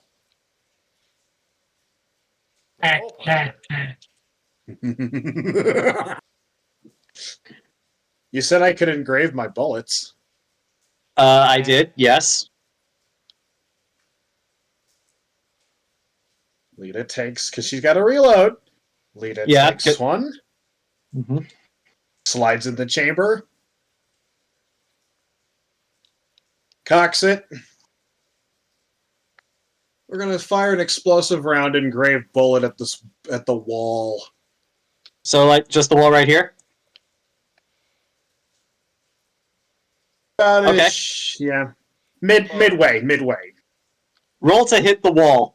I'm just kidding. It's a wall. It has no AC. So just right, but I roll could. Yeah, but my gun could jam. That is true. So. Okay, roll for the sake of seeing if that happens. Let's see. Also, because it's a spell effect, your crit won't matter. Well, that's a 29. Yeah, you hit the immovable wall. Let's see how much damage you do with this. Let's see. That's 10. But it's also explosive, so I don't know what that. That's 14 points of damage. I don't know if what you shoot the wall, and Anaris inside the wall shakes, and so does the whole tower, but most of the stone remains intact. Like, some of it falls out. You might need another good shot on your next turn, Zach, to really bring down the wall. Then I use my last action to reload my gun with another one of those bullets as I draw the slide back. Do you move, or do you stay where you are? Oh, fuck no. I'm in prime position. Because then if somebody comes out of the hatch, what the fuck was that? Bam. All right. So, yeah. Enzo.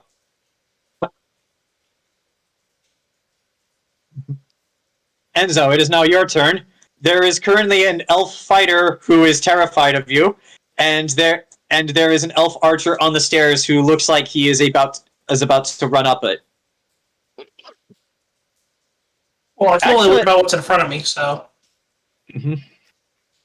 It's time to slam the one that's terrified of me.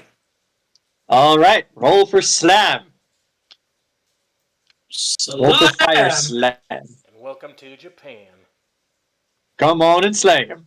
And welcome to Japan. It's base 17 plus, what is it? Plus 10, so that's a 27 hit on the first one. Yeah, that hits. And I'm just going to roll the second one just to be the safe side. All right, and the second one is 23 to hit on the second attack. Okay. All right, so... Okay, roll for damage. Yep, so the first one...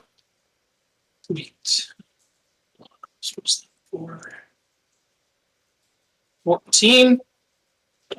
So that 14 on the first one, Uh-huh. and 12 on the second one. How do you want to do this? I just want to basically, like, as my fire is fitting through the door, I come in, I slam my arms out, and I catch one, and just smash him against the wall. All right. So as Gabrielle walks in and shoves him to the side, because of the effect of his bungle, he's dazed for the moment. So like as he stands back, I was like, "What's going on?" And yeah, you just repeatedly slam him into the wall and the floor. Now, lethally or non-lethally, do you want to kill this guy or do you want to save him for interrogation? I do not care. Kill them all. All right, so with that, let us call him dead. Yay. So you still have your movement. So looking in, how many more are there? That you can see. There's just the one archer on the stairs, and he looks like he's trying to go up. Well, if that's the case, I'm gonna try not to count everybody in the room, but yeah, no elementals in the room. Yes, The that is exactly. The temperature of this room has increased exponentially by the presence of you. Yep, and luckily, fire fits in its container. Just like cats. Yep. So I am in hunting this one, the one that I saw down. All right. Remind me, because you're a fire elemental, does he take damage just by being in like proximity of you? Because I know in 5e they have an ability where if they pass through people, they just take damage because it's fire. No, but if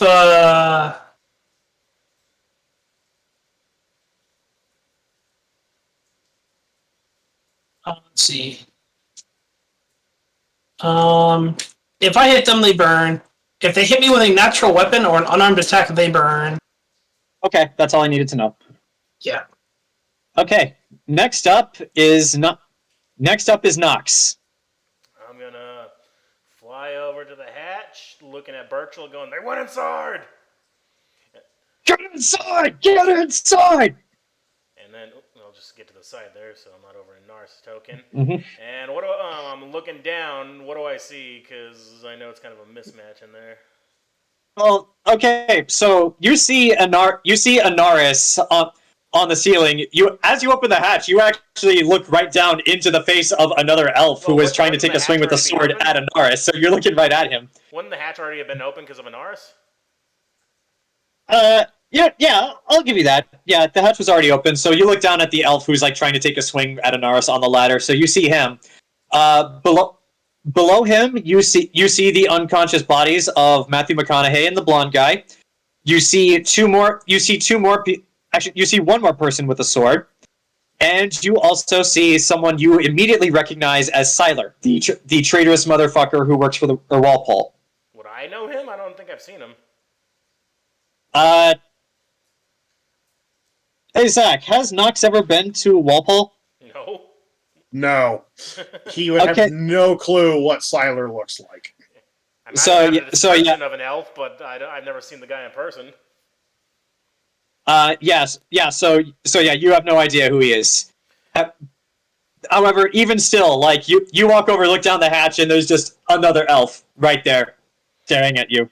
Well, he's in my way, so I'm gonna wrap Hunter's dream around his neck and then haul him out of there and hopefully toss him to the griffin. Like, get out of my way! What's Hunter's dream? That's my chain whip. Oh, okay.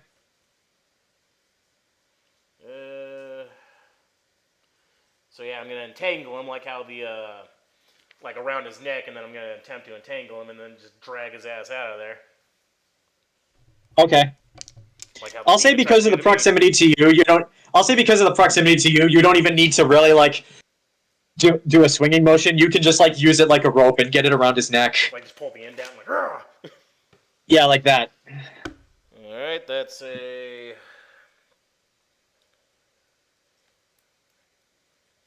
33 to hit. Yeah, that hits. All right, so well,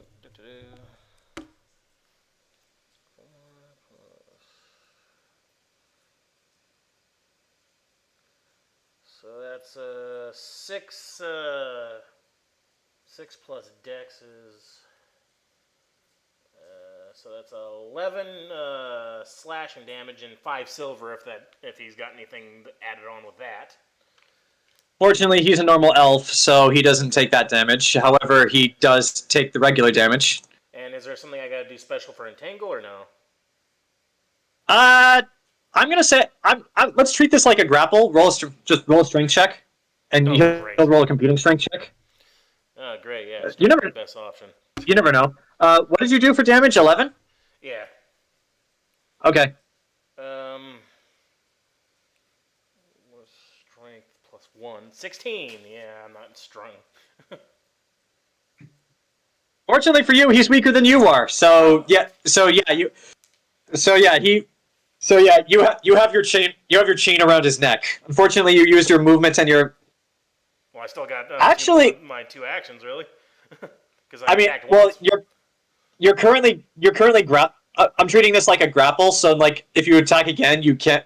Actually, you know what? It's a chain that has spikes in it. If you want, you can just pull on it, and we'll count that as another attack. Yeah, I want to pull him and then toss him like in the direction of Burchill and Horace, just so he's out of the way of the ladder, and we can help with Anaris down there because he's blocking the way.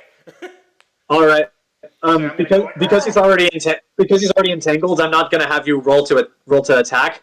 However, 2 things: 1, I need you to roll for damage, and 2, I'm going to need you to roll a strength check to see if you can pull him up out of the ladder chute. Well, I still got 25 feet of movement. I can just go straight up, technically, and just flap my wings. You could, but you're still carrying a fully grown elf, so you still need to roll that strength check. But yeah, and don't forget to roll damage because you're strangling him.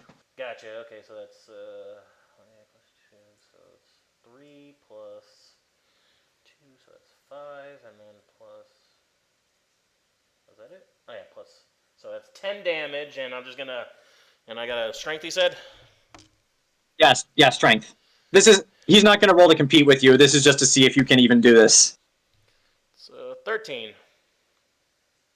Just going straight up, like, so he's out of the damn hole.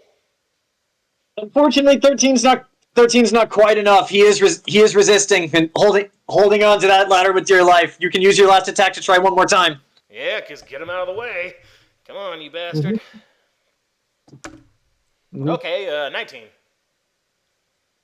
For strength? Yeah. Yeah, that'll do it. Sure.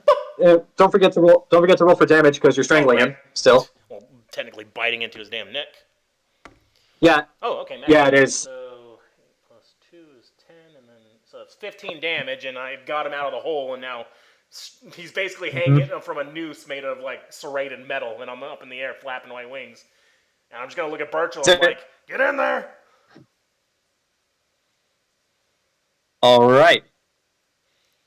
So I went another 25 feet into the air, so I don't know how high up he's dangling. I didn't make the chain go out all the way.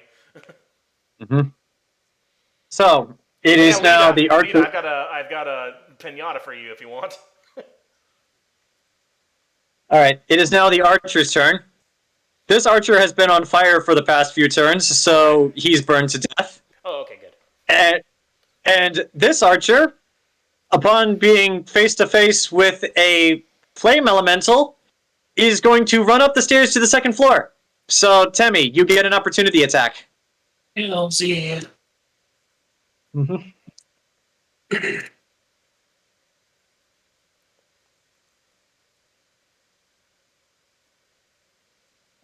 Oh man, I rolled a little long. 18. Unfortunately, he just barely misses. You slam the stairs, and your slam is actually so effective, and the wood here is in such brittle disrepair that your slam actually goes right through the wood. I mean, everyone else can still climb the stairs if they wish, but yeah, you unfortunately miss. So the. But yeah, so the other elf is going to run upstairs, and Anaris, you said you understand Elvish? Mm-hmm. He's going to look over at all his friends and then just see what's going on, just say, "We need to get out of here! Now!" No one responds. But he knows he's fucked. Burchill, it is now your turn.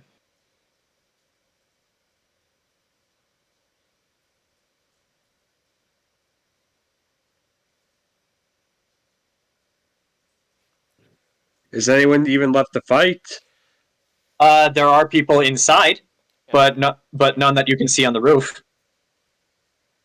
Well, I am hanging the guy above the hatch hole, so and Nox was yelling at so, me to get yeah. inside, but I do have this guy hanging. There's the guy that Nox is holding up. Well, you can't see him on the map though. That's the only thing. Yeah.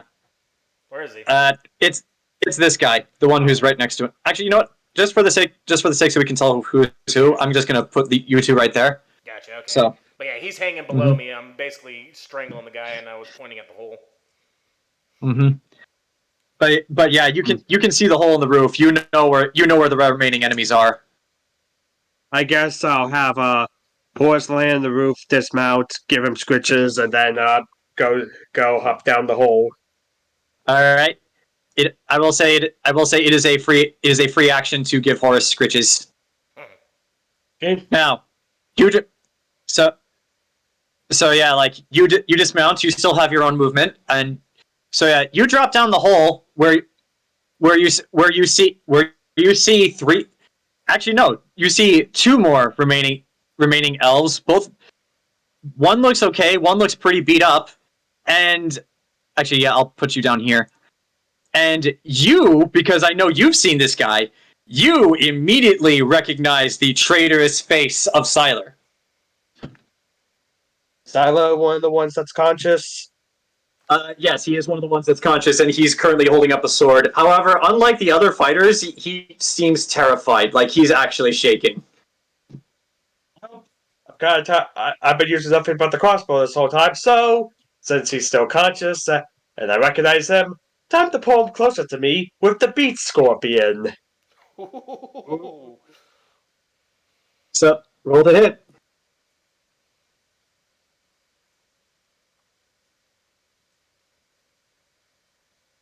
There's a 29 hit him. You know what?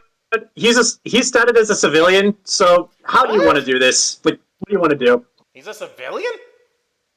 Yeah, he's not a fighter. He works a desk job. I can specify non-lethal, right? Yeah. Yes, you can.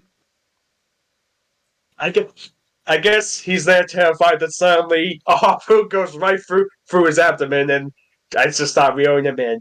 And evening, Sylar. We have some words for you.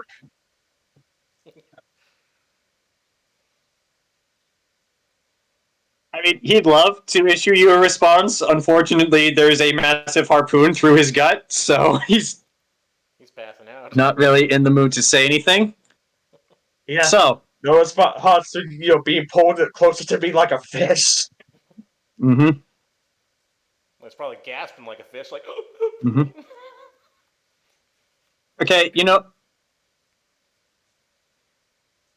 what? I'm going to save just because for the sake of time, and this has gone on too long. And also upon all of your turns, within the next round, every single one of you is going to be up on the floor with these guys. So we have to let Lita blow the hole first. Yeah, but yeah, there are two elves remaining that are both conscious, and both of them look like teenagers. So yeah, I'll say for the sake of this, all of you in your own ways, you get to the second floor. Like Enzo, you in your fire elemental form. Gabrielle, you rush up the stairs. Lita, do you want to blow the hole in the wall? Yes. Yeah, I will on my turn. Okay. So we'll go through the last round, even though it's pretty clear that this is over. We have to kill the teenagers, dude. We have to. It's the only way. Okay. Gabrielle, it is now your turn. It will take 30 feet of movement to get up to the second floor where the elf ran. Is anyone in eye shot? Can I see anybody? Not anymore. Okay, then I'll take my movement to follow up the stairs. Then what do I see once I move? Okay. So let me move Enzo so I can move you so I can show you where you end up on the stairs. You end up right here, and you see the two elf teenagers who like one of them turns around and points a bow at you point blank, just startling you. So the other one has a sword drawn. Like you see Anaris here, you see Burchill with Siler harpoons through the gut, and then you see the two unconscious elves on the floor. Charlie, I need you to make a willpower saving throw for me. Huh? Okay. I have good willpower. Mm-hmm. Actually, yeah, 30. Yeah. Okay. Why Okay, I'm couldn't going I to have rolled that for something else. It's fine. Okay, so Charlie, the good news is you still have the rest of your turn. However, I need to private message you something. Okay, or on Roll20 or Discord? On Discord. Okay. It's your long lost brothers. Mm-hmm. Wait, is Gabrielle part elf? No. You'll find out.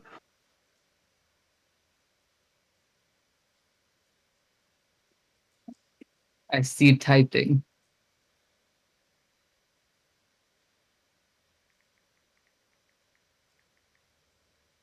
Okay.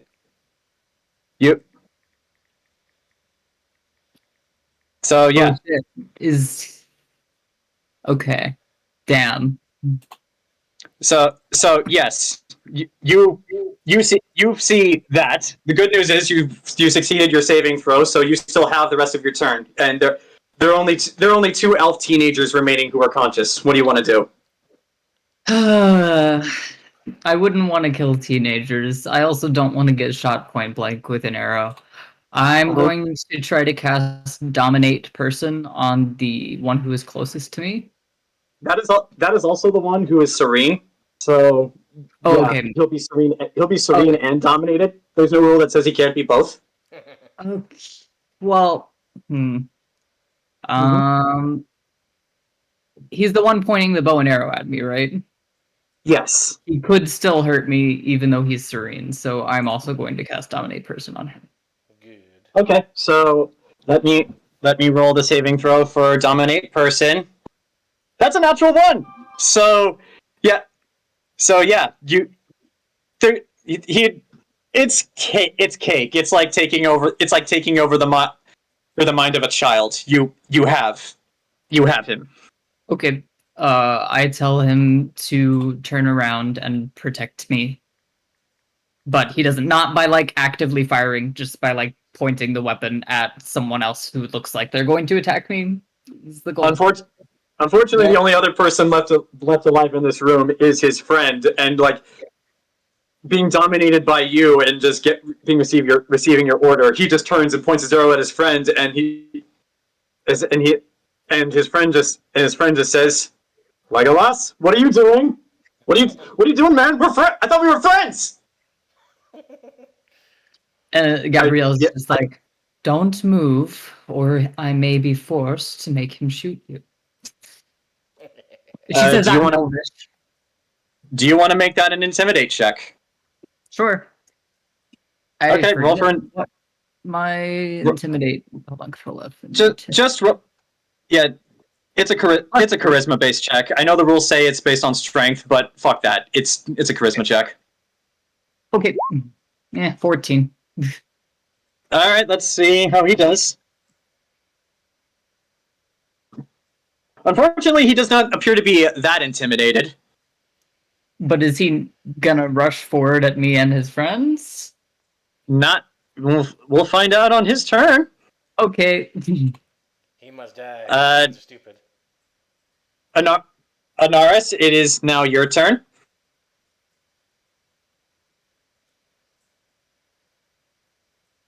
You said these people were the ones that I recognized? Yeah, the two purple ones are the two that you recognized. They're both more or less teenagers.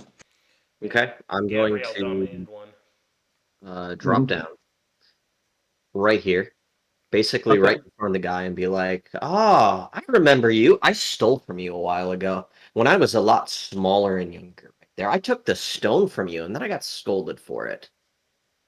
Are you trying to attack him, or are you just trying to grapple him and pin him to the floor? No, I'm basically saying that straight to his face, seeing his reaction. Then I'm gonna hit him in the face because he's flanked. All right, and I will count this as sneak attack because he was previously not paying attention to where you were. So what's his reaction to getting told that I stole from him a while ago? his- While I was much smaller? His eyes go wide, like you can tell that he's about to say like that was you, and then you hit him in the face. Yeah, I'm not in my drow form for this entire fight. I've been keeping just the regular form, right Okay. there. The new form, much more improved Jinx, and I'm gonna sneak attack him in the face. Right there because he is flanked, right there. So if those triggered, I forgot I can never be flanked. But that is a 26 plus 6, 34. Yeah, that hits. Roll for damage. All right, how much health does he have? Roll for damage, and I'll tell you if you did knock him out or not. Okay, because I have 16 dice. I can only roll a 3 or higher. All So I right, could well, realistically deal to him like 70 damage minimum. well, roll, and we'll find out. All right. Let me do this. Okay, let's see. Roll the regular damage. And he's armored, I assume, right? Yes, he is armored, Okay. and because he's wearing a sword, he is actually wearing chainmail. Okay. So that's 2, 3. If I get a 1, I'm just gonna assume it's a 3 and not re-roll it to make sure combat goes faster. Okay. Once you knock this guy out, we'll pretty much be done. 2, 3, 4, 5, 6, 7, 8, 9, 10, 11.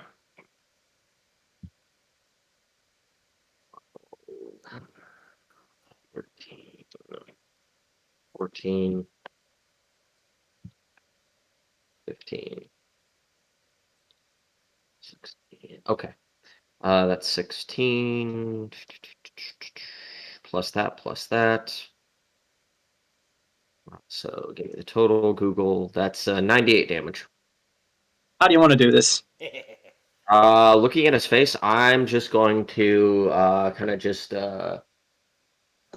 basically grab him by the face and be like, I really just didn't enjoy getting punished for your colossal fuck up, and I just shot the shit out of his face. Not killing him, but he's gonna have a hell of a burn on his face. All right.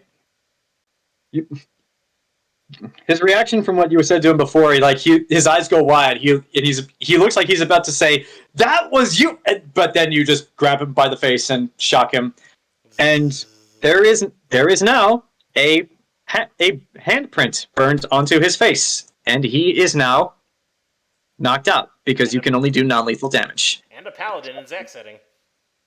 Mm-hmm. Now, well, if this was Zack setting, Anaris just made him a paladin. Now, combat is technically over because there are no more enemies anywhere within any vicinity of any of you guys who are an immediate threat. Well, so I am strangling a dude to death. I mean, it's not as if he's going to fight back. He's not? He likes the Well, pain. now I feel terrible, but go ahead and shoot that gun, Lita. Break this hole. So wait, what happened to the one who was the teenager who's holding a sword? Anaris punched him in the face. Or Oh, chalked him in the okay. face, rather. Oh, okay. For some reason, I thought that was a different person. Okay. But Lita doesn't know what's going on. Blow that hole, Lita. I am going to tell the one I've dominated to put his weapon down and sit on the ground, since I assume talking is a free action. Okay. Okay. Hold on, before you do that, let me get the name for you.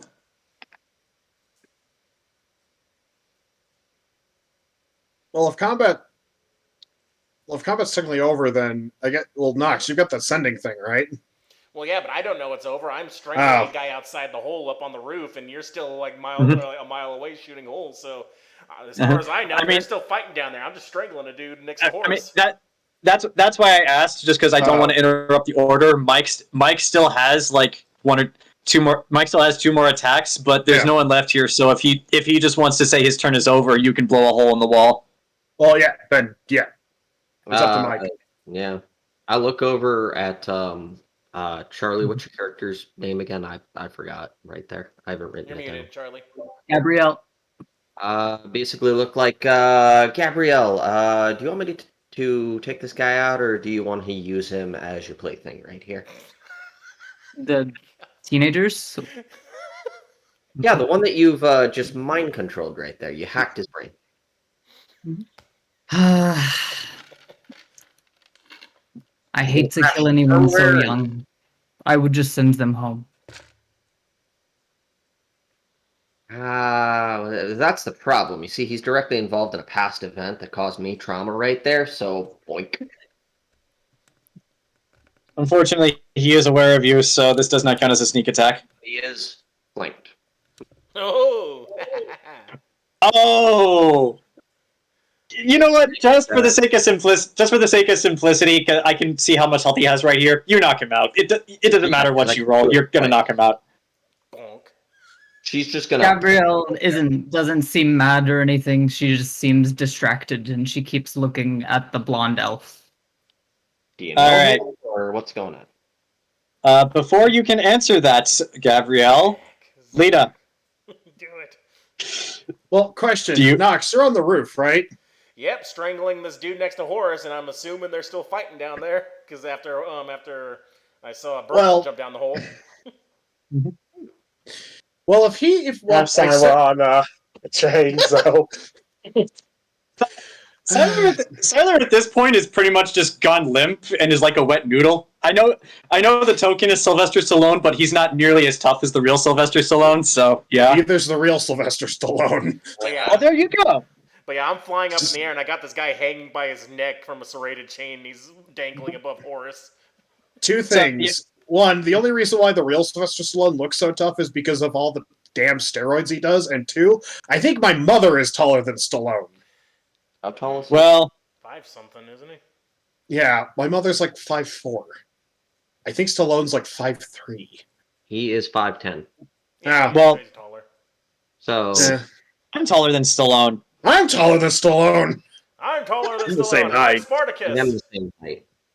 Yeah. So, but yeah, Lita, as far as you are aware, combat is still going on because no one has ever given you any indication that it ever ended. Fox doesn't know it's ended. I'm still strangling this guy. Well, if I see him strangling the dude, then I'm going to take a shot at the dude he's strangling. Oh, I was gonna feed him to Horus.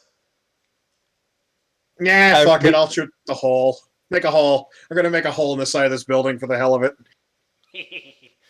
For the sake of simplicity and hilarity, I'm going to say that Gabrielle, as Anaris asks you that question, and just as you're about to answer it, suddenly the wall to your right and Anaris' left, boom, just like explodes inward, and Lita, like you just after the dust clears, like none of you have to roll any saving throws. You're fine.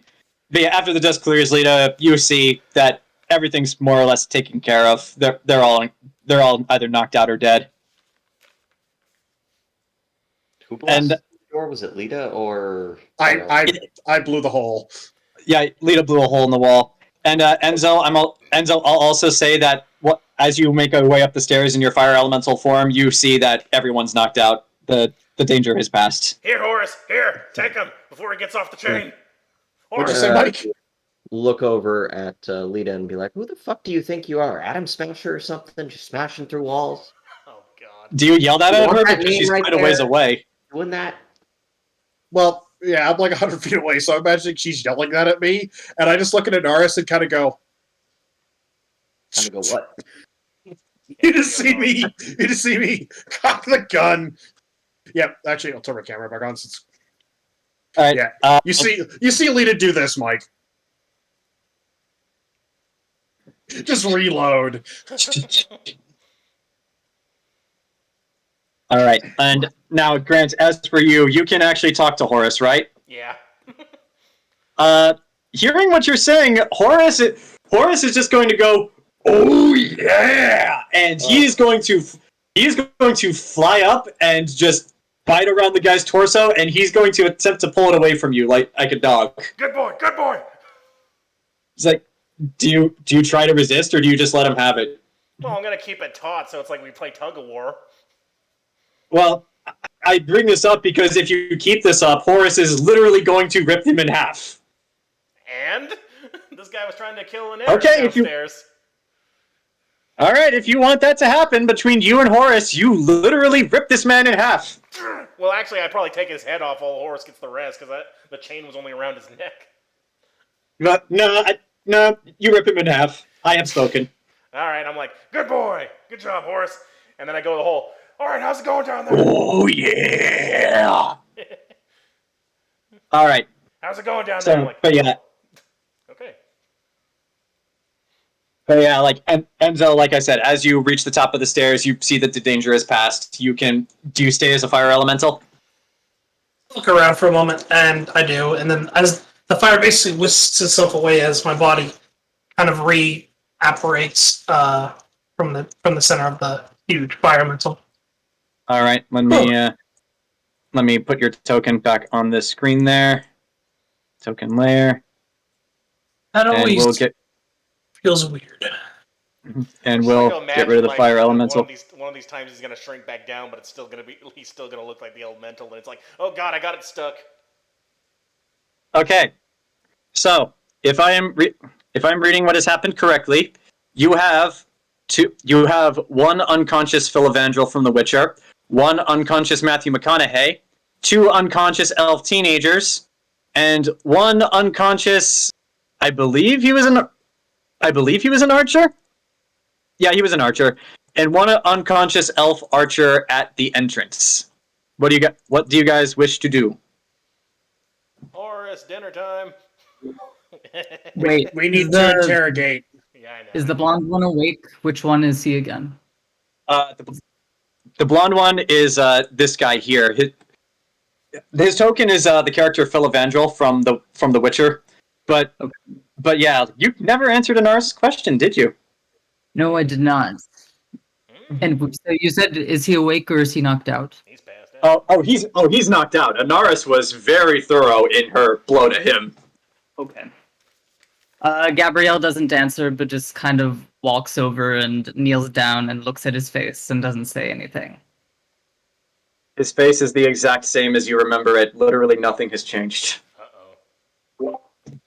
She just kind of stares and doesn't say anything until someone says something else to her.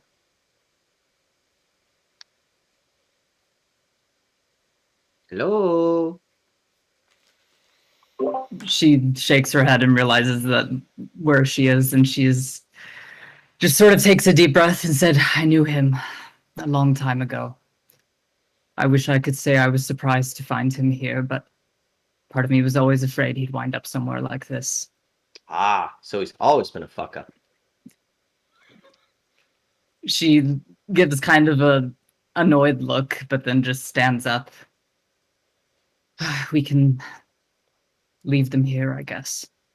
I mean, I can relate, but the solution in order to fix that problem would involve getting grabbed by a demon and transported into a world of cyber and or punk.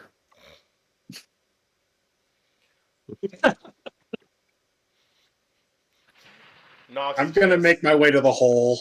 Yeah, Nox is gonna stick his Alright. head down in the hole and go, "Hey Enzo, if you're still up for it, can you give me that healing?" Nox is even more bloody than earlier. I'll meet you at the bottom. Unfortunately, these men are elvish, which means my method of torturing isn't going to be as fun. Okay. I'll leave that to Lita, and I go make my way down and go meet Nox at the ground floor. All right. Actually, Temme, I'll give you this. Do you remember a long time ago in a solo session you hired Goblin Slayer and his party to like find somebody who was following Sylar, or like that Yep. Sylar was meeting with? The descriptions of the two elves that Goblin Slayer gave to you are of Phil Evangel and Matthew McConaughey. There, they match the exact description that Goblin Slayer gave to you. Wonderful. I want to make it down to the ground floor. If I pass Lita, I'm like, I'll leave the torture to you. They're elves, which means my brand of pain and suffering doesn't quite match up to what they're used to. All right, Lita, you walk into the hole, and Enzo sees this as he, I guess, goes up the ladder to heal Nox. Lita, you see the five unconscious elves, one of which is Sylar. Although Sylar currently has a harpoon through his gut, so yeah, if you want him to live, you might want to address that. Although you don't have to address it. No, I'm gonna do it because if he's gonna die, he's gonna die on my terms. Okay. Lita is pissed. All right, but Good job, also, everyone. Burchill, have you just been standing there this whole time with your bayonet still in him? I'm just curious. Yep. Yeah. I I mean, guess I haven't had a chance to pull the harpoon out, so yeah, he's just there. It's better to keep Yep. it If you in. pull the harpoon, if you pull the harpoon out, he's gonna bleed out faster. yeah, So just Lita. keep it Yeah, Lita's gonna come We have over. 5 people. We could. Enzo could cauterize the wounds. I Wait till I get a band-aid first from the priest. yeah, Lita's going to walk over to Burchill and be like, just look at Sylar. Mhm. Yeah, I'm gonna want to start with him because if I start with points at the wizard, the McConaughey, and the blonde dude, yeah, because if we start with them, I'm not gonna have time to get to him. Got a real fetish right there. Lita looks over at Anaris and says, "He pissed me off. He fucked over my organization, and he single-handedly helped dismantle it. I am going to architect a world of pain all over his candy ass." I mean, who hasn't pissed you off? Also, as you just discovered, he was now directly involved in the planning and execution of Operation Cinder, which was the execution of Maxwell. That was our job. And actually, speaking of Maxwell, Enzo, you get a message in your head via the very familiar sending spell from Inquisitor Kier. It's like we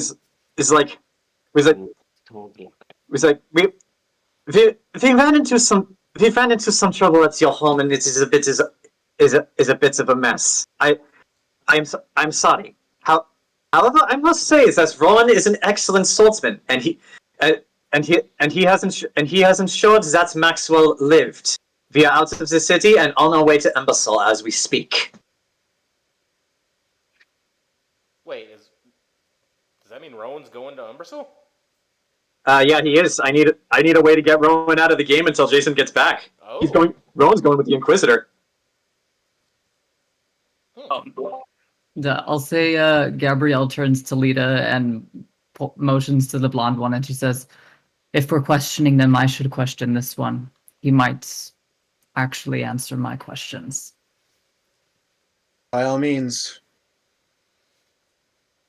But yeah, I'm gonna do some healing on Sylar so that way he doesn't die. Yeah. I'll say for the sake of simplicity, you heal him just enough so where he doesn't come back to consciousness. Now, also I can't really question here because I just don't have enough cyberware to get past that ice. every single one of you is confused by the words Anaris is using. You have never heard any of them. I've heard of ice. It could be worse. I mean, I could have been stuck in the old web. I mean, just Lita's make just another new web. You have that power. Okay. Lita is literally just imagining Anaris stuck in a spider web surrounded by icicles for 5 years now. So, just for the sake of simplicity, because this has gone on for a pretty long time. What do you want to do with the wrong button? What do you want to do with the 1, 2, 3, 4, 5, 6 unconscious but still alive bodies that you have managed to incur over the course of this fight? We want to leave it on a cliffhanger. I mean, do you want to leave them here, or do you want to take them somewhere? Well, how far away? Well, I mean, how far away are we from town? 2 to 3 miles. You know exactly how far away this Watchtower was from the city. And they killed our We fucking have no horses, so... horses. I mean, we can Yeah, tie they them up did. and put them all on Horus. Or, how hungry is Horus? Well, maybe we should interrogate him first. Well, he's kind of chewing on half of a guy right now. Yeah. Horus is actually pretty full right now, considering that he has not just one corpse, but there are actually several corpses surrounding this place that he can eat. No, that's not right. You see, Wait, who are we? Who are we discussing? Elven body. Who are we discussing defeat the horse? All of the ones that are actually dead. Hmm. I don't think horse can eat that much. Yeah, Or at least that quickly. Horus's hunger is sated. Let's just say that.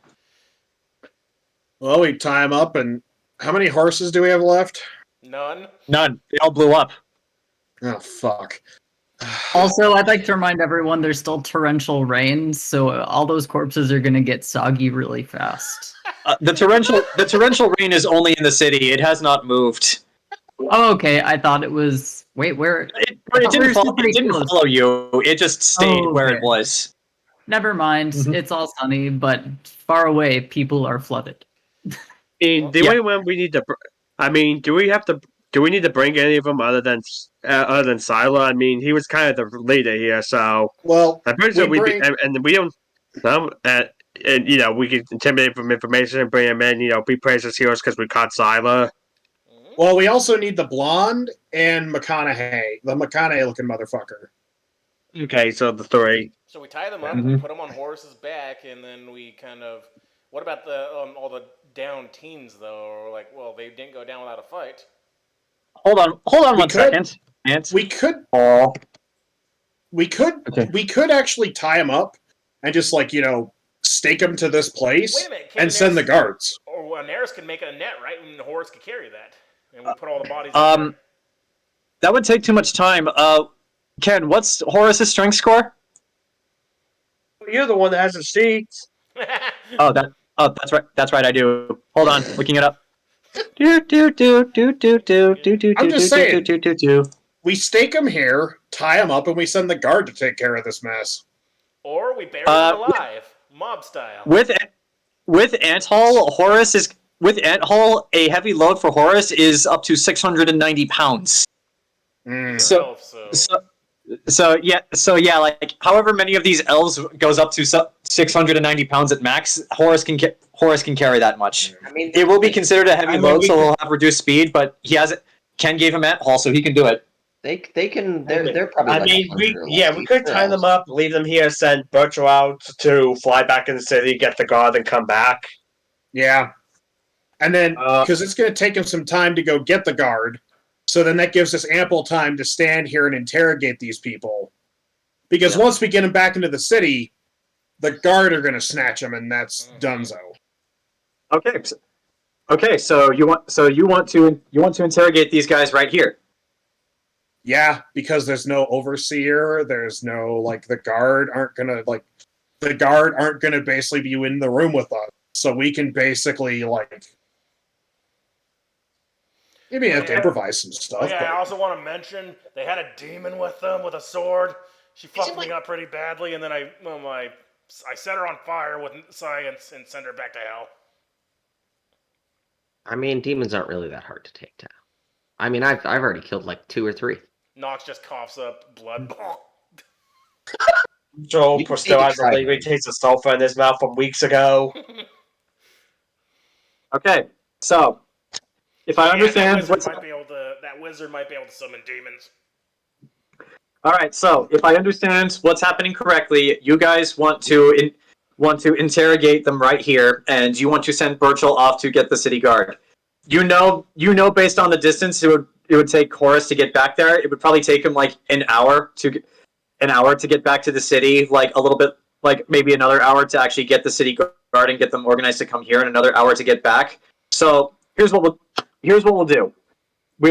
We'll start next session off immediately where we left off right here, and then when you guys decide you have had enough, you can send Burchill to get the city guard.